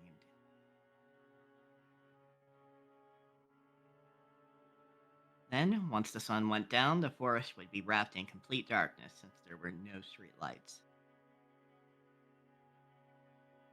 And since there were no signs, it'd be easy to get lost and confused, losing your sense of direction inside the dark forest. Well, I mean, yeah, you could get lost, but I would just use the position of the sun and moon to figure out which way it was to an edge and work my way towards whichever edge of the island You ever lived in a has the forest? harbor on it. Yeah. You have lived in a forest? Have I lived in a forest? No. Yeah. Oh, then you don't know how bad it gets. When the forest is actually a forest and not maintained, it's not like a manicured forest, for lack of a better term, you will not be able to see the sun or the moon. Oh. You'll see light Okay. filtering through the leaves, but you won't actually be able to see their position. Okay, point taken. I'd hope to God I had a piece of metal on me and could find some water then. Oh yeah. There's a reason why that there's that old not saying, but like little tip that you always hear in like older like cartoons and stuff like that, where like a moss grows on the north side of the tree or whatever. I don't remember if that's actually true or not, but that's because that's the only way you're gonna be able to navigate at all. Yeah, is In a using forest. something like that, which I don't think that's actually true. Yeah, But it's there's I think it's Lichen that does that or something like that. I don't remember. It is reliable, but only if you actually know how to identify what you're looking at, and only in certain places. yeah, absolutely. Like it's the northern hemisphere or something like that, or like Europe specifically, or I don't remember. But Yeah, I think I think worst comes to worst, I would probably try and figure out a method to keep myself from walking in circles. yeah, it is true. Moss will grow on any hard surface, including the sides of trees, but they prefer to grow on north-facing surfaces because they prefer the darker, more humid environment. Gotcha. So yeah, it is true. All right. However, that may only be true in North America because that's from the site for North Carolina. Ah, gotcha. And once.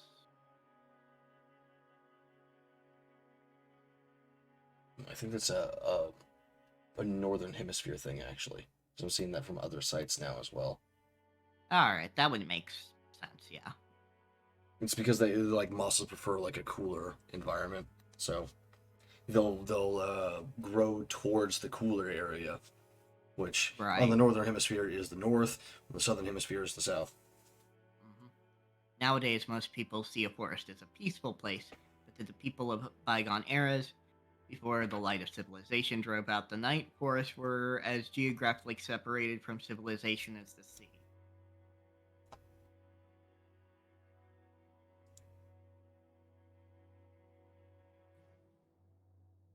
They were oceans above the ground. Fishermen who go out into the ocean are putting their lives at risk despite their technical knowledge. In the same way, hunters who go out to the forest are in danger despite having specialized knowledge of their own. Yep. I can probably still navigate the forest that I lived in for like 15 years, but that's because I lived in it for, like 15 years and went through it all the fucking time.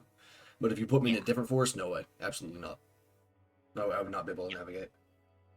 Yeah, like, it could be worse just because Rokkenjima is an island, but it still would not be great, especially for, like, really young kids. Yeah, did he say diameter or circumference of 10 kilometers? Circumference. Okay, so it's actually like quite small if you maintained your direction, you would be able to reach the coast slash cliffs fairly easily, and then be able to like go around that like that, and Yeah, like that navigate that back would to the side that you need to get to that way. yeah, that would definitely be my goal. That is not the case for inland forests, obviously. Yeah, inland forest, oh gosh, like the things you do, you make sure people know where you're going, as specific as you can get. Yeah, even with all that, all the specialist knowledge and all that stuff, with like forest rangers and like game wardens and all that stuff around our national parks, people still go missing in them all the time every year. Yeah, absolutely. You let people know exactly where you're going as specifically as you can, and if you get lost, stay where you are. Yeah, unless of course you don't have any water on you. Yeah, like obviously get you some water, but otherwise you stay exactly where you are. That's why you always carry like a water bottle and some snacks with you whenever you're away from your camp in your forest. Yep. Like if you're in the forest and you're camping, you always carry like a water bottle and a flashlight or something. Always. Yeah. Even if it's during the day. Yeah, Just in 'cause case you get turned around. it's something even experienced people can get wrong because there's just this desire that, oh, I can find my way out. But no, if you get lost, if you have lost your direction, stay where you are so people can more easily find you. That is what actually gets the goods as far as getting people out alive. Mm. The forest that I lived in was small enough that like if you got lost, you could just maintain your direction and eventually find a road and then just like make your way from there because there'd be signage. But that's just because like I lived maybe like 20 miles, 20, 30 miles, somewhere around there, away from Dallas. So, Yeah, like, obviously this is pertaining to, like, if you know that any given direction there's a road and that road will have signage and has frequent traffic, absolutely. But, like, if you are lost in the wilderness somewhere and you are not reasonably sure that you could maintain a direction to get out of wilderness and into civilization, stay where you are. yeah, and hiking through the woods, even if there's not a lot of elevation change, is not the same as walking down the road. No, You will get tired much more quickly going through the forest than you will walking down the road, even if there are like hills on the road and there aren't in the forest.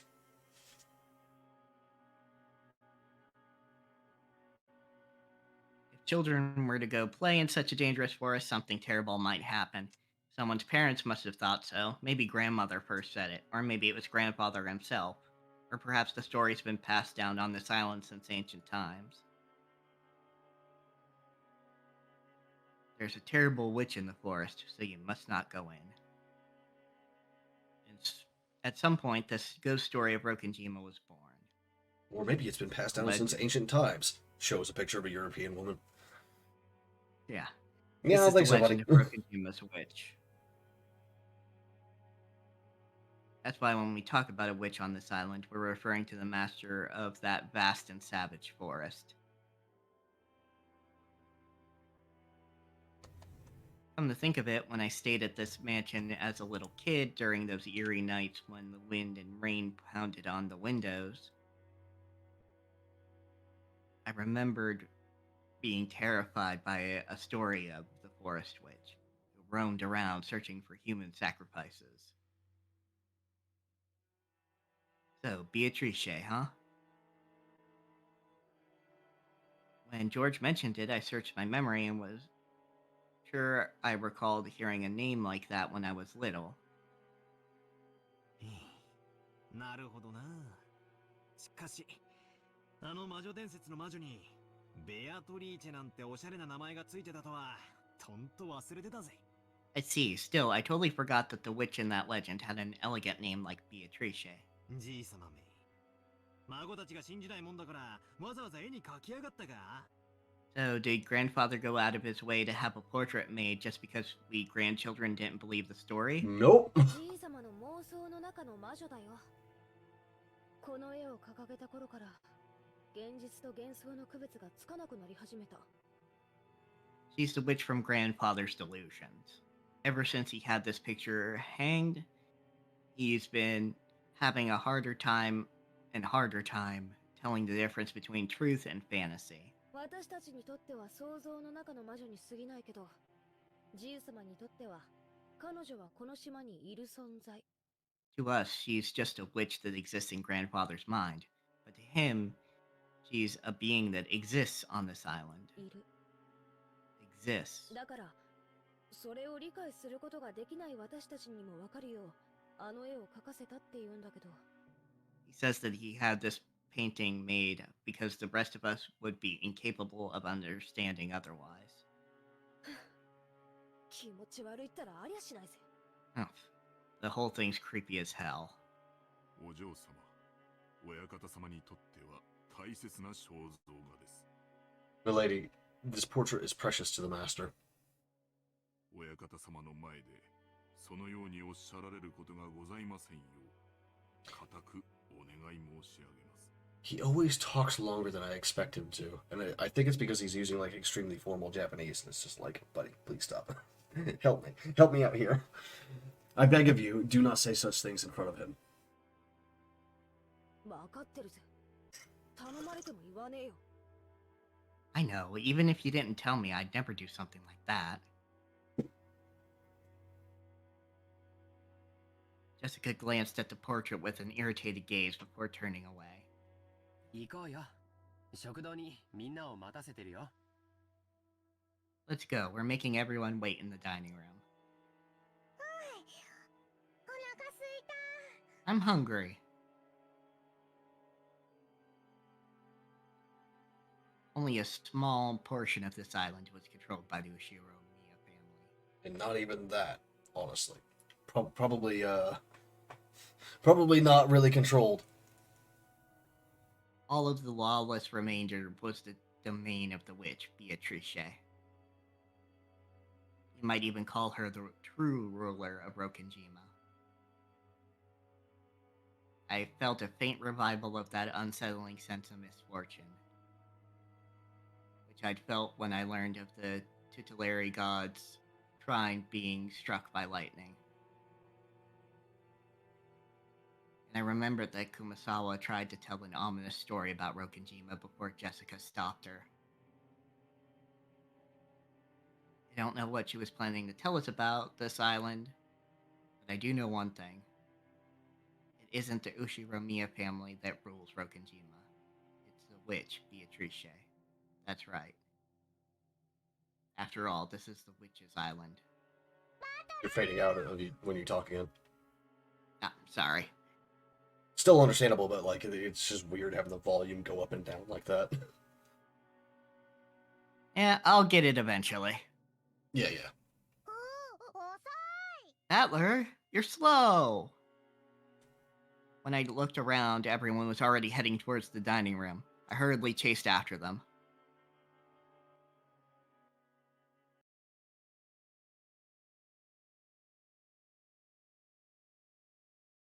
Want to take a quick bio break? Yeah, sure. All right. Let's just put that up.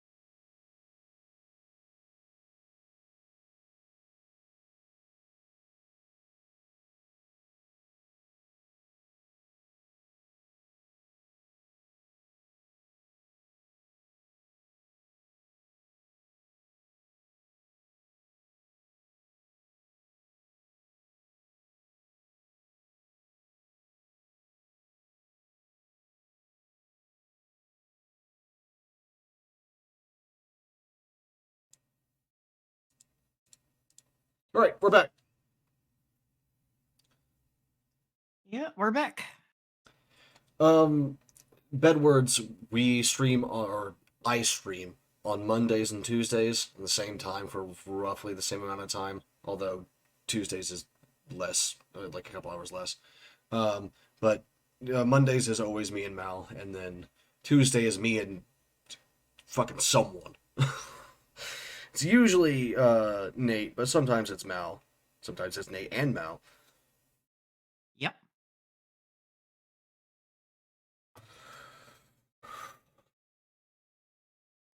I wish I could Game fucking back. remember what damn uh what damn game that song reminds me of. There's some game that this song reminds me of the OST of, and I just can't fucking remember it. It's upsetting. It'll hit you by next week. Probably not, actually. I'll probably forget that it was even bothering me, like, in 3 hours. I mean, fair, but I also love that one bit in Control that's just she represents Shawshank Redemption without knowing the title at the beginning of the game, Mm, and then at the very end of the vanilla game, yeah, is yeah. oh, Shawshank Redemption. Yeah, that's really good. I like that a lot. All right. Jessie is, like, very relatable as a character. She's very well written. Oh yeah, absolutely. Um, yeah, a lot of the characters grew on me, at least a little bit. Yeah. So we The walked only- up to the. Go ahead. The only irritating part about, like, playing that game was that I played it on PS4. Mhm. And that means that the interface, whenever I pause the game to go into the menu to do stuff, lagged a little bit. So it would take, like, not long, but like 20, 30 seconds for everything to, like, pop up and be functional. So, like, every time I had to clear my inventory or do anything with the mods or outfits or anything, it just was the most annoying thing ever. Or swapping quests or anything like that. Ugh. I hated it. Oh yeah, totally fair. Like if it wasn't so snappy and PC, I would. I think I feel the streamed same. Control, actually. You Of course, did. there's no VODs left of it now, but I think I did. Yeah, you did. I remember. Hold on. Let me check my YouTube. Nope. Okay, that's a joke video, but you know. Here you go. Epic Sax Man.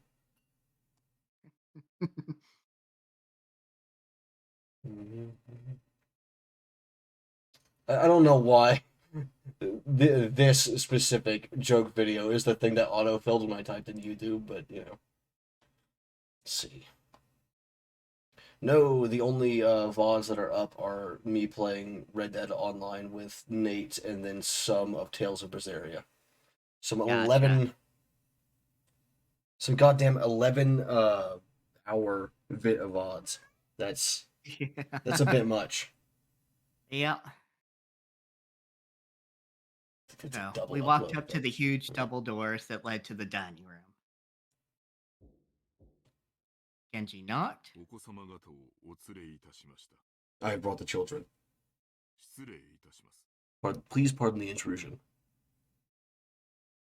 Doors were opened and we were invited inside.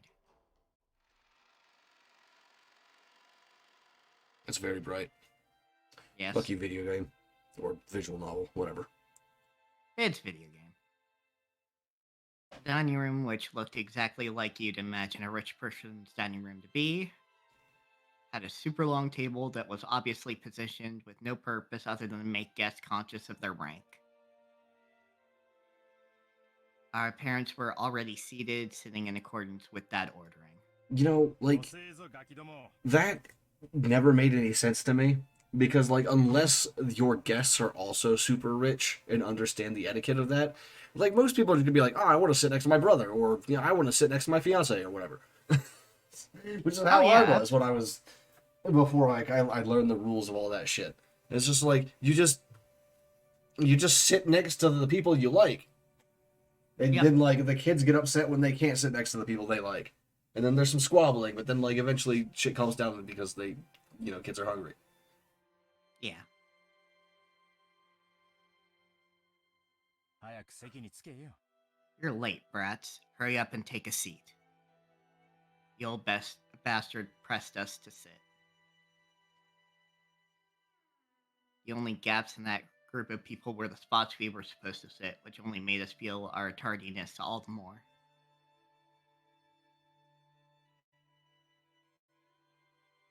The seat at the head of the table, called the incipient's chair. Incipient's What? chair? I'm gonna see if that's an actual thing. Was for the most highly ranked, reserves for grandfather. Okay, it's not an actual thing. It's just for this visual novel only. That's actually like a proper so noun for this whatever reason. Yeah, so for this family in particular. You just call it like the head of the table or whatever. Yeah. It was still empty. He probably wanted to show up late for a dramatic effect.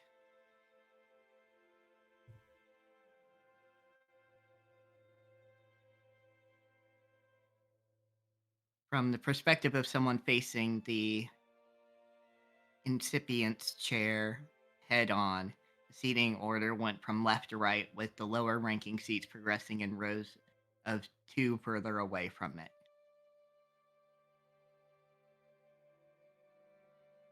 So the left-hand side of the first row, closest to the incipient's chair, was where Uncle Kraus should have sat, since he was the second highest in rank.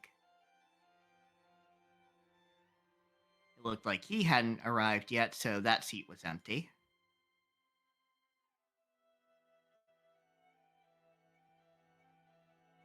Across from his chair, on the right side of the first row, sat the eldest daughter of the family, Aunt Ava, who was the third highest in rank.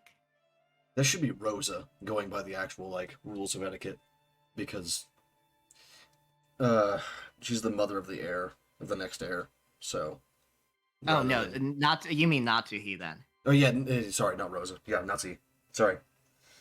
Yeah. We'll be getting into that shortly. Do they have different rules?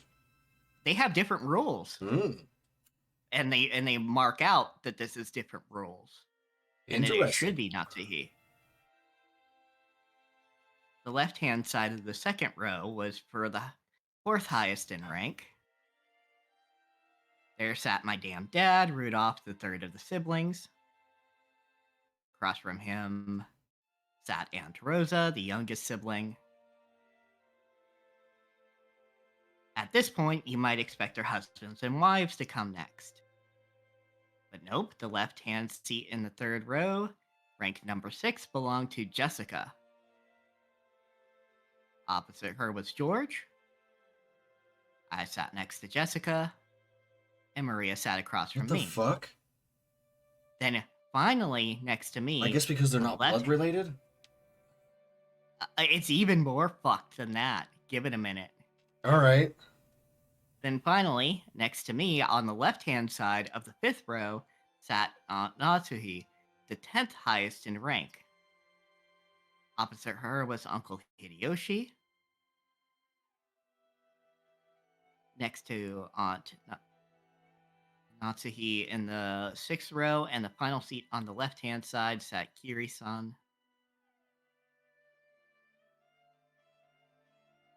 The seat opposite to Kiri was empty, even though silverware had been set there and everything. According to this ranking system, that spot was where Aunt Rosa's husband should be sitting. Even though he wasn't supposed to be coming to... His place was made up.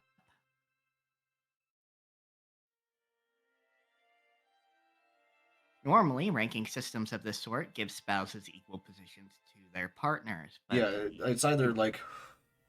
Under the normal ranking system, like, of etiquette, this kind of seating, which is... I don't know what the Japanese seating system normally is. Alright? The traditional feudal Japanese seating system. I don't know what it is. But it was probably similar, judging from this. I think it was more patriarchal. So I don't know like the specifics or anything like that. I cannot claim to be an expert. All I know is just like I've seen some things about it. Generally, like the men were higher ranking than the women, like no matter who they were married to. But under like in at least in European seating systems like this, the spouse would be either equal to or slightly lower than the person that they were married, and blood relations came first, or at least people that were like claimed as children of the head of the Yeah. family, or claimed as family of the head of the family. It might be like a adopted like cousin or whatever, but that would count as like family for this purpose. Yep. So normally ranking systems give spouses equal positions as their partners, but the Ushiromiya family system was unique. And as Poipel points out, unique equals completely shitty. Maybe it's a remnant of male chauvinism.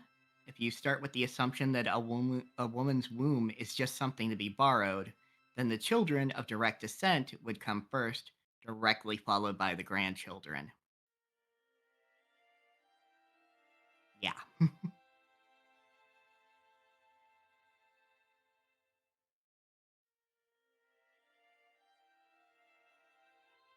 In other words, spouses that have no blood ties and are therefore placed at the end of the line. So it's a bloodline and misogyny plus ignoring the heir for the most part.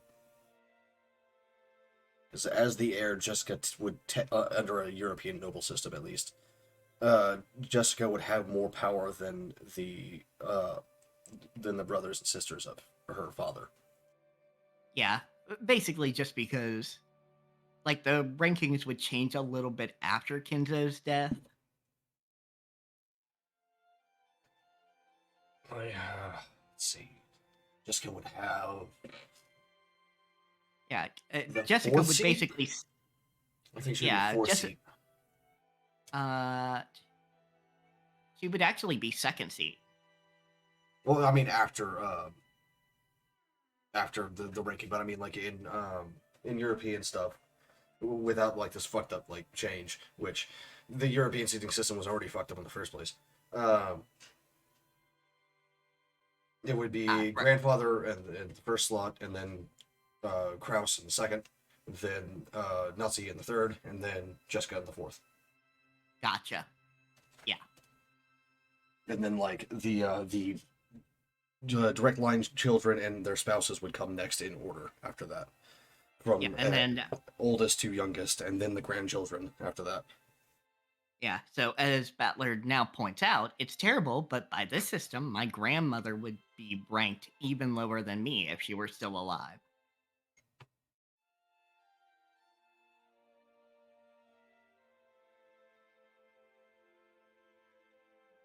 In their youth, they obey their father. After they get married, their husband. After aging, their children. There's the old saying, women have no home in any realm. I've never heard that saying, Battler. Neither have I, but I'm also not Japanese, so. Yeah, I mean, fair. I'm also not Japanese. I've just literally never heard that outside of Umineko. Yeah, I'm not Japanese in the 1980s, so I don't know. I don't know if that's real or not. But there's been a few of those so far where it's just like, are you sure people say that? Maybe they just say it in this setting since it's obviously like urban fantasy history.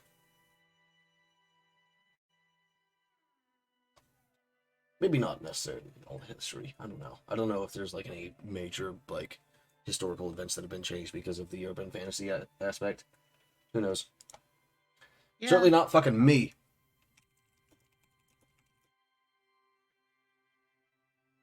Well, I will say the phrase in English has no results. Yeah, that's what I'm looking for too, and I don't see that anywhere either. Yeah, like it took out the quotes when I put it in quotes. Because it's like, we have no results for this exact phrase. Yeah, that's weird. So even in like European nobility bullshit, like even if women were ranked lower than men, like they still had like a fair bit of power. At least in terms of nobility. Commoners, not so much, but... Long ago, when I was still incapable of figuring all this out, I thought it was great that we could all chat in our little groups. Adult siblings with adult siblings and cousins with cousins. However, now that I can re-examine the seating order after growing up a bit, it stirs up some very complicated feelings in me. Battler, those feelings should not be complicated. They should just be discussed. That's what you should be feeling right now. Not anything else. Just discussed. Aunt Natsuhi, who was married to the eldest son and was the de facto number 2 in managing the family, sat to my right, which meant she was 2 steps lower than me in the ranking order. It was hard to imagine what might be going on inside her heart.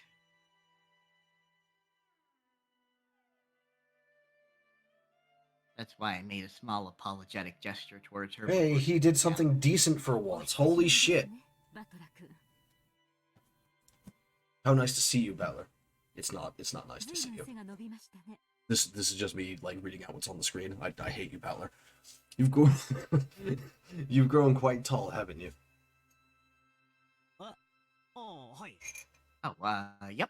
食ったり食べたり食事したりしてたらいつの間にかこんな身長に Hard work. 6 long years of eating well, sampling various cuisines, and deriving sustenance from Mother Earth's bountiful gifts. Hard work, but I pulled through.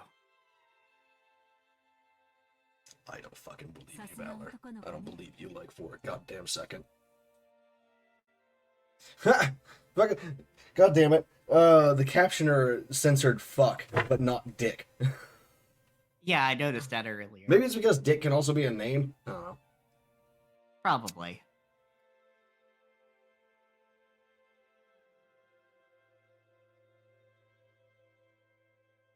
Probably doesn't censor ass either.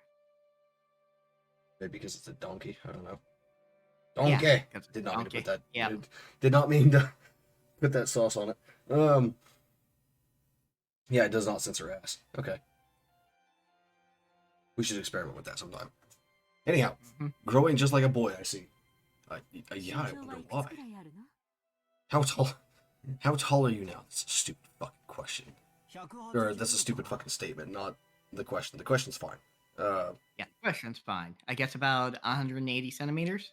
つうかおばさんそこは食べてばっかりじゃねえかって突っ込んでくださいよ But Aunt Natsuhi, that's where you're supposed to say, heck, sounds like all you did was eat. ああごめんなさいね Oh, I'm sorry. He. Oh, I forgot the joke that I was gonna do. God damn it. Because last stream I had mentioned that I was gonna do the asterisk giggle asterisk joke. That I forgot when I had the opportunity. Son of a fucking bitch. Damn it. After a short pause, she did laugh with me, but it seemed she couldn't quite figure out what she was supposed to be laughing at. Next time. Next time, Cat. Remember.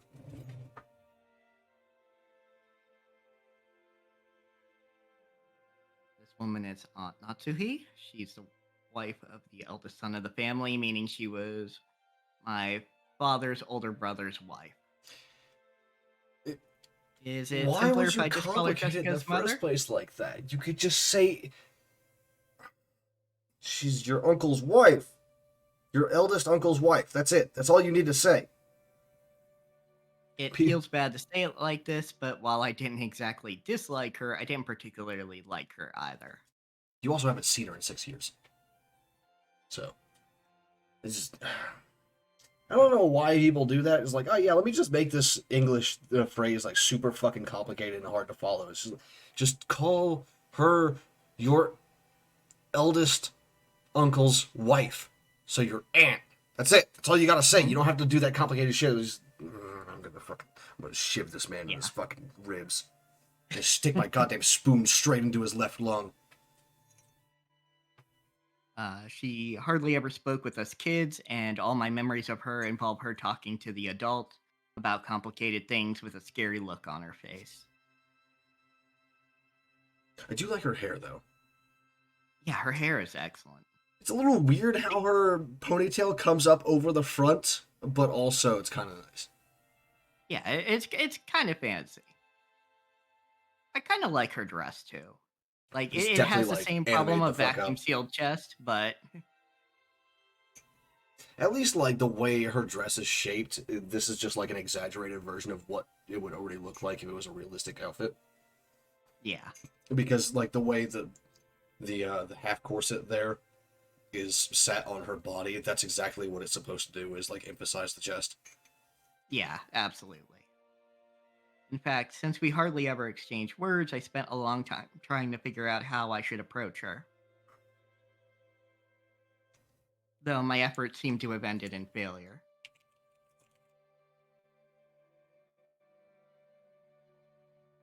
The silverware sat neatly on the table, but the meal itself hadn't been brought in yet. As a general rule, you couldn't start a meal until the person sitting at the head of the table arrived. So as long as grandfather didn't come, lunch would be put on hold indefinitely. At least that one's accurate. Yeah, not even the appetizers would arrive. Simply put, the silence in this room was caused by our parents enduring their hunger while they waited for grandfather to arrive.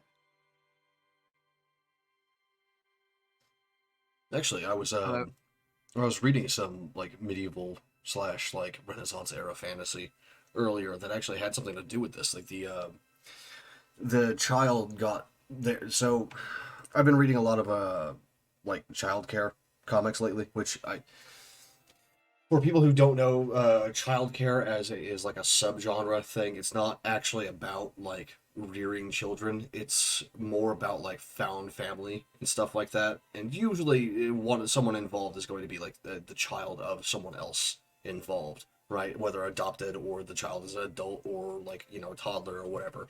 It doesn't really matter as long as there is a father son, father daughter, or mother son, mother daughter relationship somewhere in there. Just so I don't know why people chose childcare for it. I guess it's because it's the most common kind of relationship you find in those things.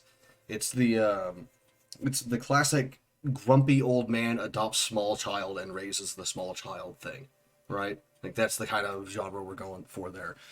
And this genre like mostly focuses on like the like wholesomeness of the found family relationship, people healing from trauma by like finally learning to lean on others and accept help from their friends and family and stuff like that. And so this one was a blood relative of the family was lost at her birth, and they finally found her, and she was raised as like a servant sort of thing. And she got there first, and she just sat there waiting for like an hour before one of the servants was like, "Why aren't you eating? What's going on?" And so she fucking runs off to the fucking prince. It was an imperial family thing, and just like panicking over the fact the kid's not eating. And it's because the head of the family, the crown prince, wasn't there yet. Which I think it's really nice when fiction actually acknowledges that, like when they actually get those rules right. Because sometimes, in fact, a lot of the time, people will just throw in etiquette rules that don't actually make any sense for what's going on, and that really annoys me. It's the thing. It's the same thing in like in Final Fantasy 14 when Asahi was like flaunting his envoy status after threatening us and like saying all kinds of bullshit. It's just like, dude, you broke like diplomatic immunity like 3 hours ago. What the fuck are you talking about? I am well within my rights to cut your head off right now and send it back to your emperor. Like, I mean, there's yeah. With the amount of shit you leveled at me, like I definitely have the right to do this, and it will not give him Cass's belly for a war. Yeah.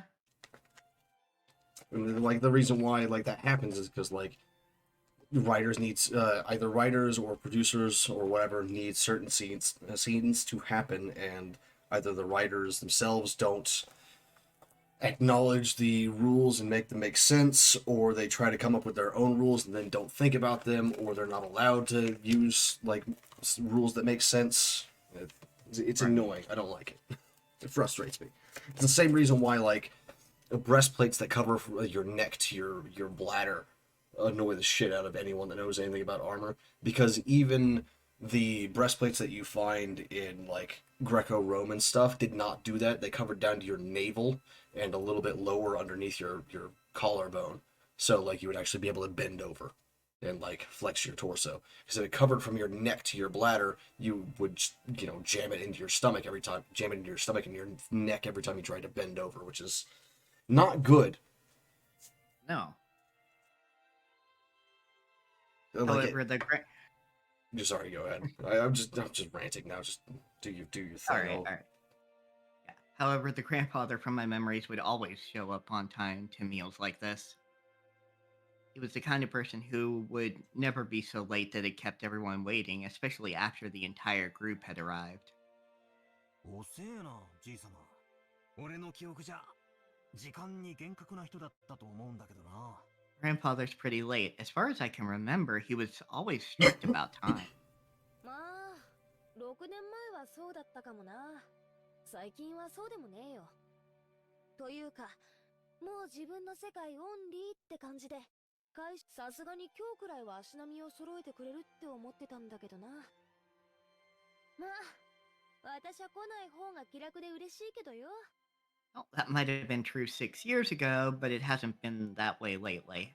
In fact, he's off in his own little world so often that he doesn't even show up at family meals. Still, I figured he'd at least come down today. Then again, I feel a lot more relaxed and happy without him.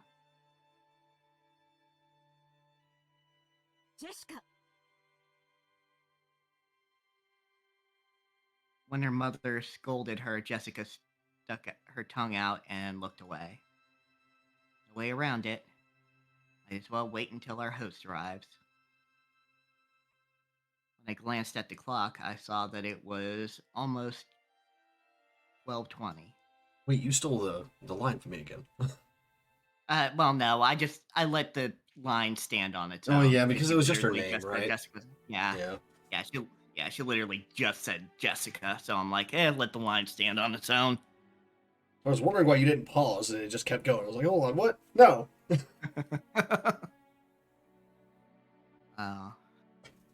Ushiromiya Kinzo, the age family head of the Ushiromiya head family. You're getting a lot This better man- like saying their surname smoothly. Yeah, it just took some practice. This man could be seen in his study. Clock had already passed noon, but he didn't even attempt to rise from his seat.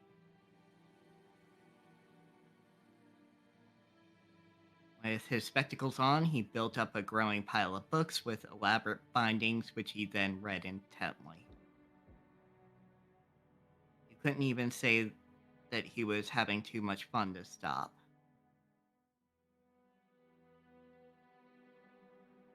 Rather, he filled the room with a sense of impatience, or perhaps a sense of impending danger, as though every second wasted was a tragedy.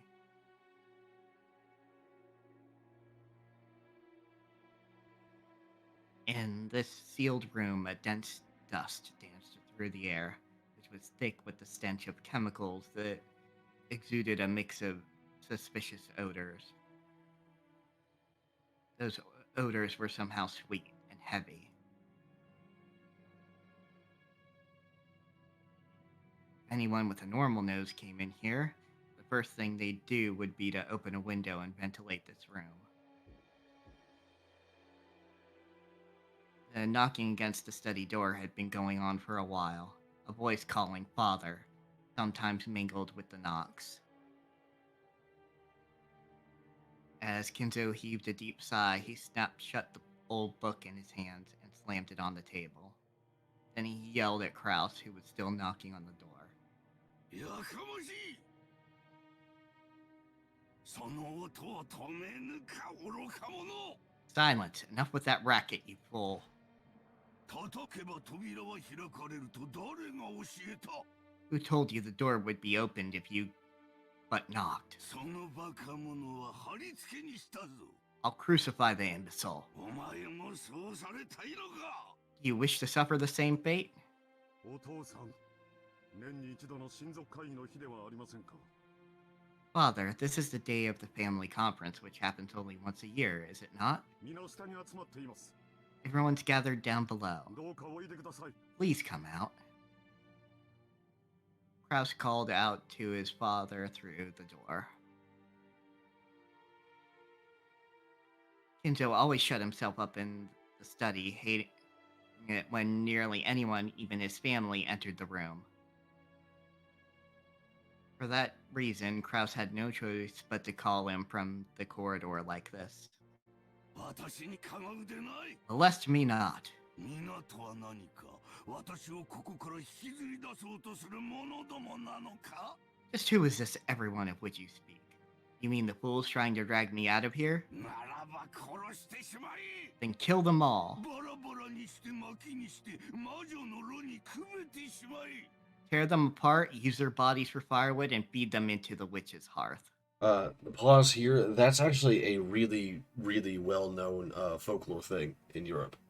It may not be like well-known now, but it was like very widespread in the past of like hags and witches, or at least entities that filled the role of what we call a witch now, would use bodies for firewood and sacrifice lives to their hearth.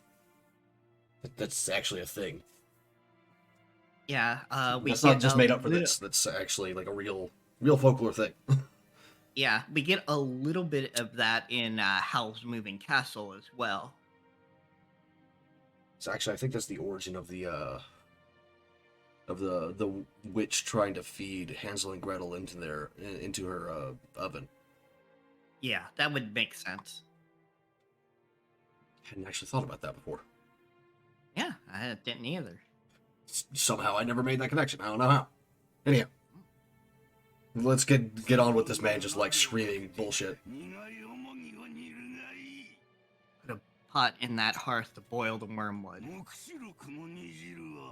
それでも私をここから連れ出そうとするバカ者どもに飲ませてやれ。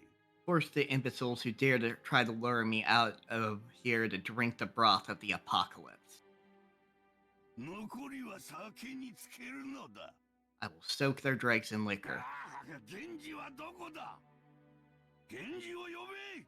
Ah, where is Genji? Call for Genji. 愛の魔酒を用意させろ。 Have my demonic absinthe prepared. 緑の妖精のささやきが届かぬ。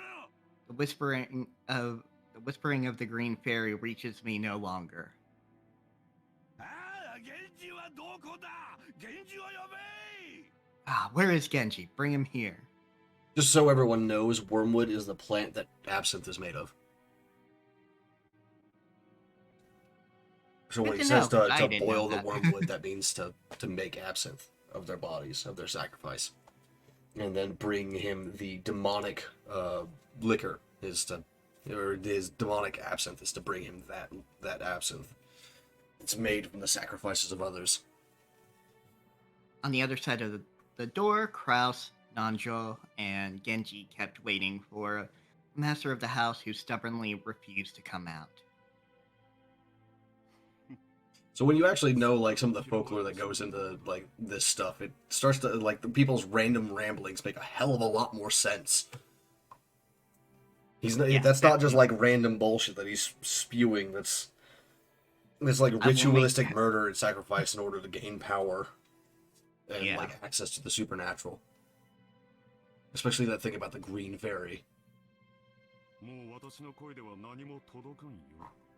Looks like he hates me to the core. My voice doesn't reach him anymore. Kraus shrugged as though saying, "It's no use," and smiled bitterly. From the beginning, he hadn't really expected his father to respond to his calls.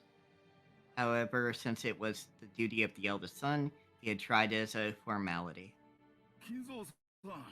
The green fairy is a euphemism for absinthe. Yeah, fair enough. Makes sense. Kinzo, your sons, daughters, and grandchildren have come to see you, have they not? Could you just let them see your face, if only for a short while? Oh, you know what? Maybe Beatrice doesn't have a square on the board right now. There is that like blank slot. So I guess the slot that's right there that isn't connected on the family tree is probably the doctor, which I just saw his name and I don't remember it anymore. Nanjo. Nanjo. There we go. Yeah. Uh. Yeah, because Nanjo is not on the Yeah, server it's track. not on the board yet. Yeah, it's not on the board yet, and that's 1, 2, 3. And Kraus isn't there either, so after this scene, I assume it'll get updated.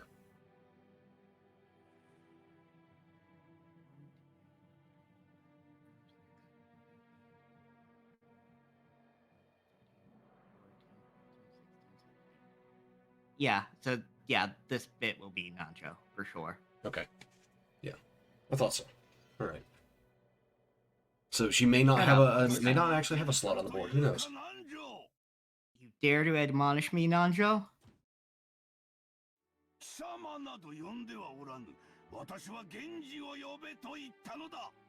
Never told anyone to get you. I told them to get Genji.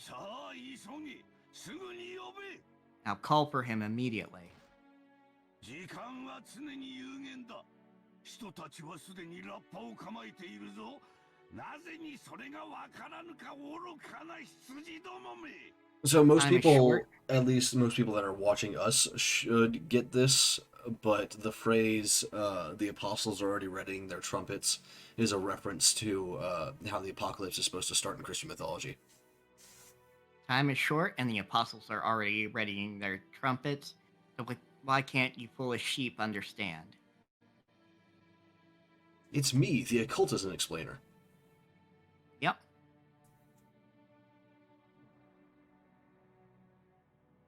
Sounds pretty sane to me.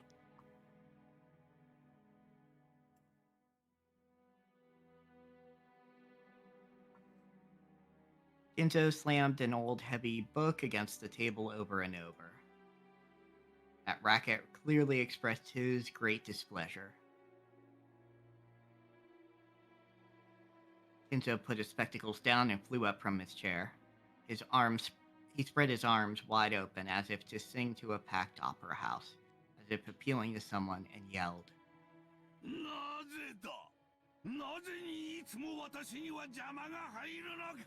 Why? Why is there always something in my way?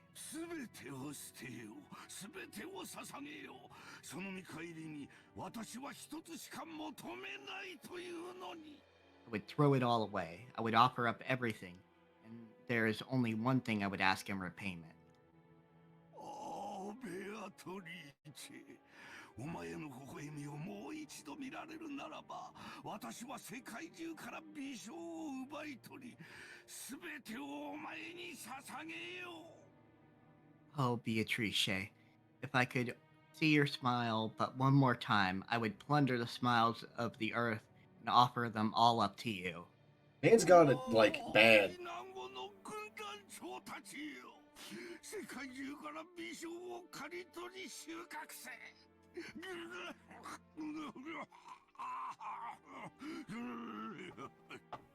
Oh, commanders of the legions of locusts, reap the smiles of the earth. Okay. The Legions of Locusts thing is a reference to the biblical plagues, of course. Again, probably shouldn't have to. I probably don't have to explain this to everyone that's listening, just because, like, how common Christianity is in the world.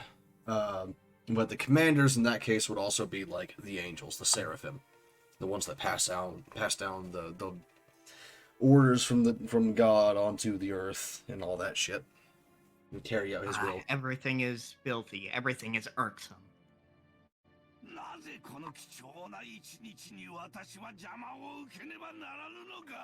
Why must I suffer this impediment on this most precious of days? Are you sure you're coughing and not just, like, choking on your own fucking neck? Like, holy shit, dude. Yeah, that's a little bit much. Like, he's just going into the mic. You're welcome, boy pal. That's what I'm here for.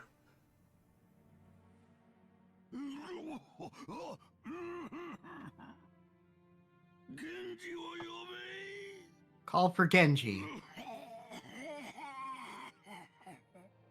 That's a death rattle if I've ever heard one. God damn. Yeah. 何を怒鳴ってるのかもさっぱりだな。もう頭がどうにかなっているのだろう。 I have no idea what he's yelling about. He's probably lost his mind by now. Kinzo is like super fucking melodramatic. Holy shit. I know, Yeah, I like know he's basically like gone, but also, fuck, dude. クラウスさん、実のお父さんに、そりゃあんまりじゃないかね。 Rouse, isn't it a bit harsh to say such a thing of your own father? Not when he's screaming about that shit, dude. Fuck. ここにいるのは親父だったものの幻さ。いずれにせよ本人にここを出る意志がない以上どうにもならんね。 My father is already dead. There's nothing here but a phantom of what father once was. At any rate, as long as he has no intention of coming out, there's nothing we can do. Which, if it wasn't Kinzo, I would probably go into a longer diatribe about, hey, let's not abandon somebody just because they have dementia or some other degenerative situation going on. But also, fuck Kinzo. Yeah, and also, I don't think Kinzo's like got a. You could say he does, but I think he's just driven himself into that. Yeah, like he's driven himself into that state. He's not like he's actually on the ball about what his desires are. Yeah, he's not. He's not confused. He's not confused, and he's not like I guess he is mentally ill, but not like neurologically mentally ill. Man is just gone. If there's something like actually afflicting him, it is definitely supernatural in nature. This man has been touching all sorts of things that man was not meant to touch. He's got his grubby little fingers in all them pies. Choking coughs continued to pour from the study. 私は下に戻る。ゴーダの自慢のランチをこれ以上無駄に冷ましてしまうことはない。 I'm going back downstairs. It would be a waste to let the fruits of Goda's prized cooking talent get any colder. 親類たちにとって当家での数少ない楽しみだろうからな。 It's one of the few things our relatives can look forward to when coming to this house. Kraus spun around, looked at his watch, mumbling and acting as though he had wasted time doing something he knew would be in vain. 源氏さん、親父殿がお呼びだ。相手を頼む。 Genji, father is calling for you. Keep him company. かしこまりました。 Sir, oh, sorry. About to steal your line Yeah, again. certainly. 南條先生、食事に行きましょう。 Hadn't even actually like played on my end yet. ここにいると、この甘い匂いで味覚までおかしくなってしまう。 Doctor, let's go eat. If we stay here any longer, this sweet stench will ruin our sense of taste. Without waiting for Nanjo, Kraus went downstairs. Sweet stench. The chemicals coming from Kinzo's Sorry. study. I thought Kraus was being melodramatic that time. It's like, what? Or no, was that Genji? The way that it was phrased made it sound like it was Kraus. I don't know. I don't know. Yeah, it was Kraus. Okay. Genji urged Nanjo to go and eat. Nanjo glanced between the study door and Kraus's back as the latter disappeared down the stairs, then let out a deep sigh.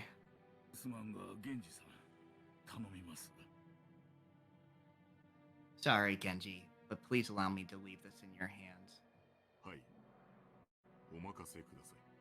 Yes, please leave it to me.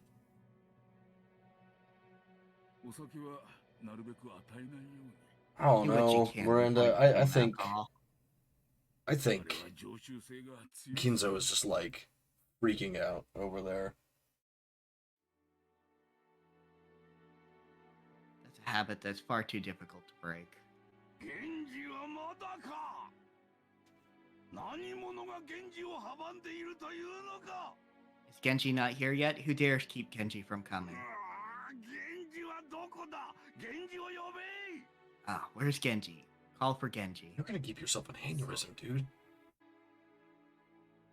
Yeah, and when I was originally reading this, I was reading like just a let's play, so I didn't get all of Kinzo's lines. You know, I feel like I should have known that the Green Fairy was the euphemism for absinthe. I feel like I knew that already, and I just it just unlocked in my brain. お任せください。 Please allow me to handle the situation here. すみませんな。 Very well, forgive me. Anjo bowed slightly and descended the stairs. Genji watched him leave, then knocked on the study door. 親方様、源氏でございます。 Master, it is Genji. 源氏か。何故私をこれほどに待たすのか。 Genji, why have you kept me waiting for so そ long? こには誰もおるまいな。 You're alone, I trust? はい。私だけでございます。 Correct. I'm alone. Damn, dude, you don't gotta cut me so deep. Kinzo returned to his seat in the study and pressed an old-fashioned switch on the table.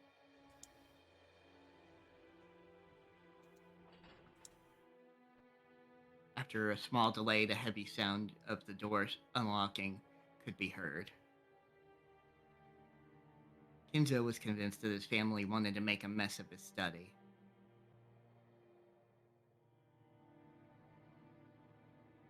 Or perhaps someone had once opened the window for some air and ended up scattering things that to him were important research materials, leaving him in a terrible mood.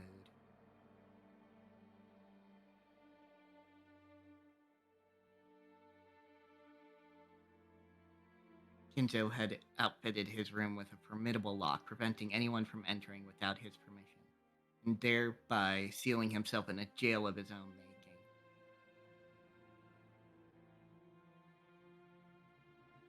Genji, whom he trusted the most, was relatively free to enter the room, but even that didn't always hold. If Kinzo was in a bad mood, even Genji wouldn't be able to enter. Anyone else would be limited to holding a conversation through the door, unable to even see Kinzo's face. Your volume's going up and down again. Alright. And most of the time... I need to mess with it and lower the noise gate opener. Whatever the fuck it's called. I don't remember what it's called. Yeah, part of that's just me not projecting very well. Yeah, hey, it takes a while to get into the habit. And most of the time, what they got could hardly be called a conversation. However, this didn't trouble the rest of the family much. After all, it just wasn't worth the effort to disturb this aging family head, who was impossible to please and always stayed shut away, immersed in his research. I feel like Patriarch would have been way better translation for family head in this context. Yeah. And then, like, whenever it's talking about Jessica being the next family head, or the heir or whatever, you can say matriarch instead. Yeah. Taking advantage of his refusal to leave his room, they supported his isolation, putting his care entirely into the hands of the servants. Like, the whole point of, like, translation and localization is to get the style and meaning across, not the exact translation. Yeah. Genji, my usual. I'm busy. Yes, sir. Genji headed to a corner of the study.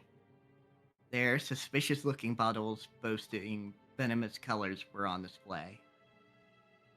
They were actually liquor, but considering the shady atmosphere of this room, one might easily suspect them of being some ghastly poison.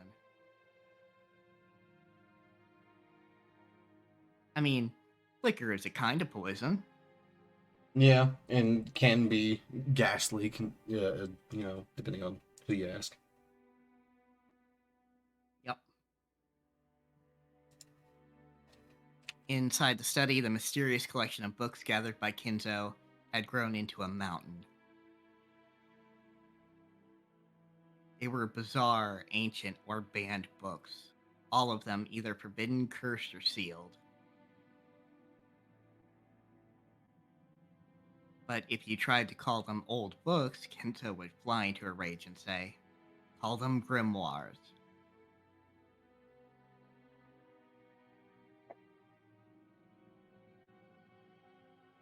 There were also some mysterious objects that presumably held some meaning with regards to black magic, like candles suspiciously melted and molded into strange shapes.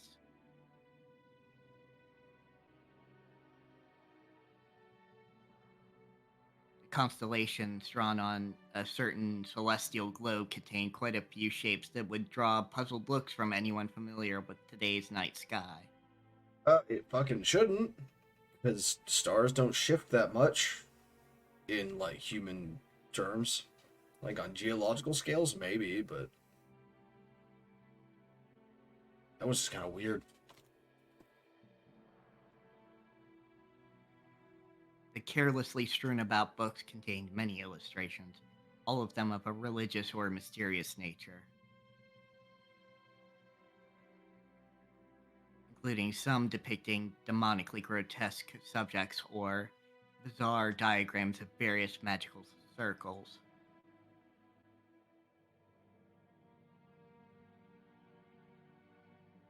And above all, a sweet, poisonous smell filled the room, profoundly assaulting the eyes and noses of those who entered for the first time. Fucking absinthe.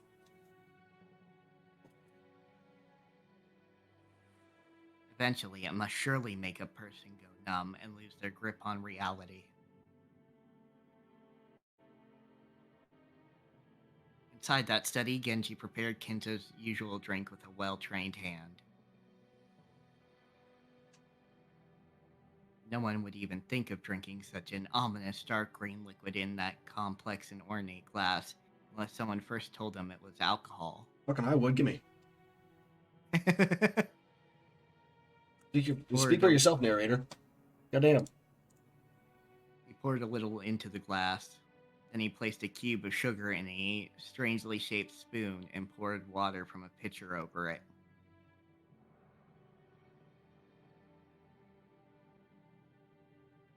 Strangely, when the transparent water was poured, the dark green liquid turned into a cloudy white.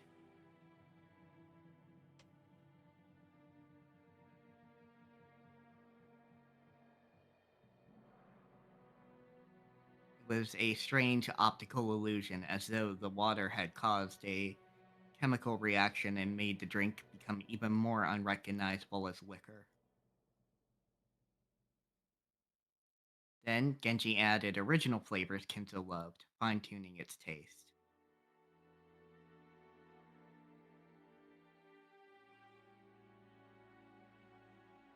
There was no recipe. Its success was measured only by Kinzo's mood swings when he drank it. It had taken Genji many decades to learn how to do it right. Many decades? Are you sure? Although I guess, yeah, like... he's spent half his life and he's like 70. Yeah, but that's only 3 decades. That doesn't quite count as many, I think. It's a few decades. Many is like Fair 6, you know? Fair enough, yeah. Although even at 6, I'd say several instead of many, but... Yeah. I would have said many years instead of decades to just, like, drive it home. Yeah. Genji placed the glass on the tray and walked over to Kinzo. By this time, Kinzo was gazing out the window. Because, like, many years feels longer than a few decades. Right? Oh. Do you have me muted? No, I shouldn't have you muted. That's weird. Are you not able to hear Cat?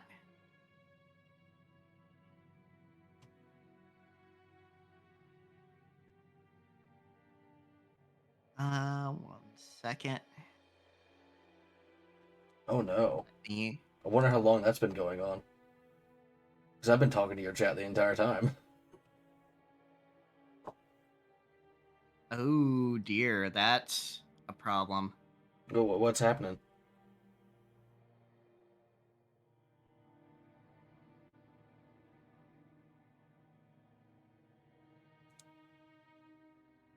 Well, it's a problem because Miranda, I believe, has been here like the entire time. That means they haven't been able to hear you for the entire time. Yeah, that's what I'm saying. It's like when I talk, there is a like your OBS like audio monitor is saying something, right? Like it's moving. Oh dear, Discord is not recording despite being on here. Oh, I think I know what happened. Because this happened. This is why I have to check it every time before we stream. Is whatever the source it says it is under the Discord like source thing. Whenever you click the little wheel and open it up, it's specific to that channel to like register anything when you first start it up. So you have to go in and select the new channel, whatever you're selected on. But once you're actually what's actually hooked in, you can just navigate around as much as you like. Oh dear, that does make it messy though, but I might have to like steal from your source. I can just give you the VOD if you need it. Yeah, I'm gonna have to steal your VOD.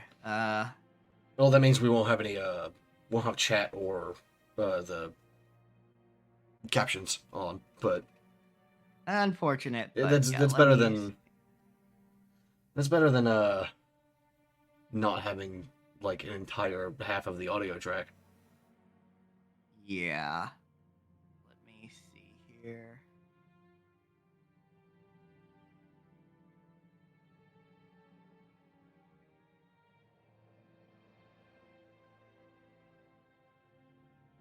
Okay, try saying something. Something. Hmm. Yeah, I'm just gonna remove Discord audio, and then You put your application. overlay up and then like put it on screen so I can see it so I can guide you here. Well, I already removed it, so I'm Oh, you're just making a new grabbing one? just. Yeah, I'm just making a new one.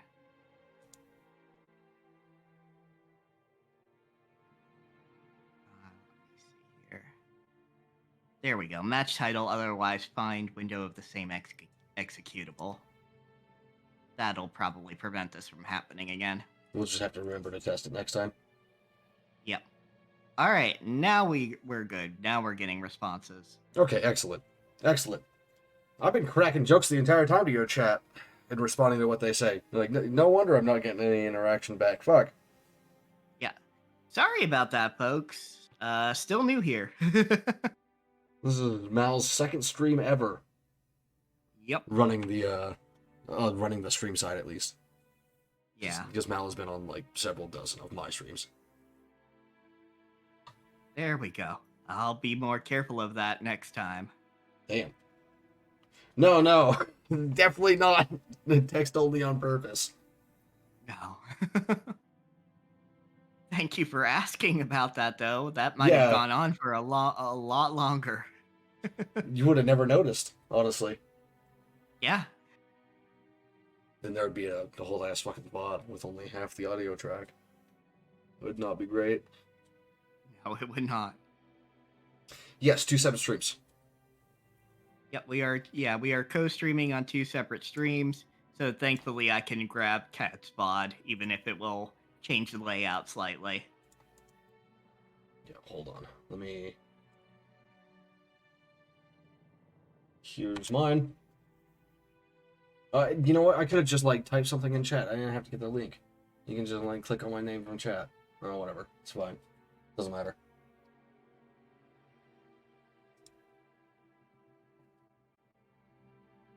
Or I could.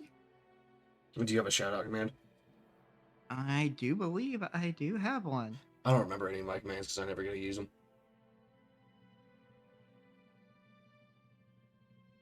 Oh, I also stream, so I figured, like, why not?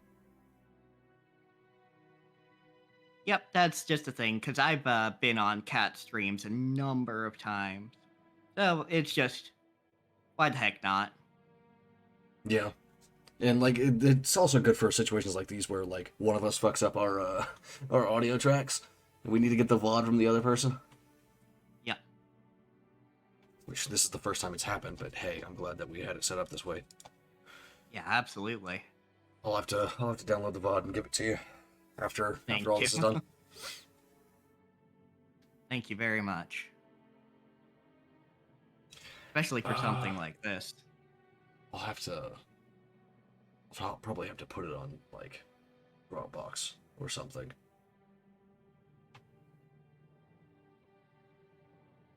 Yeah, and then just, like, give you a link or whatever.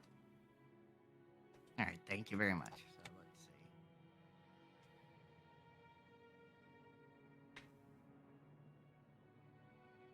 see. Alright, your line then. Here, Master. I thought I already said that, but, you know, maybe I got distracted. I don't know. Thank you. Oh, man. That means your chat, like, missed most of the fucking explanations of all the fucking folklore shit. Because Capture's not very good with my voice. Yeah. Though at least some of it went through. Yeah, that's true. Oh, well. I don't remember what it all was now. But yeah, at least it should be fixed for future streams. Yeah. I'll double check OBS and make sure that setting is switched over for everything else later. But Kinzo had regained his composure and was now unrecognizable as the shouting, screaming, yelling man from a few moments ago. Looking at this man from behind as he tilted his glass and gazed down at the scenery beyond the window, he projected a sense of dignity and intelligence. Are you sure? To me, he's projecting very seven-head energy.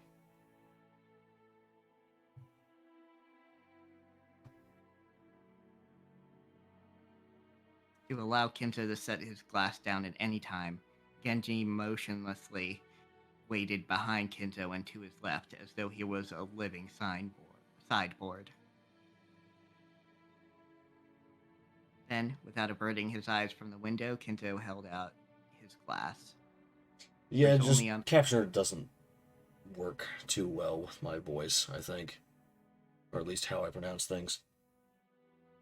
It does when I'm actually, like, properly, you know, projecting and being all serious, but whenever I'm cracking a joke or rapidly trying to get through an explanation, it'll stutter a lot and replace words and miss, like, half a sentence. I've been watching it this entire time. It's not doing well.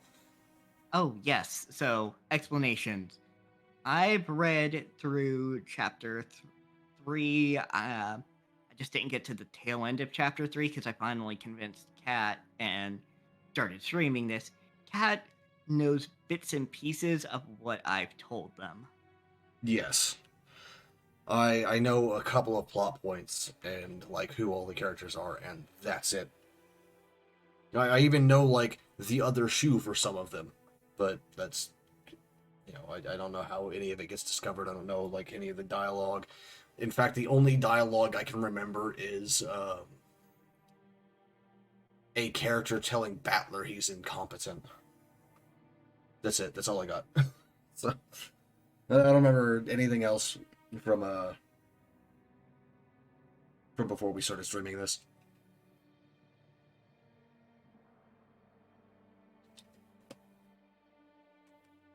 There was only a mouthful remaining. It was not a gesture intended to set it upon the tray, but a motion to hand the glass over to Genji.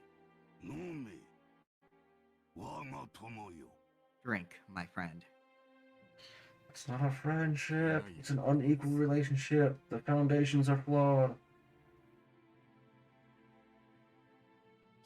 I know that Rosa should probably be set on fire.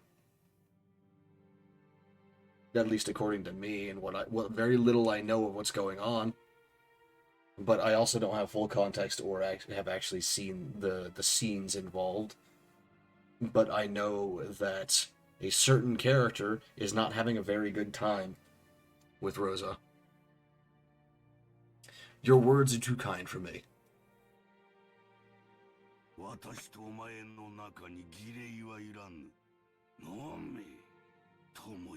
No need for ceremony between us. Drink, my friend. that does not mean thank you. Yeah. That does not mean thank you at all. Fuck. Thank you, I guess. Genji respectfully received the glass and inclined it a little to taste its contents. After that, he gulped it down.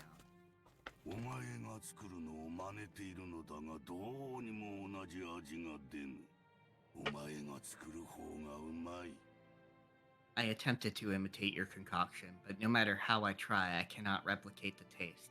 The way you make it is pure relish. Relish isn't a fucking noun in that context.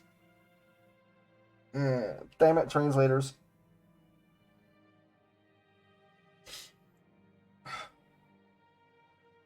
It's fine. It's fine. I'll just... Thank you very much. It is the fruit of your guidance, Master.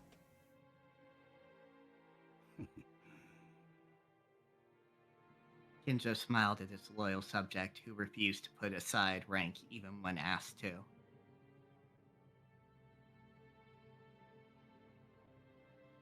However, he was not making fun of him.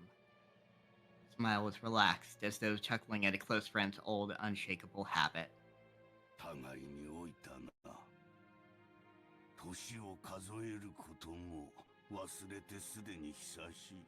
We have grown old together. I stopped counting the years long ago.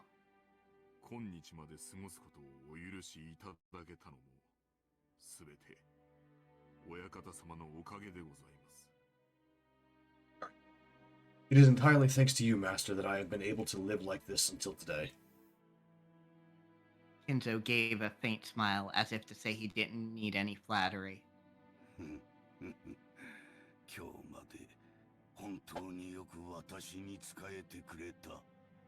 Until now, you have served me exceedingly well. I know in Japanese that's like, it doesn't have this connotation, but in English, the until now at the beginning of that sentence makes it sound like he fucked up very recently. Yeah. Or that it's about to end.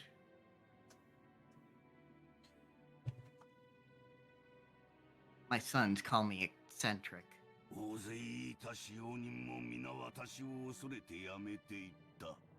servants that were once many have all quit in fear of me. Only you serve me even now.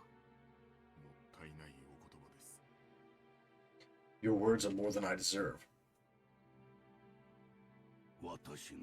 Yeah, deserve like most of your fortune. Fuck you, get out of here, die.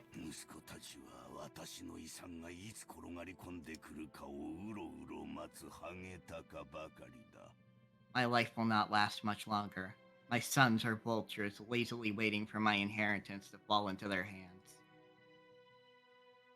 Not a word about your daughter, huh? 2 daughters. Yes, that's right too. Kraus is a fool who squanders money like water, who throws away 2 gold coins to obtain 1. And then he has the gall to claim that he's earned money.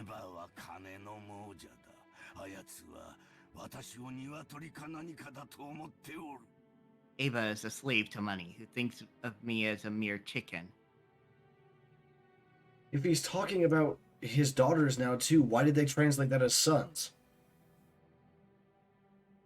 Yeah, though, I mean, it's possible that he said sons and then switched to We would have to go criticizing back. everyone. We would have to go back in the audio for me to figure it out. Because I know the word for son in Japanese, and I just wasn't paying attention to it.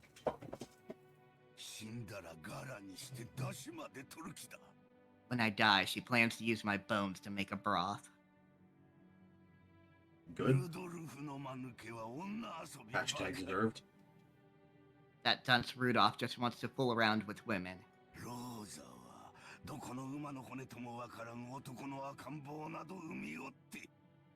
Rosa bore the baby of a man who came from nowhere and about whom we know nothing. Jessica is incompetent and She's 17! She's 17, dude! What the fuck? I'm gonna just shiv this man. Yeah.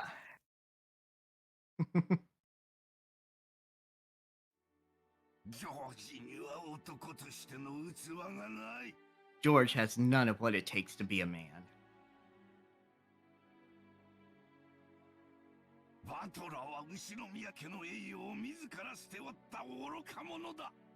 Atler is a fool who threw away the honor of the Ushiromiya family. I figured like you would have Kinzo would approve of him like leaving for a while to like experience life of not richness, so he would appreciate the richness more.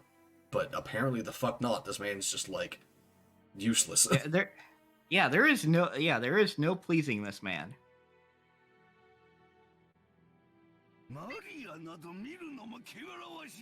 And Maria is obscene to the eye. I'll fucking kick you right in your brittle fucking shins.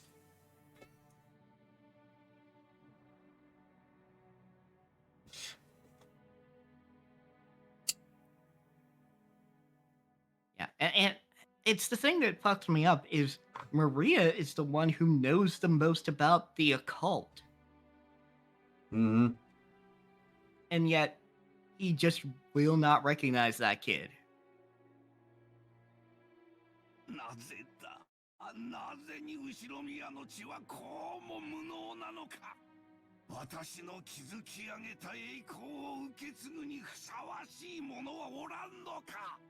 Maybe instead of beating your kids with a fucking wooden sword, you should have taught them how to do it. You fucking jackass.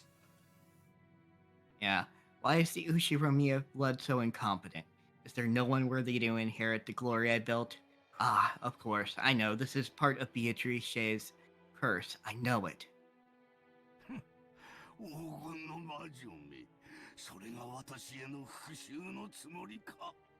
Ah, you golden witch. Are you trying to take revenge against me in this way? If you want to hate me, then do so. If you want to run away, then run. I won't let you go. I won't let you go. I won't let you go. I won't let you go. I won't let you go. You belong to me. God, I feel awful reading this. You must always be in my arms. Sorry. I had to put some sauce on it to make you feel a little better. For all my life.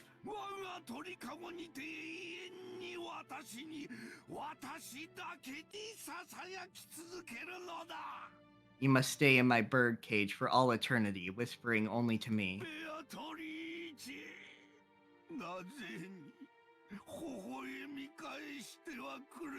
Maybe it's Why because won't you you smile treated the back witch at like me? not great things. I can't take the capitalized and then lowercase then capitalized. I can't take it seriously because of like internet culture now. Like I can't take that seriously. It's just all it is to me is mocking. Yeah, all it is the SpongeBob meme.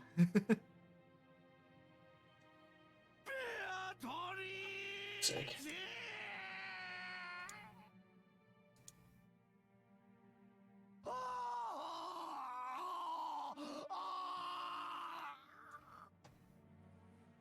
Voice actor putting their own sauce on it. Hmm.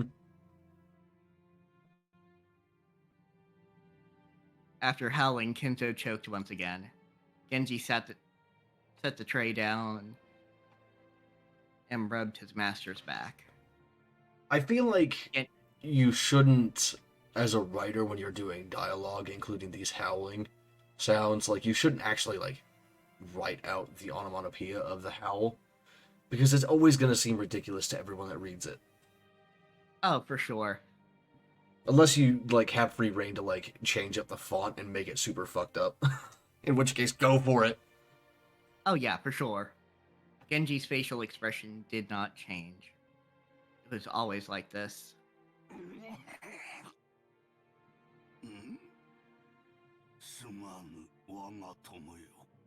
Thank you, my friend. Sorry, had to do the in GG thing. When his seemingly deranged fit subsided, Kinzo regained his composure once again. It was like seeing two different people, a wild Kinzo and a composed Kinzo, living together inside one body. Dr. Jekyll and Mr. Hyde. Of course, that's not actually what was going on in that story, but, you know, we'll leave that for later.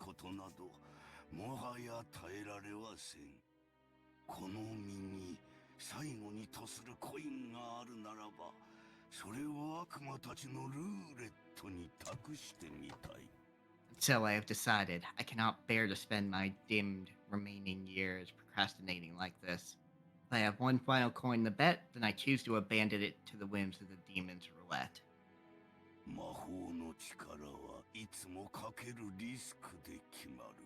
The power of magic is always determined by the risk of the gamble. Demon's roulette is not a real thing in folklore, for anyone wondering. It's not. It's just not a. Yeah. It's not how that Like works. visiting a shrine at the Hour of the Ox in ancient Japanese sorcery to nail a cursed doll to a tree. And for those wondering, old magic, as in folkloric magic, does not work on, or was not supposed to work on gambling and risk either. It was about sacrifice. What you give up equals what you get in exchange. Yeah. Whether that's like materials or personal wealth or power, where you take on a curse or ill luck or whatever in order to make it happen, or you transfer ill luck onto someone else. And yeah, it's not, it was never supposed to be a gamble. Of course, gambling could be part of it, just because like you can make magic out of anything, but yeah, magical power is produced specifically because of the risk that it will be seen within the 7 days the curse takes.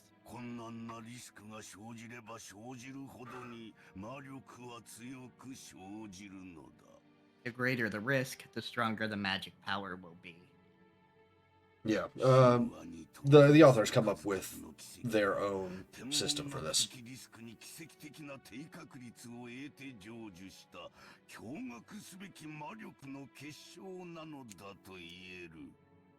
Many miracles that happen in myth might be called the crystallization of shocking magic power, with a low probability of occurrence and astronomical risk. No, Kinzo, they just make good stories, and also they're just built different than you. That Moses parted the waters of the sea was not a miracle of God.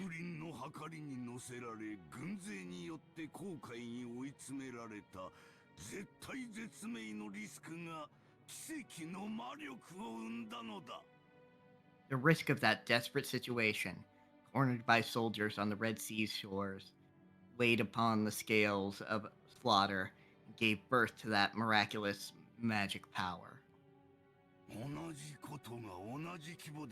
It seems more drama/story based than gambling, actually, which I think you mentioned to me at one point. Yeah. If the same thing occurred again on the same scale, the sea would surely fail to part. Yeah, I think he just, like, misinterpreted it, maybe?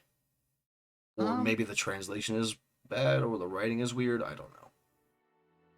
I don't think it's the translation or anything. I think this is what Kinzo believes. Whether he's right or not, we'll find out later.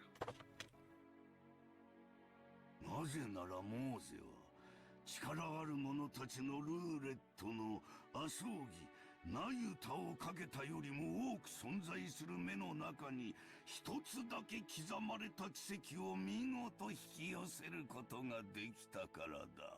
After all, Moses was able to magnificently summon a miracle engraved on but one of the countless innumerable results on the roulette of those with power. その天文学的確率に勝利できる力。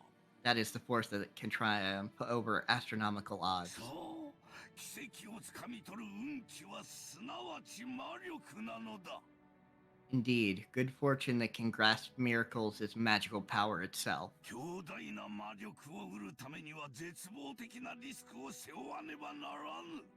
To obtain this mighty power, one must face the risk of despair. 魔力もたぬ者はそれを賭けでなく自暴自棄と呼ぼう。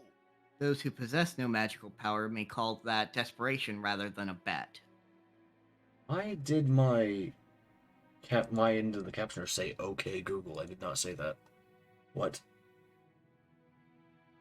Weird.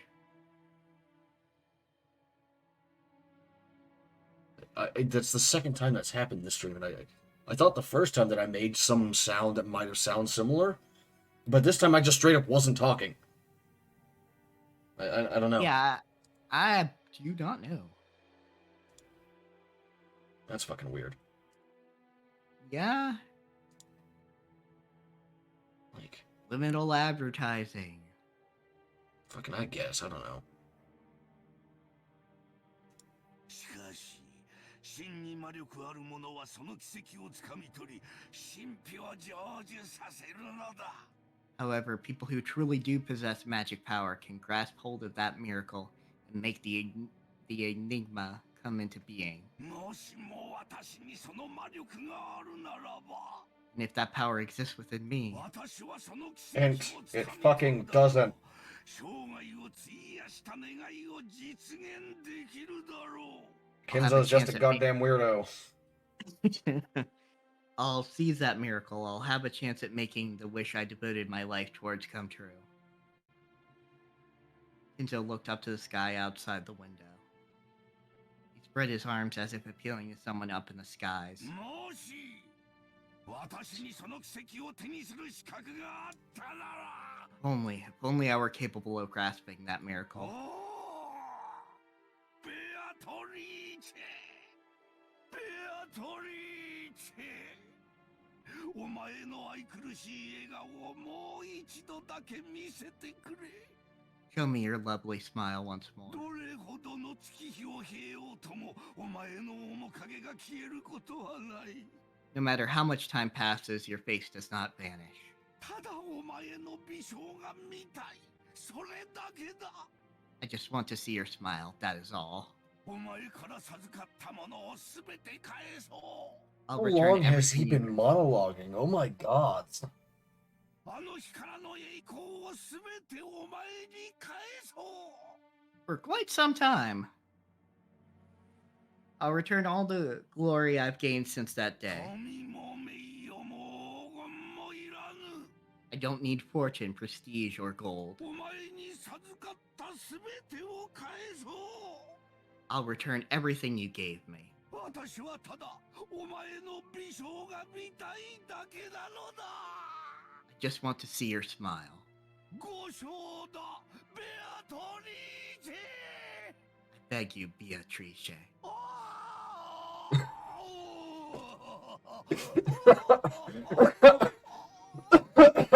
God damn it.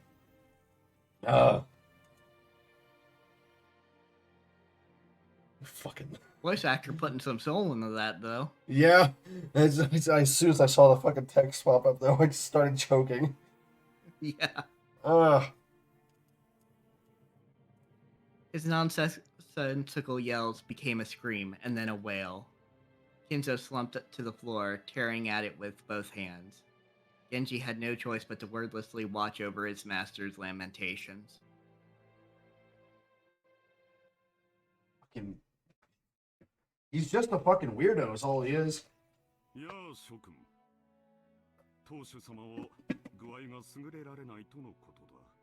You mean we sat through that entire fucking monologue and now we have to watch the dinner too? 非常に残念にしておられた。ゴーダ、ランチを始めてくれ。 Well, ladies and gentlemen, the family head's health is not at its best. He seemed extremely sad not to be able to share lunch with you all. Now that you have gathered for this event that occurs but once a year, Goda, let the lunch begin. かしこまりました。それでは本日の昼食を始めさせていただきます。 Certainly, I shall begin today's luncheon. 南條先生、そんなにお父様のお具合は悪い Alright, の I have to take an emergency trip to the bathroom. My bladder is about to explode. I'll be right back. Yeah, you. I'll keep my headphones on, Alright. so just keep going and just pause whenever one of my lines comes up, I guess. I'll just keep going until you say you're back. Alright. Dr. Nanjo, is father's condition really that bad? せめて顔くらい見せてくれてもいいわよね。 Couldn't he have at least let us see his face? 体調というよりは機嫌ですな。こればかりはつける薬がありませんので。 It's more a problem of mood than of physical condition, and for that, there is no medicine I can prescribe. おいおい、機嫌ってまたかよ。そりゃないぜ。こちとら、秋のクソ忙しい時期にスケジュール都合して、ご機嫌伺いに来てるんだ。それをよ。Hey, are we talking about his mood again? You've got to be kidding me. We took time out of our schedules during this damn busy autumn season just to come out and find out how he's doing. And now he's... よかったじゃないか、ルドルフ。ご機嫌は伺えたんだ。それとも、不機嫌な親父殿を私に代わり、お前が説得して連れてきてくれるのかね？ Then you should be happy, Rudolph. You now know how he's doing. Or what? Would you rather take my place and try to persuade our ill-humored father to come join us? まさか。 Are you kidding? Rudolph shrugged. Apparently, though, Rudolph was willing to be indignant at how self-centered his father was, he wasn't particularly disappointed to be spared a face-to-face meeting. 夕食までにはその機嫌治りそうなの？クラウス兄さん。 Does it seem like his mood will improve before dinner, Kraus? そんなことは知らんよ。親父殿に直接聞いてみるといい。 Welcome back. もっとも、声をかけない方が機嫌の治りは早いと思うがね。 I have no idea. If you want to know what you should... If you want to know that, you should ask him directly. Although I think his mood will improve faster if we don't bother him. First sensible thing Kraus has said. じいさまの機嫌を直せるのは情けないぜ。自分の親の機嫌を使用人に直させるんだからよ。 Genji is the only one who can get grandfather out of a funk. It's pretty pathetic, though, making the servants deal with your own parents' bad mood. ジェシカ、余計なことは言わなくていい。 Jessica, don't speak out of turn.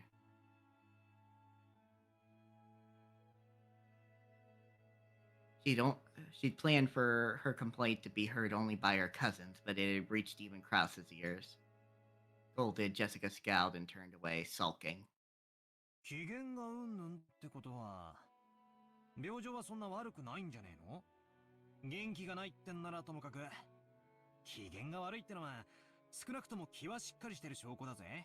If he's as cranky as they make him sound, he can't be that terribly sick, right? I mean, they're saying he's in a bad mood, not that he's got no energy, which at least proves he's got his wits about him. Battler, I can tell you, there are some severely unhealthy people who are also very grumpy, mostly because of the lack of health. Me. Although being cantankerous is also just in my nature, so. You know, one of my parents tried to fucking argue with me once about, like, me being cantankerous, like I called myself that, and my mother was just like, no, you're not. who the fuck have you been paying attention to for the past, like, it happened when I was like 17 or 18. Like, who the fuck have you been paying attention to for the past 18 years? I am definitely cantankerous. Like, Yeah. maybe I wasn't when I was 4, but I sure as fuck am now. Yep.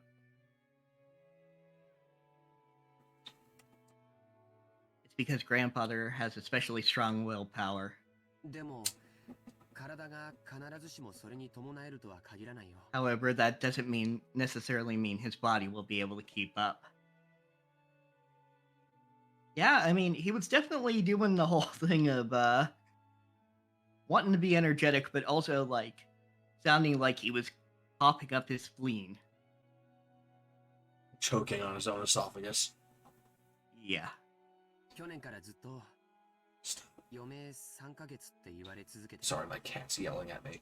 For anyone wondering if there's weird captioning coming over or hearing a weird high-pitched whine in the background. He's just sitting on my desk just going, ah, at me. However, that since last year, they keep saying that he has 3 months left. 最初の診断が正しいなら、おじい様は気力だけで流られてるってことになる。 If the initial diagnosis was correct, grandfather has been prolonging his life by willpower alone. 気遣ってあげないといけないよ。 It's right for us to worry about him.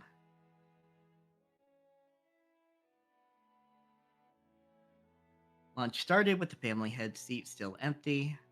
The man who should be sitting there had already grown old, and the brilliant glory which had rebuilt the Ushiromiya family in the span of a single lifetime was being forgotten. Even though they were beginning the meal with that seat still empty, no one felt it was that odd anymore. He totally made a deal with Beatrice about, like, his wealth and power, didn't he? Yep. That's what I fucking thought.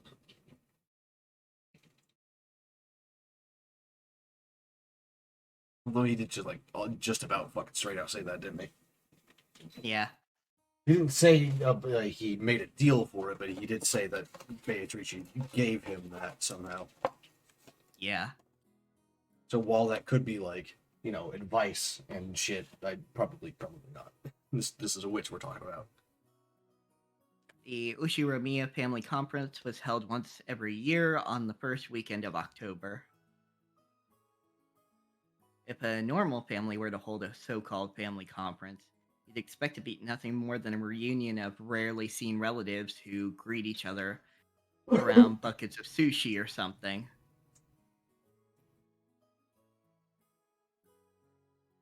However, part of the family's great fortune had been lent out to grandfather's children. No one in this family was considered an adult until they had met with success in business. So this meeting literally was a conference. How much of the fortune was invested, what sort of business was conducted, how much profit was earned. As a result, how much of the fortune borrowed from the main family could be repaid, or possibly how much more would be borrowed for future business ventures. What lessons had they learned, and what could they learn from their mistakes? It seems that topics like these were discussed very seriously in the past. My dad said it was like lying on a bed of nails. Apparently, it used to be a very serious family meeting where people were bathed in scornful and angry voices, and some people even got slapped despite their age. However, that had become a thing of the past. Now, with everyone pursuing their own business ventures and achieving success, it was becoming more of a normal yearly get-together. Even so, telling grandfather about recent events was extremely stressful, so while it was nothing more than a simple get-together for us grandchildren, it was still a real stomachache for our parents.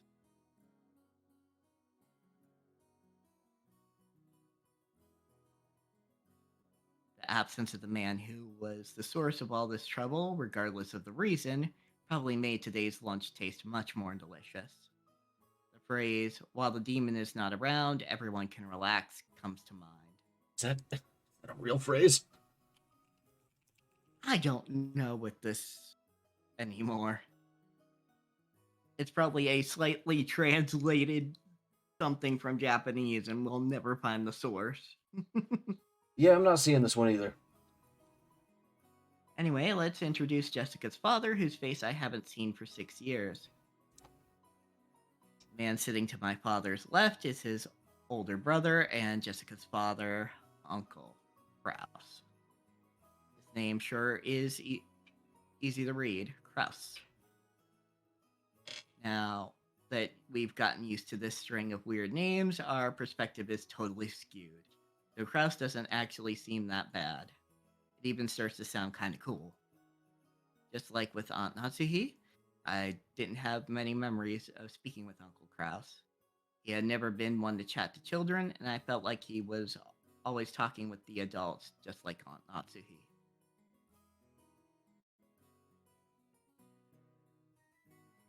According to my father's gossip, he was a spiteful and violent man. If what he said is true, Uncle Kraus used to be very domineering from his position as the oldest sibling and was despised by all the other siblings.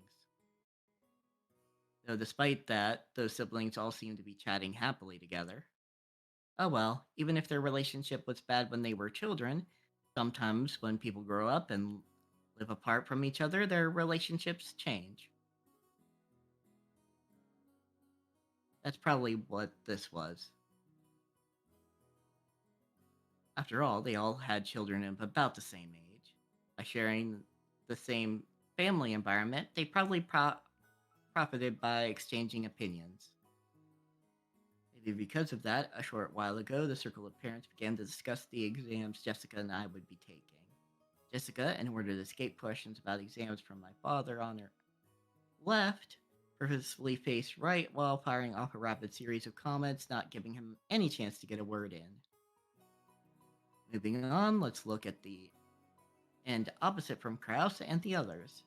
In the very last seat at the table, an old gentleman with a sturdy physique sat facing Kiri. This was my first time meeting him.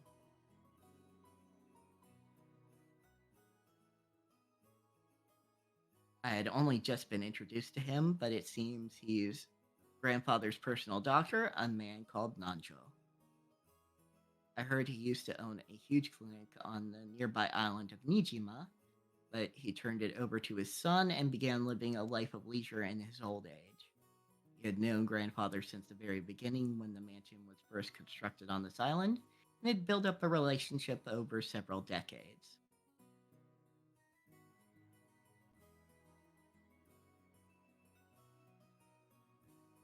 I thought at first that the two of them might have gotten to know each other. Your volume's going up and down again. Yeah. I thought at first that the two of them might have gotten to know each other through grandfather's suspicious hobbies, but it seems he was actually grandfather's chess partner. I see, that kind of hobby seems very like our grandfather, what with his love of all things Western. Nanjo is probably the only person who could enter Rokkenjima despite being neither a family member nor a servant.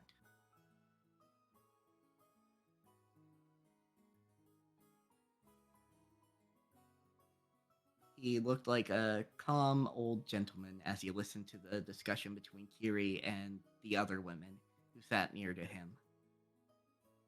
Considering how long he stayed by the side of our short-tempered grandfather, his generous heart was probably nothing to laugh at.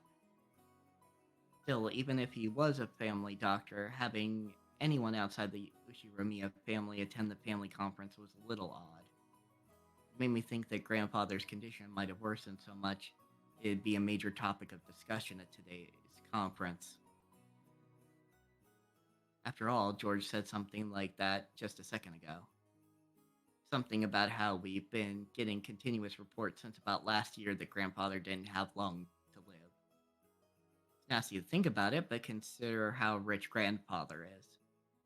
At the time of his death, his wealth will suddenly be released, probably along with a fair share of our parents' stomach acid.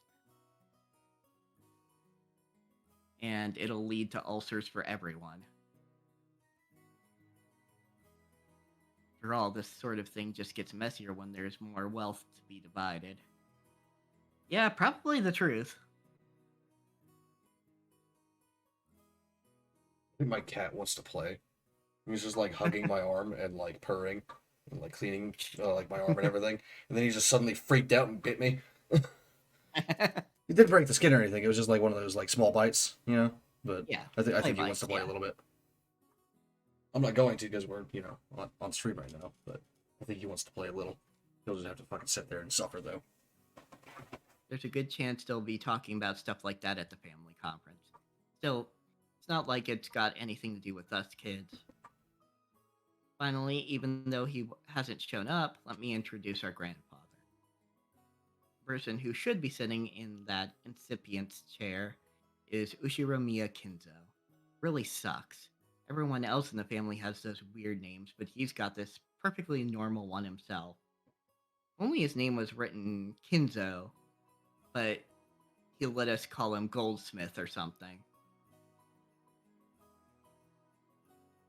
Yeah, because Kinzo could be written involving kanji for gold.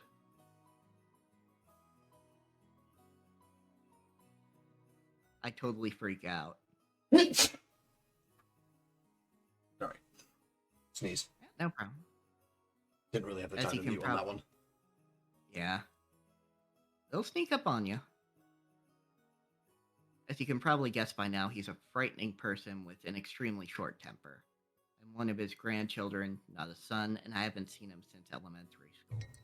Thanks to that, I have no memory of being beaten myself, but our parents were apparently raised with an iron fist.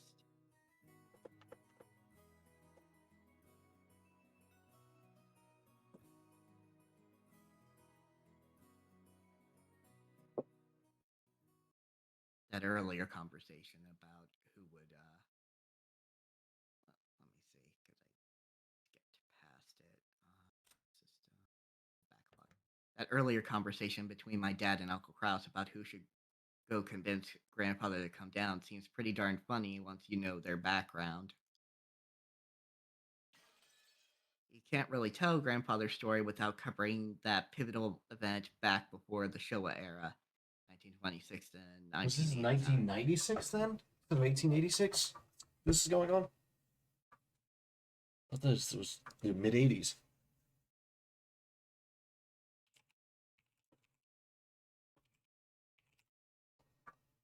No, it says 86. I guess they're.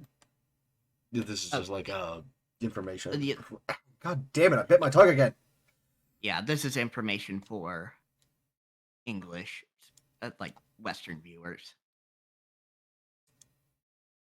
So we're towards the end of the Showa era.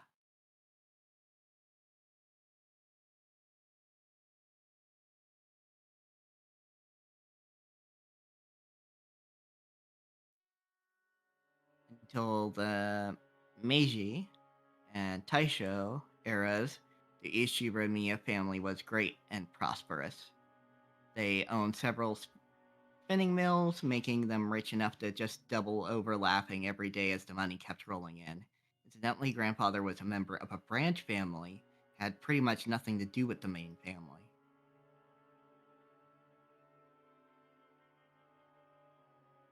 Not only was he way down the list of people who could inherit the headship, but he had hardly any contact with the glamorous main family.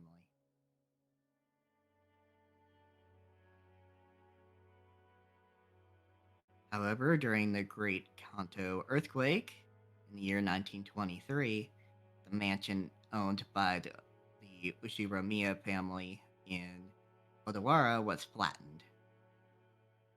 Which, by the way, yeah, to go with the year Taisho 12, which is the original writing, there is a calendar in Japan that goes based off of the emperor of the time and how many years their reign has been.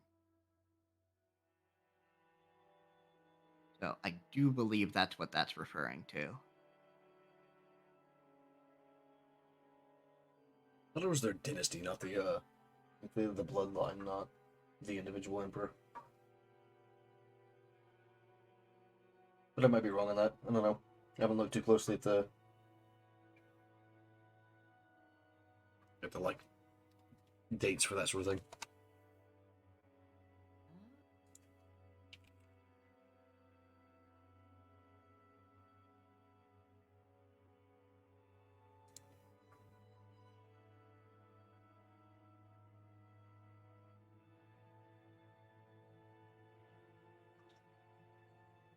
Yeah, I think it is something to do with like the dynasty or the seat of government. Yeah, something like that.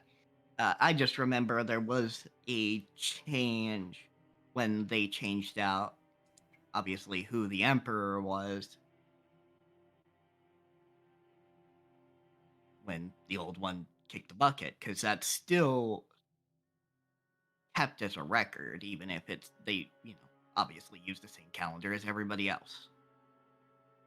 Yeah, I think it's dynasty. Because most of these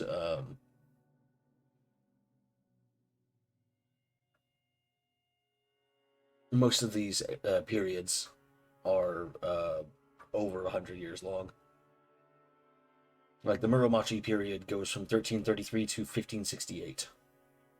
So, but then there's other ones like the Azuchi Momoyama period, which only went from 1568 to 1600. So I don't know. I don't know exactly what it's based on, but it's got to be something to do with the government. Either the emperor, the dynasty, or prior to the Meiji era, the names of eras were decided by court officials and were subjected to frequent change. So that's the period where things were changed out a lot. But anyway, practice changed. It has something to do with the emperor, but not precisely. Spinning mills in Tokyo were all burned down in a huge fire, and the Ushiromiya family lost most of its wealth and family members in an instant. Now it's based on the emperor, the reigning emperor. Gotcha. Because now we're in the Reiwa period. Yeah. Which began with Naruhito's father's abdication, and the previous era or period began with Akihito, which is Naruhito's father, ascending the throne after Hirohito died. Gotcha. So once they started trying to figure out who the successor to the Ushiromiya family should be, they apparently found no one remaining except Kinzo and his branch family.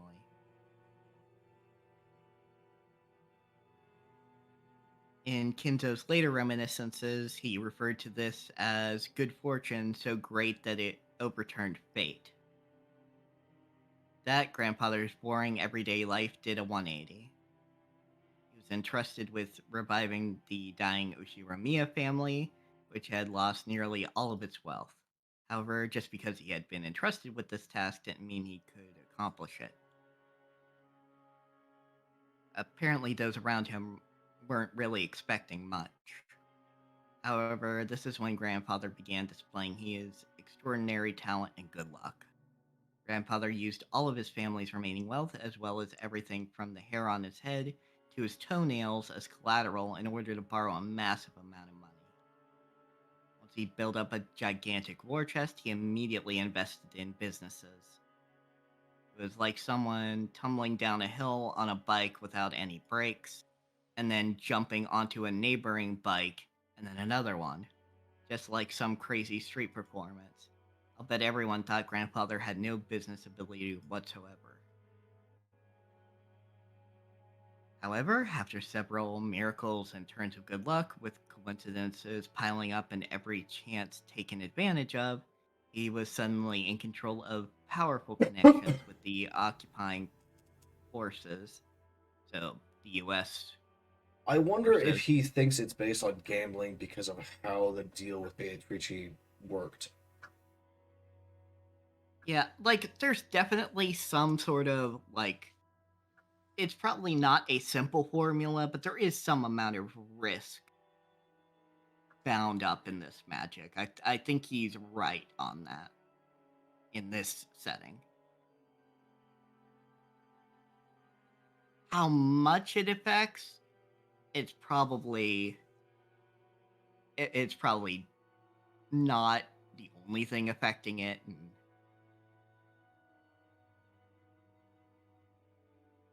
But I don't think he's totally mistaken. Just like hard focused on the wrong aspect, maybe. Yeah. At that time, MacArthur and the GHQ were the ultimate authority in Japan. Grandfather, in a twinkle of an eye, began succeeding in business under the protection of the occupying forces, quickly becoming very rich. Yeah, so, buddied up to imperialist occupiers.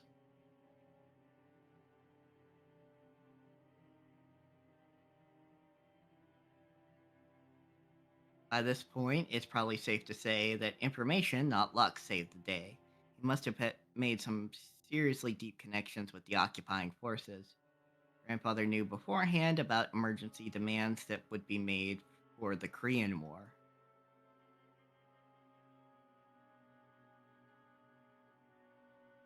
No, it was more than that. He must have predicted those emergency demands from the very beginning when he started investing his money. History books make it sound like all of Japan made a large profit off the emergency demands during the Korean War, but that isn't actually true. Only a very limited number of super rich played the money game and made an easy profit. Because, yeah, that's how capitalism usually ends up. Mm-hmm. That's just money. That's how it works. Mm-hmm. Most of the citizens remained poor. In other words, Grandfather was a member of this extremely lucky group of winners. Pretty sure this all happened during the 1950 or so. The Great Kanto earthquake happened in 1924, so that means Grandfather was able to revive the near-dead Ushiramiya family in only about 20 years to a level even higher than it had ever been before.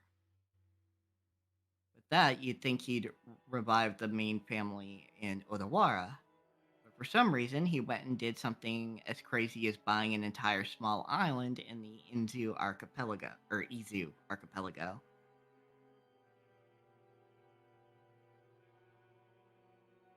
Buying an entire island is not something that you can ordinarily do today. However, Grandfather was clever. He contacted the GHQ and applied for the establishment of a marine resource base. He acquired this island as a business property, then tossed that project aside and claimed it as his own plot of land.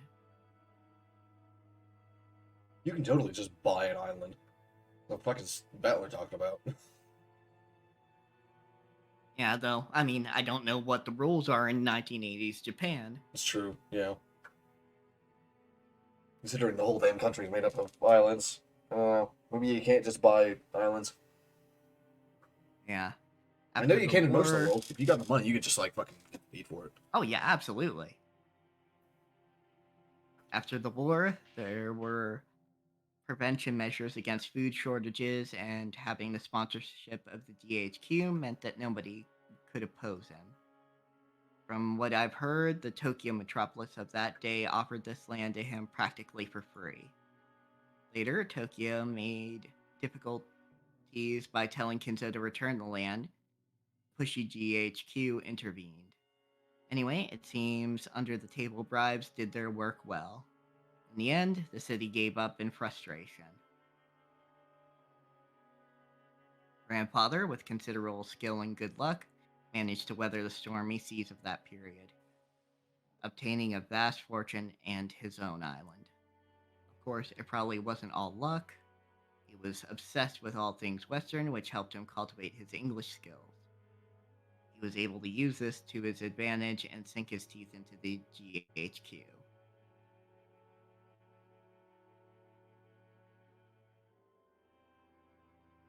Give me just a second. Yep. I would take over the narration, but I can't force mouse to click. So we're just sort of waiting.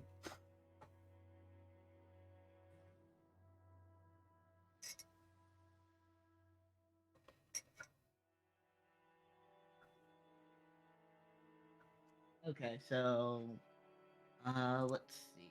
Everything good? GHQ is Oh General yeah, Headquarters. yeah. First That's Supreme Commander for the Allied Powers. Okay. yeah. I figured, but I just wanted to check. Because that's not a phrase used much as far as, Yeah, it's when... it's a historical term, organization, whatever the fuck. Yeah. A mansion was built on the island soon after. This mansion, in fact, grandfather, with his love of Western style, made this once uninhabited island a canvas upon which he could realize his dreams to his heart's content. He now had the Western mansion of his dreams, overflowing with emotion and atmosphere, and beautiful garden featuring all sorts of roses. And he had a private beach where nobody other than himself would ever be permitted to leave a footprint. It would be a dream come true for any boy.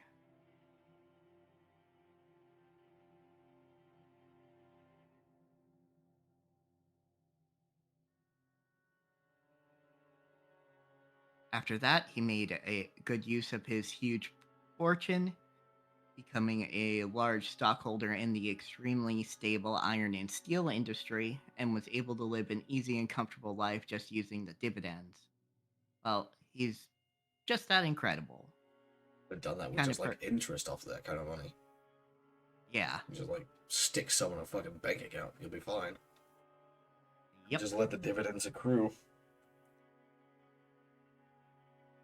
This kind of person usually has the ability to foresee and predict the future, or at least that is how they're portrayed after the fact. The grandfather denies all of that, repeatedly saying that he was simply blessed with extraordinary luck.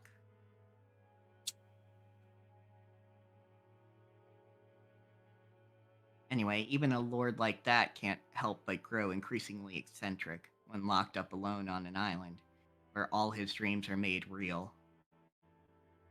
Everyone knows that he's had a Western obsession from the start, but none of our parents really know when his bizarre black magic hobby began.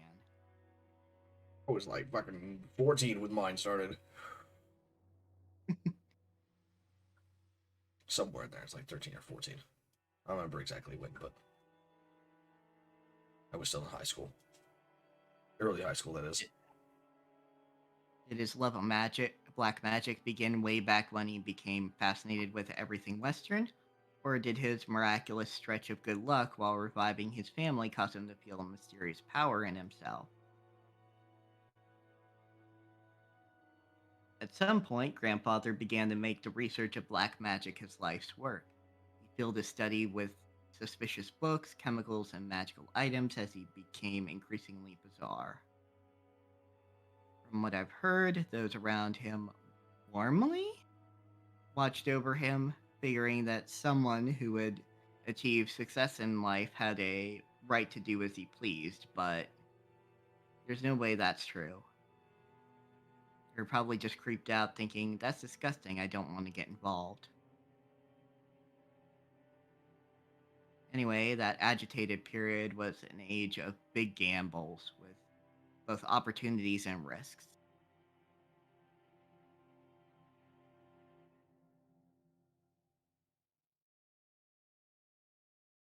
Let's say grandfather was born in this time period. He would have had no opportunities and would probably have advanced like a chess piece from mandatory education to college at a leisurely pace, never becoming more than an average salaryman.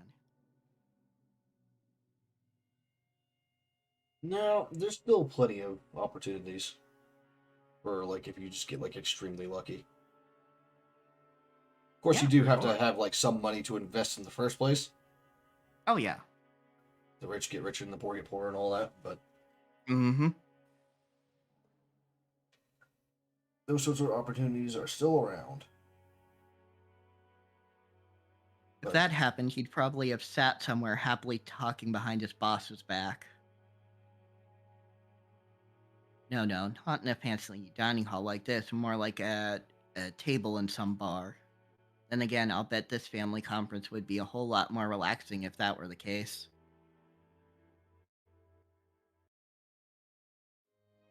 Okay, that's enough about the old geezer. More importantly, let's talk about this incredible lunch. 前菜の刺身のサラダで俺はすでに確信してたね。 Sashimi salad? Are you kidding me? What? I don't. No. That does not sound good. Let me see like what the fuck a sashimi salad is. Okay, so it's not what I expected when you say sashimi salad. I expect something very much not that. It's mostly just like sashimi with a little bit of vegetables on the side. That's way better than what I expected. Yeah, it's like sashimi, some greens, maybe some like grated ginger or grated carrot, avocado, stuff like that. And not a whole lot of it or anything. Yeah, I expected like a full ass fucking Caesar salad with sashimi on top, and I was like, what the fuck? I'm already convinced by that sashimi salad appetizer. 小田さんは大したシェフだぜ。 Goda's an excellent chef. しかも魚は近海で取れたやつだろ。 Plus, these fish were caught in the adjacent seas, weren't they? スーパーの刺身とはわけが違ったぜ。 They're totally different from the sashimi you get at the supermarket. おいおいよせよバトラー。育ちがバレちまうだろうが。 Hey, Quiddit Battler, your upbringing will be exposed. Everyone let out a big laugh. Damn it, you say that even though you love those cheap pubs. 僕も仕事の都合で珍しいところで食事をすることもあるけど、それらと比べてもこれはかなりのものだよ。 I've eaten at many unusual places because of work. This stands right up there with the best of them. ゴーダさんは多分その道じゃ少しは知られた人だったんじゃないかな。 I'd be willing to bet Goda used to be pretty well known in those circles. よくは知らねえんだけどよ。老舗ホテルでのれん分けだか派閥の分裂だかややこしいことがあってよ。 Well, I don't know the details, but stuff got complicated at the long-standing hotel he used to work at. What with them opening up a new establishment with the same name and breaking into factions or something, it was. そのトラブルで辞めざるを得なくなっちまったんだってさ。 In the middle of that, he was apparently forced to retire. それでその時、偶然お袋が使用人の求人を出してたわけなんだよ。 Retire. At that time, Mom just happened to be sending out job offers for a servant.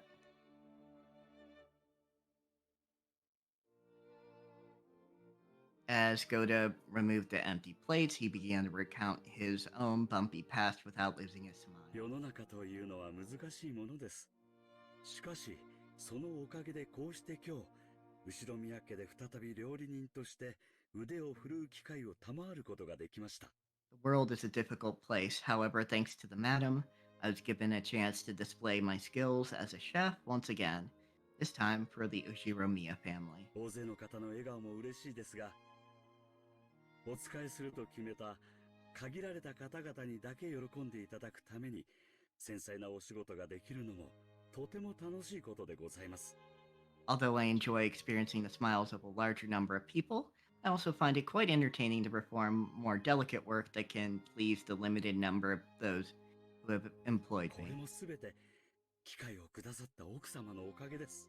All this is thanks to the opportunity given to me by the madam. This does not sound like him recounting his bumpy past. As Goda was claimed. Yeah. No, sorry. Goda respectfully bowed his head towards Aunt Natsuhi. 応募のあった中でゴーダが一番腕が良かったからです。 That's because you were the most talented of the applicants. 客観的判断に基づくもので市場はありませんので感謝には及びません。The decision was purely objective, not based on personal feelings, so there's no need to thank me.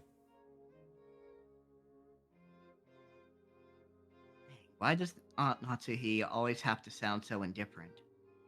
If only she spoke with a bit more kindness, she might leave a different impression. She's got chronic stress headaches.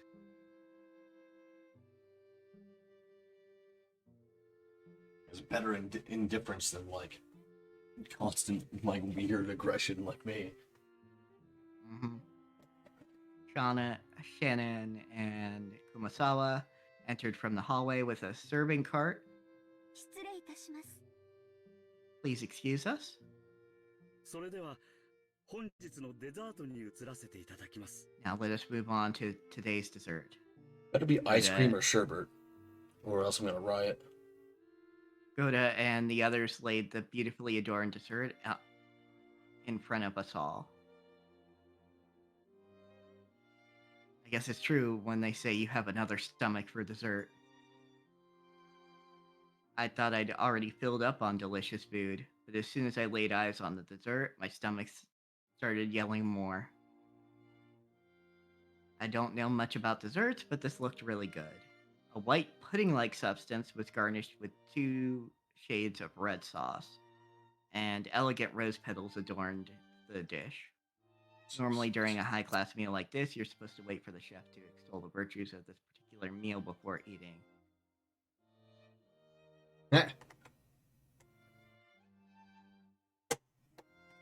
However, Maria was completely indifferent to strict rules like that. So she got excited by this beautiful and delicious-looking dessert, jumping into the fray as soon as it was placed before her.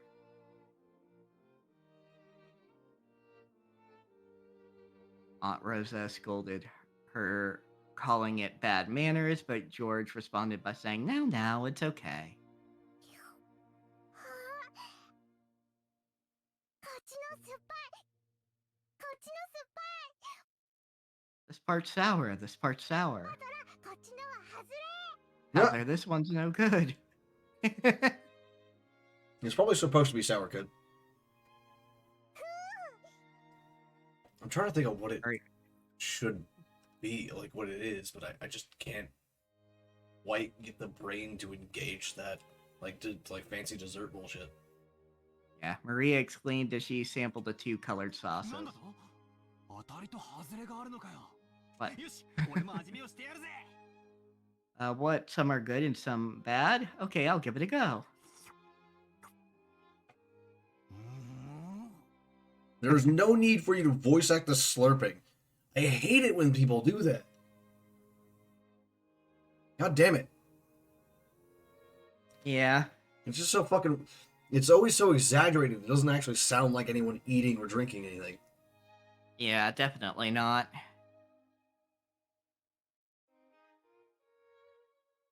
Apparently, one sauce was sweet and the other sour. Despite it being bad manners, I also stuck my little finger in and licked it. Whoa, one of the sauces was sour enough to make you pucker up. If it were a yellow, I'd have suspected lemon, but I couldn't guess what kind of sourness would be red.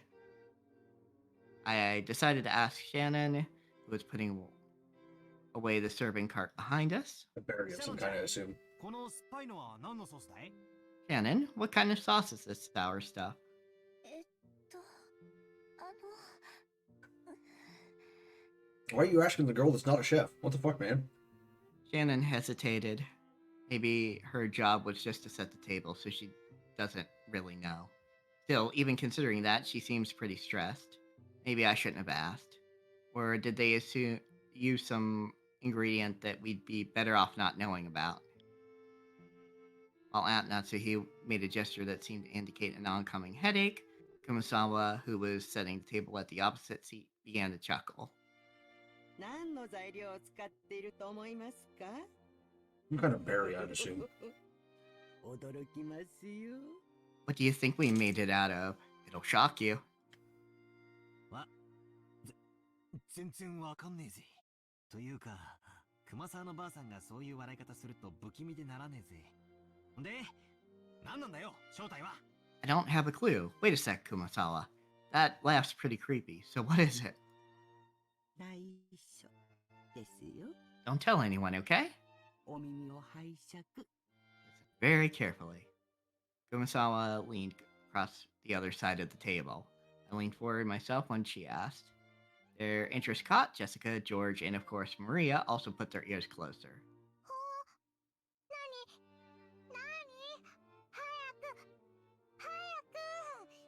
What? What? Quickly, こ quickly. の酸っぱいのはですね、実はお魚の Yeah, I サ doubt バの that. 絞り汁ですよ。 You see, the sour part is made from juice squeezed from a mackerel. サバ What? Mackerel? That's crazy, we all thought, horrified. Only Maria accepted it, nodding sagely. ほう、サバは酸っぱいよ。絞ったらこうなる。 Mackerels are not sour, kid. Mackerels are sour. This is what comes out when you squeeze them.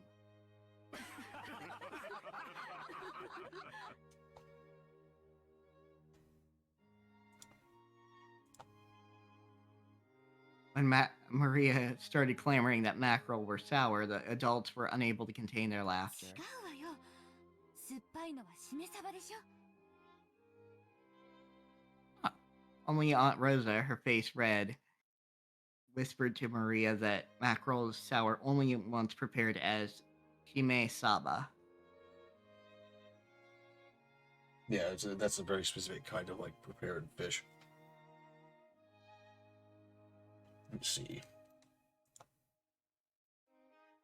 It's vinegar. That's what makes it sour. Okay. It's a vinegar cured mackerel fillet, which it's the vinegar that makes it sour. Gotcha.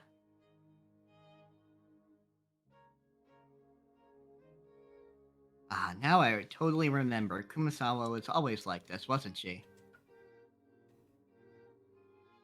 I think I remember her tricking me too in all sorts of ways when I was young. The most lethal has got to be that one. Those flimsy black things in Chinese dishes. They're kikurage mushrooms. She told me they were penguin meat, and I went all around school like a smartass telling everyone, didn't I? 熊沢のばあちゃん、相変わらずだな。マリアが信じちゃうだろ。 Kumasawa, you sure haven't changed. You know Maria's gonna believe it now, right? 冗談ですよ。今からゴーダさんがソースの正体を教えてくれますからね。 It's just a joke. Now Goda's gonna tell us what the sauce really is, won't he? Goda looked a little put off about his masterpiece being laughed at for such a bizarre reason, but after clearing his throat once, he introduced the dessert to us. それではデザートのご説明をさせていただきます。 Well, then allow me to introduce our ご dessert. 来賓の皆様が大層お気に入りでございましたバラの庭園にちなみましてパンナコッタをローズガーデン風に仕上げてみました。 After seeing how much you all enjoyed the rose garden earlier today, I finished this panna cotta in a rose garden style. It's sort of like a See, like a flan almost, but not. It's made mostly of cream. yeah, it's cream and thickened up with gelatin and put into a mold to make it kind of like a souffle or custard. It's custard, basically. Yeah, although the custard also has other things in it, not just like sweet cream.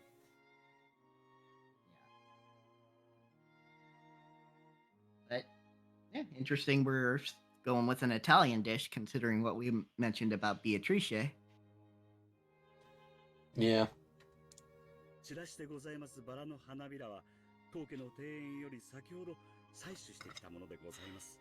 Rose petals scattered across were selected just now from the very rose ソー garden. スはストロベリーとローズヒップの2色の赤をご用意しました。 Sauce is a combination of 2 red, strawberry, and rose hips. Well, that would explain the sour. ストロベリーの甘味とローズヒップの酸味を交互にお楽しみになってください。 I've never had rose hip flavored anything, though, to be honest. But I've had rosehip tea, but it did not seem sour to me. In fact, like I would put this the other way around. Like fresh strawberries do have like some tart to it. yeah, absolutely.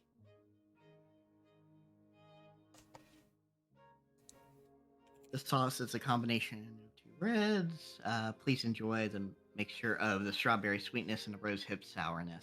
なお花びらは観賞用となっておりますので、避けてからお召し上がりくださいませ。 Furthermore, the rose petals are merely decorative, so please avoid them while you eat. それではどうぞ。 Yeah, the rose petals aren't like toxic or anything. It's just not part of the. I mean, they're edible, but like, why? Yeah, exactly. With that said, please enjoy. Though what will always piss me off as a garnish is edible gold. Yeah, fuck that.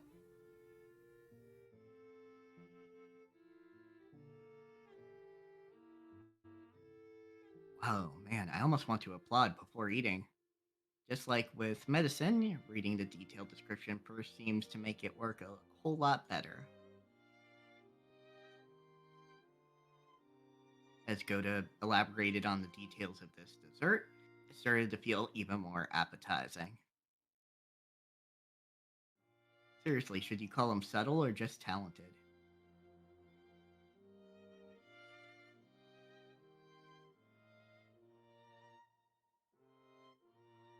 The dessert was probably planned from the beginning, but taking the hint when we all stopped in front of the Rose Garden earlier today, he displayed an incredible and timely awareness by just adding a few rose petals from the garden. Yeah, you can totally just eat those petals. I'm looking at it now, and like it, I don't know how a rose petal would taste personally, but they're commonly used in candies and desserts and stuff as like actually part of the dessert. Yeah, my only concern would be, they're not cultivated for that, so I'd be worried about like the pesticides. That's true, yeah. But like as long as it was washed first, it shouldn't matter. But I don't know. I don't know. I don't know how they're doing their weird fucking garden bullshit. Combination of sweet and sour was also exquisite. If it was just sweet, you'd get used to it and bored halfway through. But if you reach the sour sauce at this point, you get a really vivid taste. And then, once you return to the sweet sauce, all of the sourness in your mouth would be replaced with an enjoyable sweetness.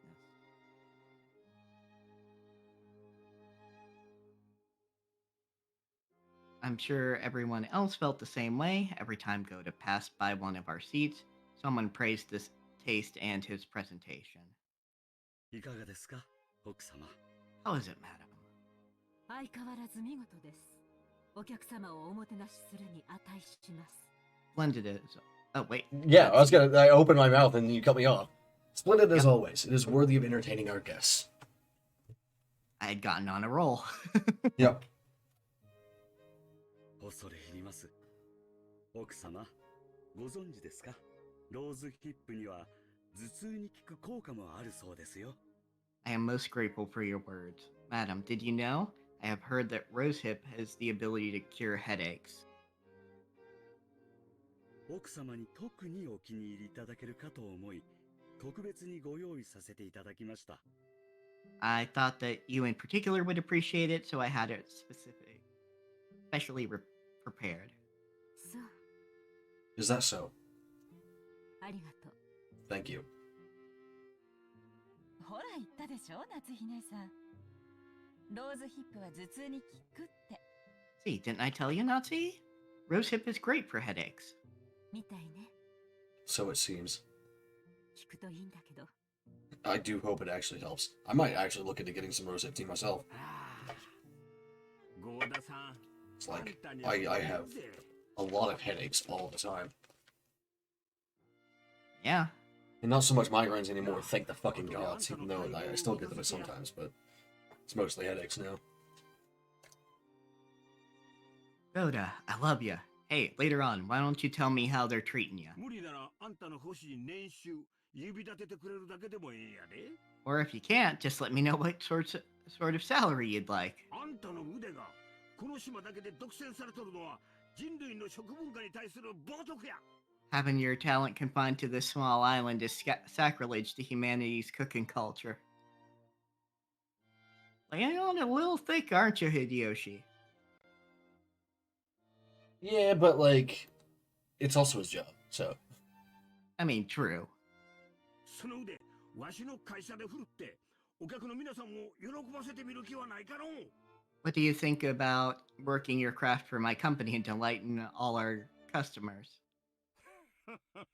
秀吉さん、うちのゴーダを引き抜かれるのですか？ Hideyoshi, are you trying to steal away our Goda? これは困った。 No, that won't do at all. ゴーダの待遇をもっと良くしないと引き抜かれてしまいそうだ。 Better start treating Goda better or he'll get snatched up. そうした方がいいわね。じゃないと引き抜かれて、3食が熊沢さんのサバ料理にされちゃうわよ。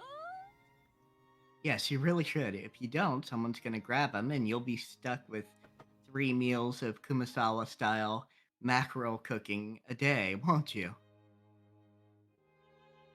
これは手厳しゅうございます。 That's harsh. 仮根に持たれてしまいまして。 Seems someone's holding a grudge against me.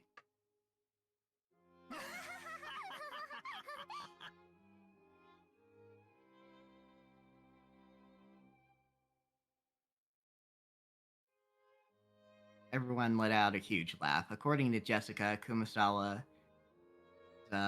mackerel jokes were a running gag that our parents had long since gotten used to.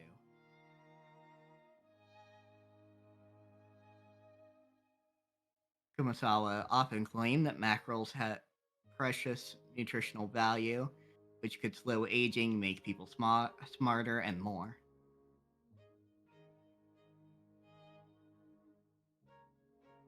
Supposedly, while it couldn't Probably just stop the fish oil. outward signs of aging, it helps prevent aging on the inside. Yeah, it helps with, supposedly it helps with arthritis and like joint trouble and all that shit. So it's something you'll find for like older people whenever like they're starting to slow down. You'll find like fish oil supplements on like their shelves and stuff. Yeah. Since she was still spirited enough to tell these kinds of jokes at her age, there must be something to that theory. If I liked more fish, I would definitely eat more fish just to take advantage of that at least. So it probably wouldn't help me specifically because my issues aren't technically joint, but I would still try just to. It's like when you're in the kind of pain that I am in, like all day, you would just sort of try everything. Yeah. Which kind of seems like kind of what is happening with Natsuhi, in that like everybody is kind of bringing anything to attempt to help. It's a lot better than just like ignoring it. Or Yeah. fucking making fun of it, Ava. Yeah, Ava. Maybe get In the that fucking case- scissors out, bitch. In that case, if you'll excuse me, prepare yourself for tonight's dinner. たくさんのサバ料理をお召し上がりいただきますので、どうぞご期待くださいませね。 I'll be cooking plenty of mackerel dishes for you all, so you'd better look forward to it. 期待してるよ。今晩はしめ鯖でキュッとしゃれ込みたいぜ。 We sure will. Can't wait to get all puckered up from tonight's kimisaba. You would not have the time to make shimisawa from like lunch to dinner. No way. It would take several Yeah. days. ついでに日本酒の美味しいのも出てこないかしら。 That sounds wonderful. I wonder if they'll be serving any good Japanese sake. ええ、ございますよ。ロッケン島名物のサバ焼酎なるものがございま We'll して。 show you. Good gods. Oh, we certainly will. Haven't you heard of Rokkenjima's famous mackerel shoshu? That sounds fucking awful. Like fish booze and fish wine. Fuck that. No way. Ugh.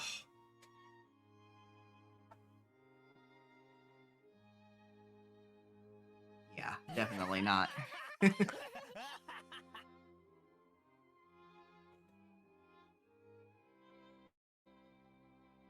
Kumasawa, together with Shannon, bowed and pushed the serving cart away.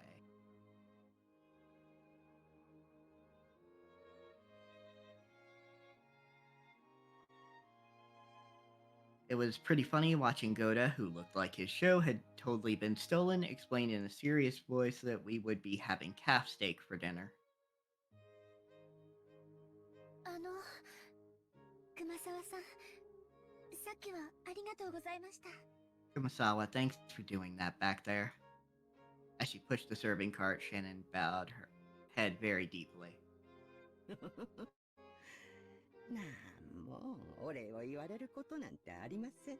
Haven't done anything that requires thanks. The easy thing to say Oh, there, like, to Battler's question would be like, Goda will tell you in a minute. Let's just, set everything out and let him do his thing.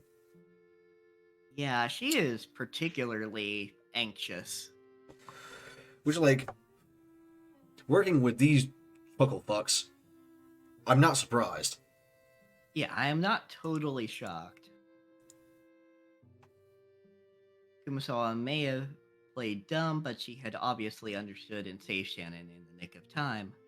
Back when Battler had asked about dessert, Shannon had unfortunately hesitated. There may have been several ways to dodge the question, but all of them would have required some quick wits. Shannon, who hesitated when hard pressed for a response, was always suffering because of this small weakness. If only Shannon had a little of the craftiness needed to cleverly shake off a mistake, like Goda, her life would have been a bit easier.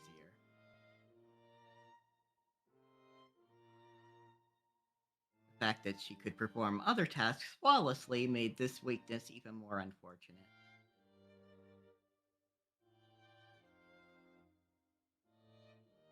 However, there were some who understood Shannon's honest nature, her inability to gloss over a mistake and draw attention away from it.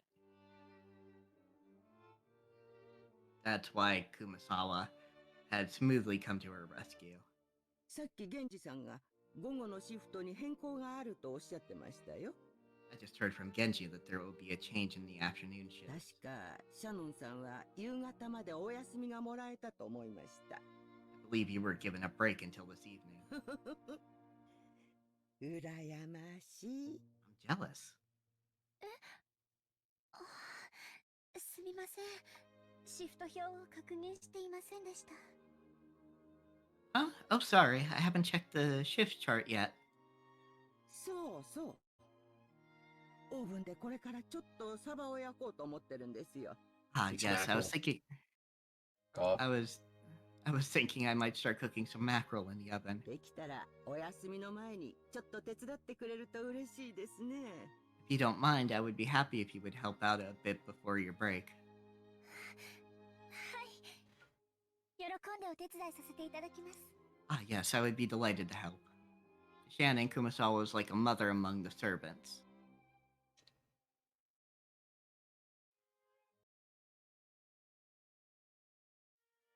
How much more energy you got in you?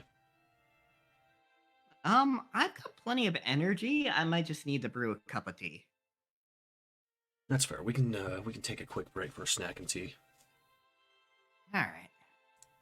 Me set up a longer song, and since we are talking about it, in fact, I think I will use a song from Control, the Astronays. With the Old Gods of Ad. Yeah, there we go.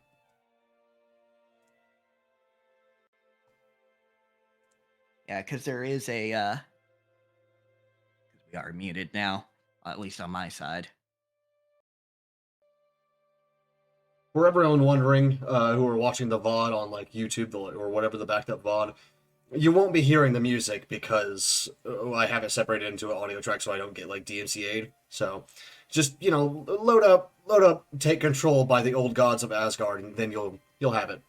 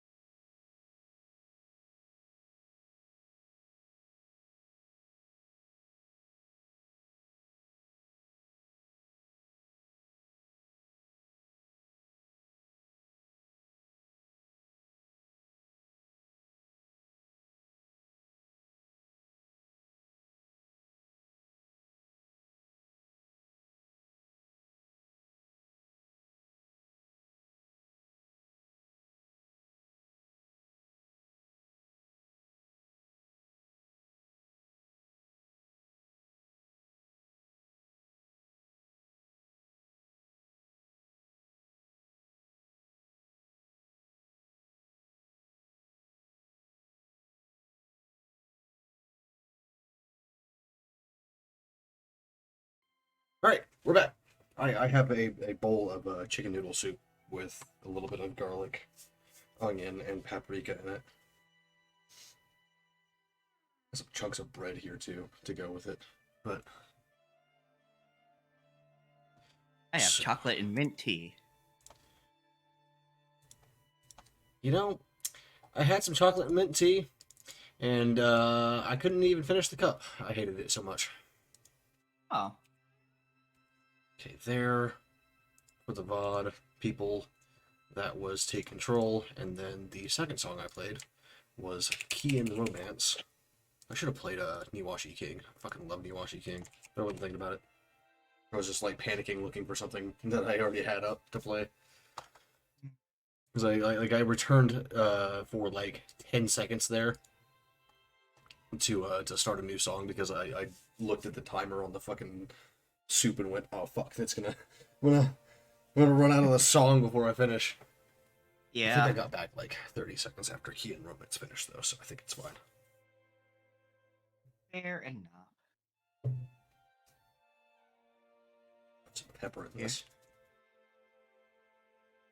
What's up?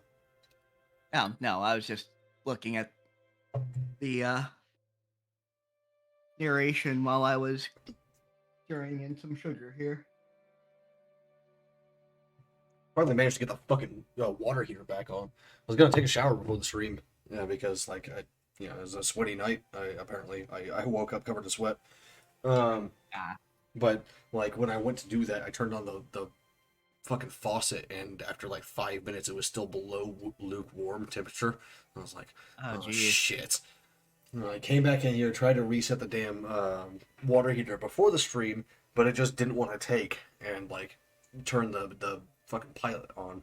So I sat there for like 3 minutes while the soup was heating up, trying to turn the damn pilot back on. I finally got it turned back on. So Good. in a few hours, I'm gonna be able to finally get my hair clean.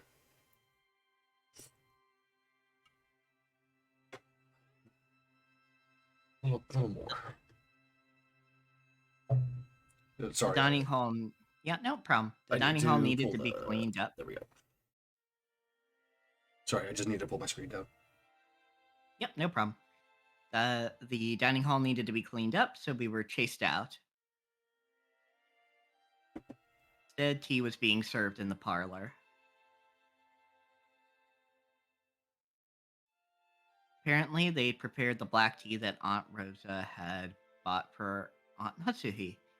But, okay, now you are definitely correct, because I remember Yeah. Rosa saying it was herb, not black tea for Aunt Natsuhi. The fuck?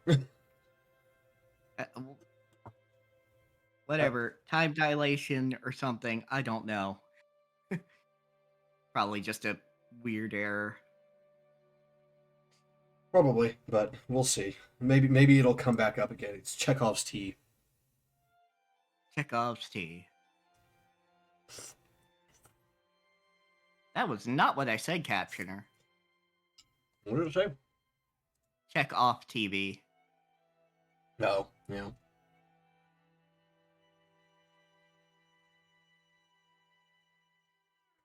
Shut your mouth, Ember, and get off my fucking windowsill. Thank you. Yes. Maria said she also wanted to have some black tea. But my old bastard said she couldn't and told us children to go play outside. バトラ君、みんなで表に散歩に行かないかい？ What do you mean the kid Yeah, can't Larry. have a fucking like black tea? What the fuck's wrong with you? The black tea is like something that you drink all your life in the South. Oh yeah. No, it's not about the tea, it's about chasing them out while they have money discussion. Yeah. Still, tea though. Fuck you, Rudolph. Yeah, I mean, still, fuck you, Rudolph.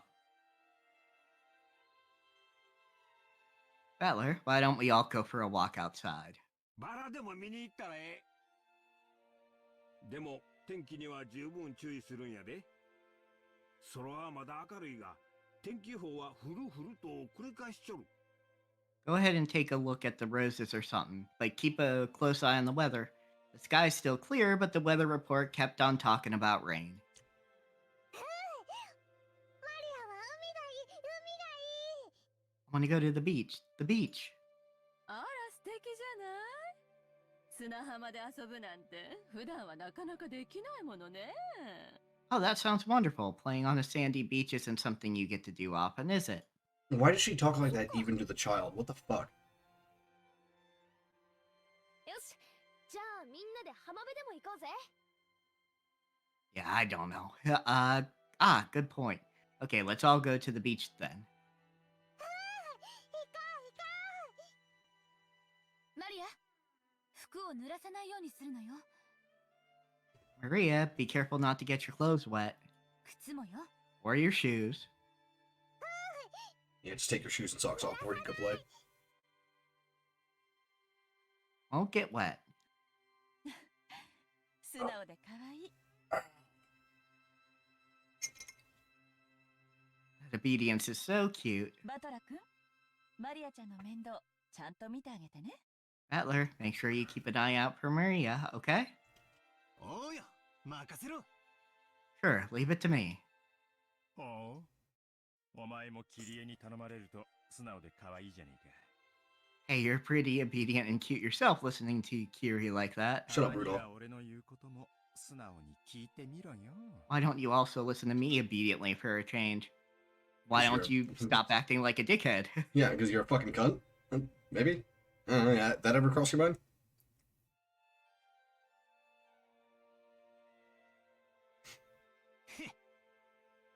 まっぴらごめんだぜ。行こうぜ、みんな。ほらほら。 Ah, hell no. Let's go, everyone. Come on. The children flew out of the parlor.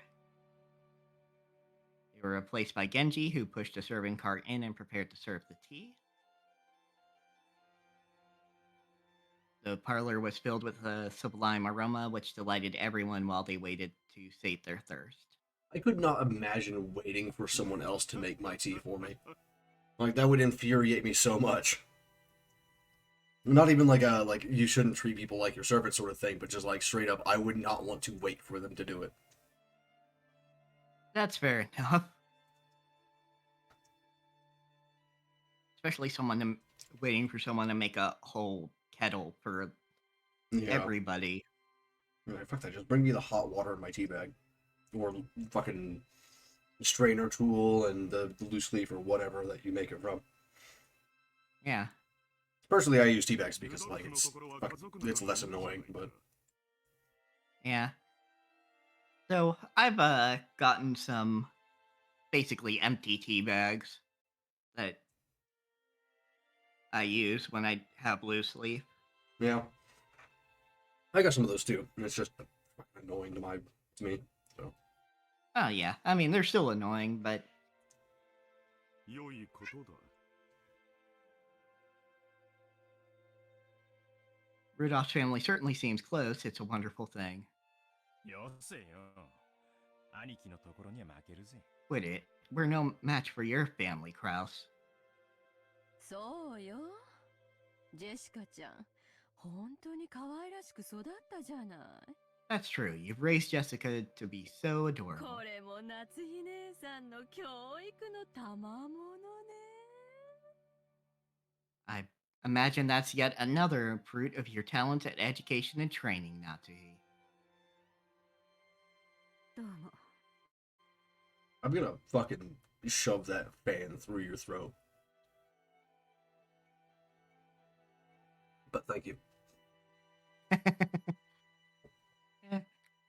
Now I'm imagining that what you say is her internal dialogue. The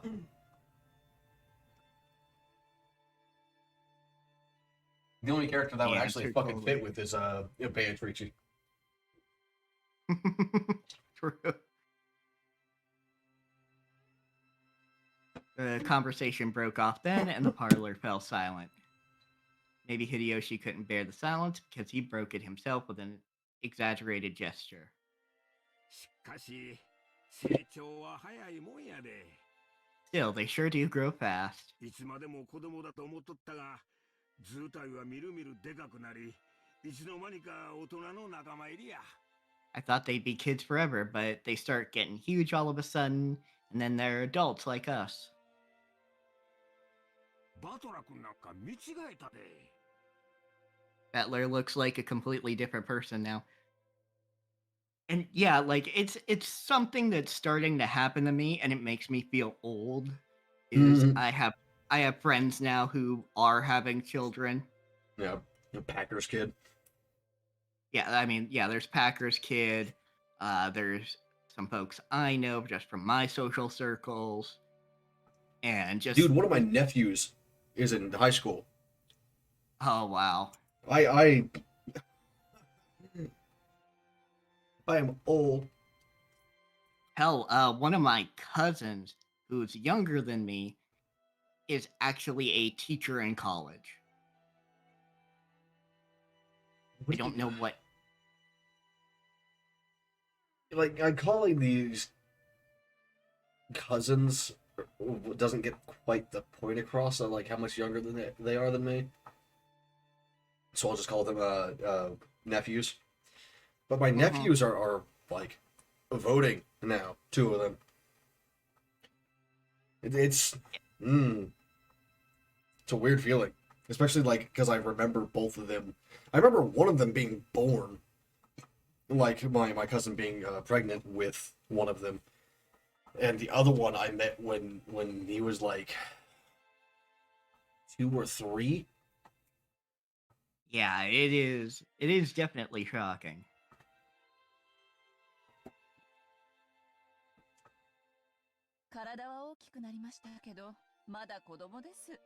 His body has grown much bigger, but he's still just a kid. So you could say the same about my husband. I wonder where the border between child and adult is. I'll let you on a secret, Rosa. There isn't a hard border. It's a shifting spectrum. It changes for everyone. I still don't feel as though I've grown up. 情けないじゃないか。一児の母の言うことではない。 Isn't that pitiful? That's not something the mother of a child should say. Fuck you, Kraus. Yeah, fuck you, dude. It's like, I also don't remember, like, a point where it's like, yes, now I am an adult. I'm just like, I don't know, I'm 29 in a few months. Fucking, I guess I'm an adult. I guess. I don't ever really remember feeling like a kid either. It's just, like, one continuous line of me. Yeah, absolutely.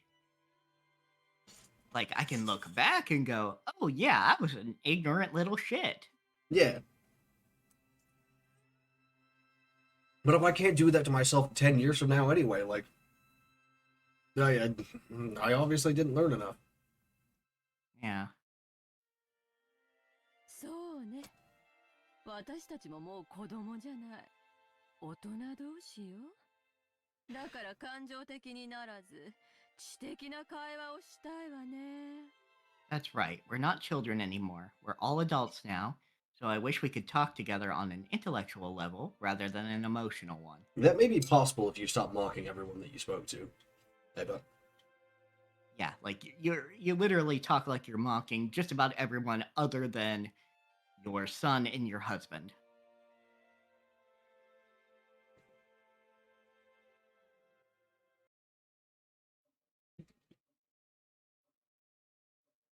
When Ava smiled with sharp sarcasm, everyone seemed to get more intense. Or more tense, rather. It felt as though that pleasant tea aroma had been tossed out the window. 知的な会話なら昔からいつも心がけているじゃないか。 Since long ago, we've always endeavored to engage in intellectual conversations. That's another, like, weird thing, about, like, translating stuff literally. And I've noticed this across the 3 major Asian languages that I know. You know, Chinese, Korean, Japanese. Yeah. Or at least a major in terms of, like, cultural export, I guess, like stories, comics, that sort of thing. Since long ago is not a phrase that works in English. Like, it literally makes sense, but it's not a natural phrase. no one says that in English. It's normally what you'd say here is like, we've always tried to engage in an intellectual conversation. Just Yeah, you leave would the just since long ago thing apart. Like, or is like we've tried to engage in an intellectual conversation since we were young anyway, or something, yeah some shit like that. yeah Since before we had kids, since we came of age, something like that, some specific point, not since long ago. And especially not at the beginning of a conversation, or not a conversation, the beginning of a sentence like that. It's awkward in English. yeah it absolutely is.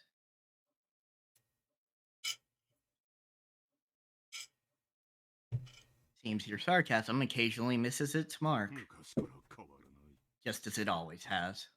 昔からいつもですって？ Oh, what is it you've always endeavored to do? あらあら。My, my. その言葉をきれいに放送して、何十年か前のこの部屋に届けてあげたいわね。I wish I could wrap those words up and send them to this room a few decades ago. ねえ、ローザ。Right, Rosa?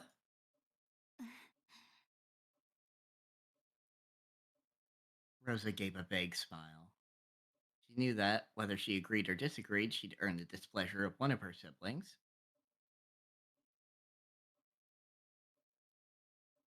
It was a bit of worldly wisdom that had been essential for someone growing up as the youngest sibling. That's when you Yeah, just say, youngest. shut the fuck up, sit down, let's talk business. Or like, or else I'm just gonna leave and go to the beach because I want to go to the beach. Eat shit. Yeah. よせよ姉貴。ガキどもがいない間に本題に入ろうじゃねえか。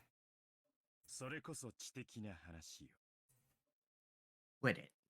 We'd better get started on our main topic while the brats aren't around. Let's make that our intellectual conversation.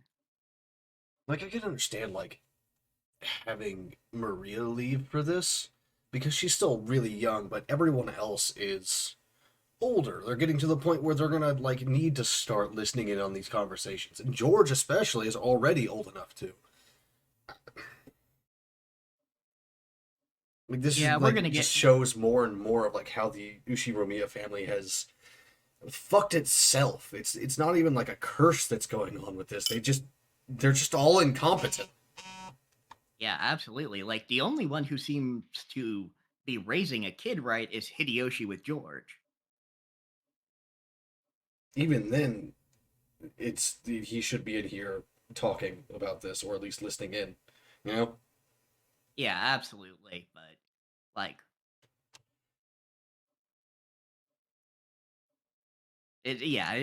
they're fucking themselves over. But also, like, at least George has been learning from his father rather than getting ridiculed by him. Yeah. Although his mother doesn't let him sit on these. Whatever. Anyway, let's continue. As Rudolph glanced over the faces of all present, some let out a slight sigh, and some let a small look of resignation cross their face. They were approaching their unavoidable brew agenda. 去年の時点で余命3ヶ月だったんだ。ってことは、すでにマイナス9ヶ月ってことじゃねえか。Last year, his life expectancy was estimated at about 3 months, which I guess means he's got negative 9 months left now. いつお迎えが慌ててすっ飛んでくるかもわからねえ状態ってことだぜ。Should we take that to mean it might suddenly happen at any time? 当主様は今でも健在でおられます。The family head is still alive and well. この Big ような不穏な now. 話を日も明るいうちからなさろうとするなど、ルドルフさんの正気を疑わざるを得ません。The fact you'd bring up such an inappropriate topic under the light of day makes me doubt your sanity, Rudolph. Nazi, what the fuck are you talking about? This is a normal conversation when your, like, parent is nearly dying, like, starting to get their affairs in order. しょっぱい話はいざことがあってからじゃ遅いんや。Still, Natsuhi, this is the sort of thing you can't put off until after something happens. Yeah, exactly. Maybe upsetting, but like, come on. He's still healthy now, which makes this the perfect time to talk about this while we've still got time to plan. It's just a bit of financial etiquette, you might say. Normally the person in question would also be involved in these sorts of conversations, but as you guys have heard from before our bathroom break, he's not doing well. Yeah, he's got some mood swings and does not want to leave his room. Even if like you could all like pile into that room to talk to him, like he's not gonna have anything productive to say. Yeah, he's not gonna hear anything out. It's gonna just be... Honestly, with these kinds of the rants that he's going on, you could very easily have his power of attorney taken from him. Oh, absolutely. Because like the shit he's screeching is just... Yeah, but with the kind of sleazebag Kraus, just how Kraus looks like a sleazebag, he probably doesn't want he doesn't want medical professionals involved other than Nanjo.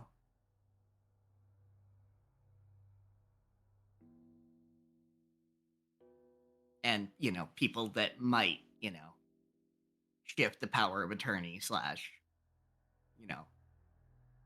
get him on, like, I don't know, elder abuse or something. Well, this is also the 1980s, so I don't think, like, elder abuse is really going to be a thing. Fair enough. Besides, like, nothing they can really do about it if he's just, like, locked himself in that room and won't fucking let anyone in. Oh, yeah, for sure. Seems father is the focus of everyone's concern. Dr. Nanjo, could we hear the details from you? That appears to be what everyone else is waiting for, after all. Nanjo, who had been standing by the window and staring out at the rose garden, let out a single cough when he realized he was being called. Nanjo sensei, お父様の具合はどんな感じなんですか? Dr. Nanjo, how is father's condition? まずはじめに、私が去年申し上げました、余命3ヶ月という言葉が一人歩きをしているようですので、その訂正からいたします。Well, to begin, allow me to start with a revision, since my estimate last year that he had only 3 months left was not borne out. 言われずともわかるわ。余命というのは、あくまでも見込みであって約束ではないとおっしゃられるのよね。Yeah, more or less. Yeah, no need to explain. You're saying that measuring remaining life is only a prediction, not a promise, right? But yeah, you can't exactly berate him on that. Yeah, Granted, I wouldn't put it past this family, but they seem to respect the guy well enough to not do that shit, especially because he has no requirement to stay there. He's not a servant. He can just fucking book it the minute there's a ferry. Yeah. People regularly fall short or greatly exceed their estimated life expectancy, so...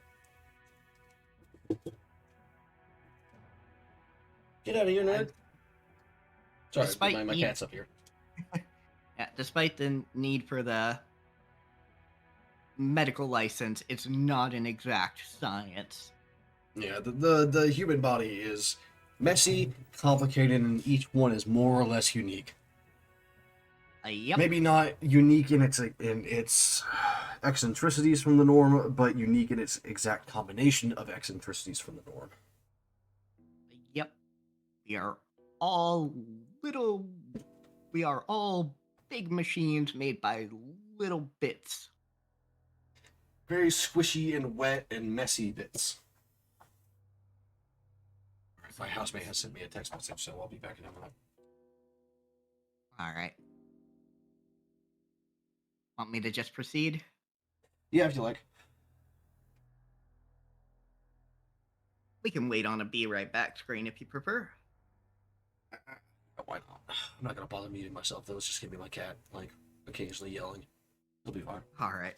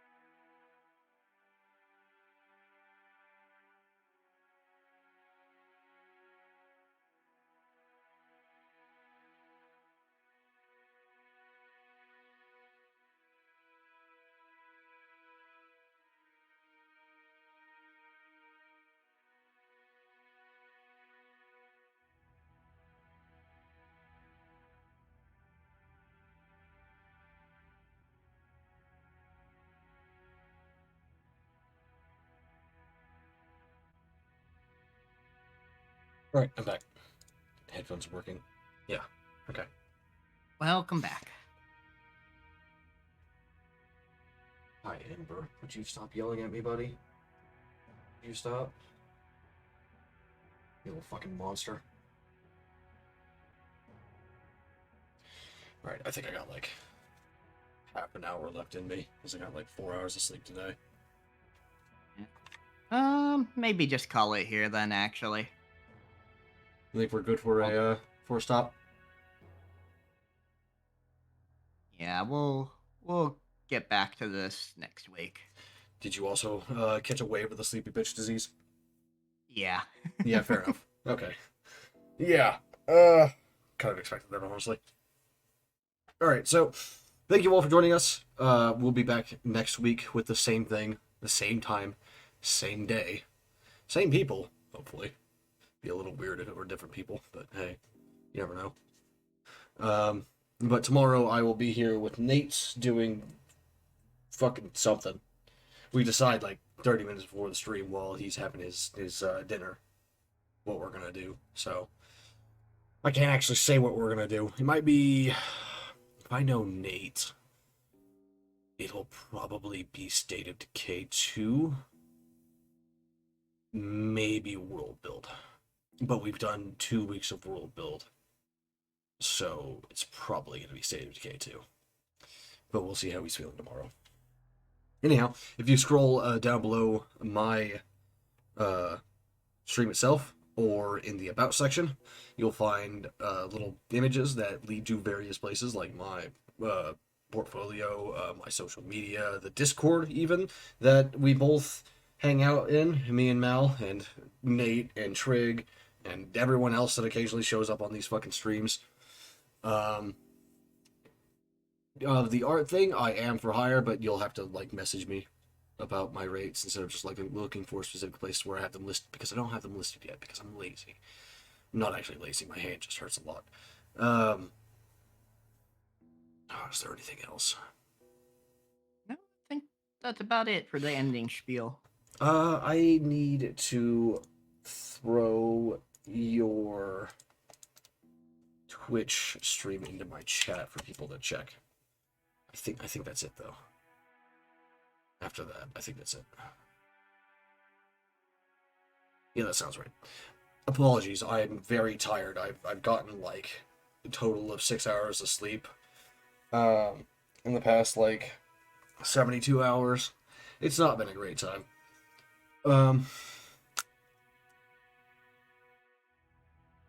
Yeah, that's it. And that soup made me tired. Yeah.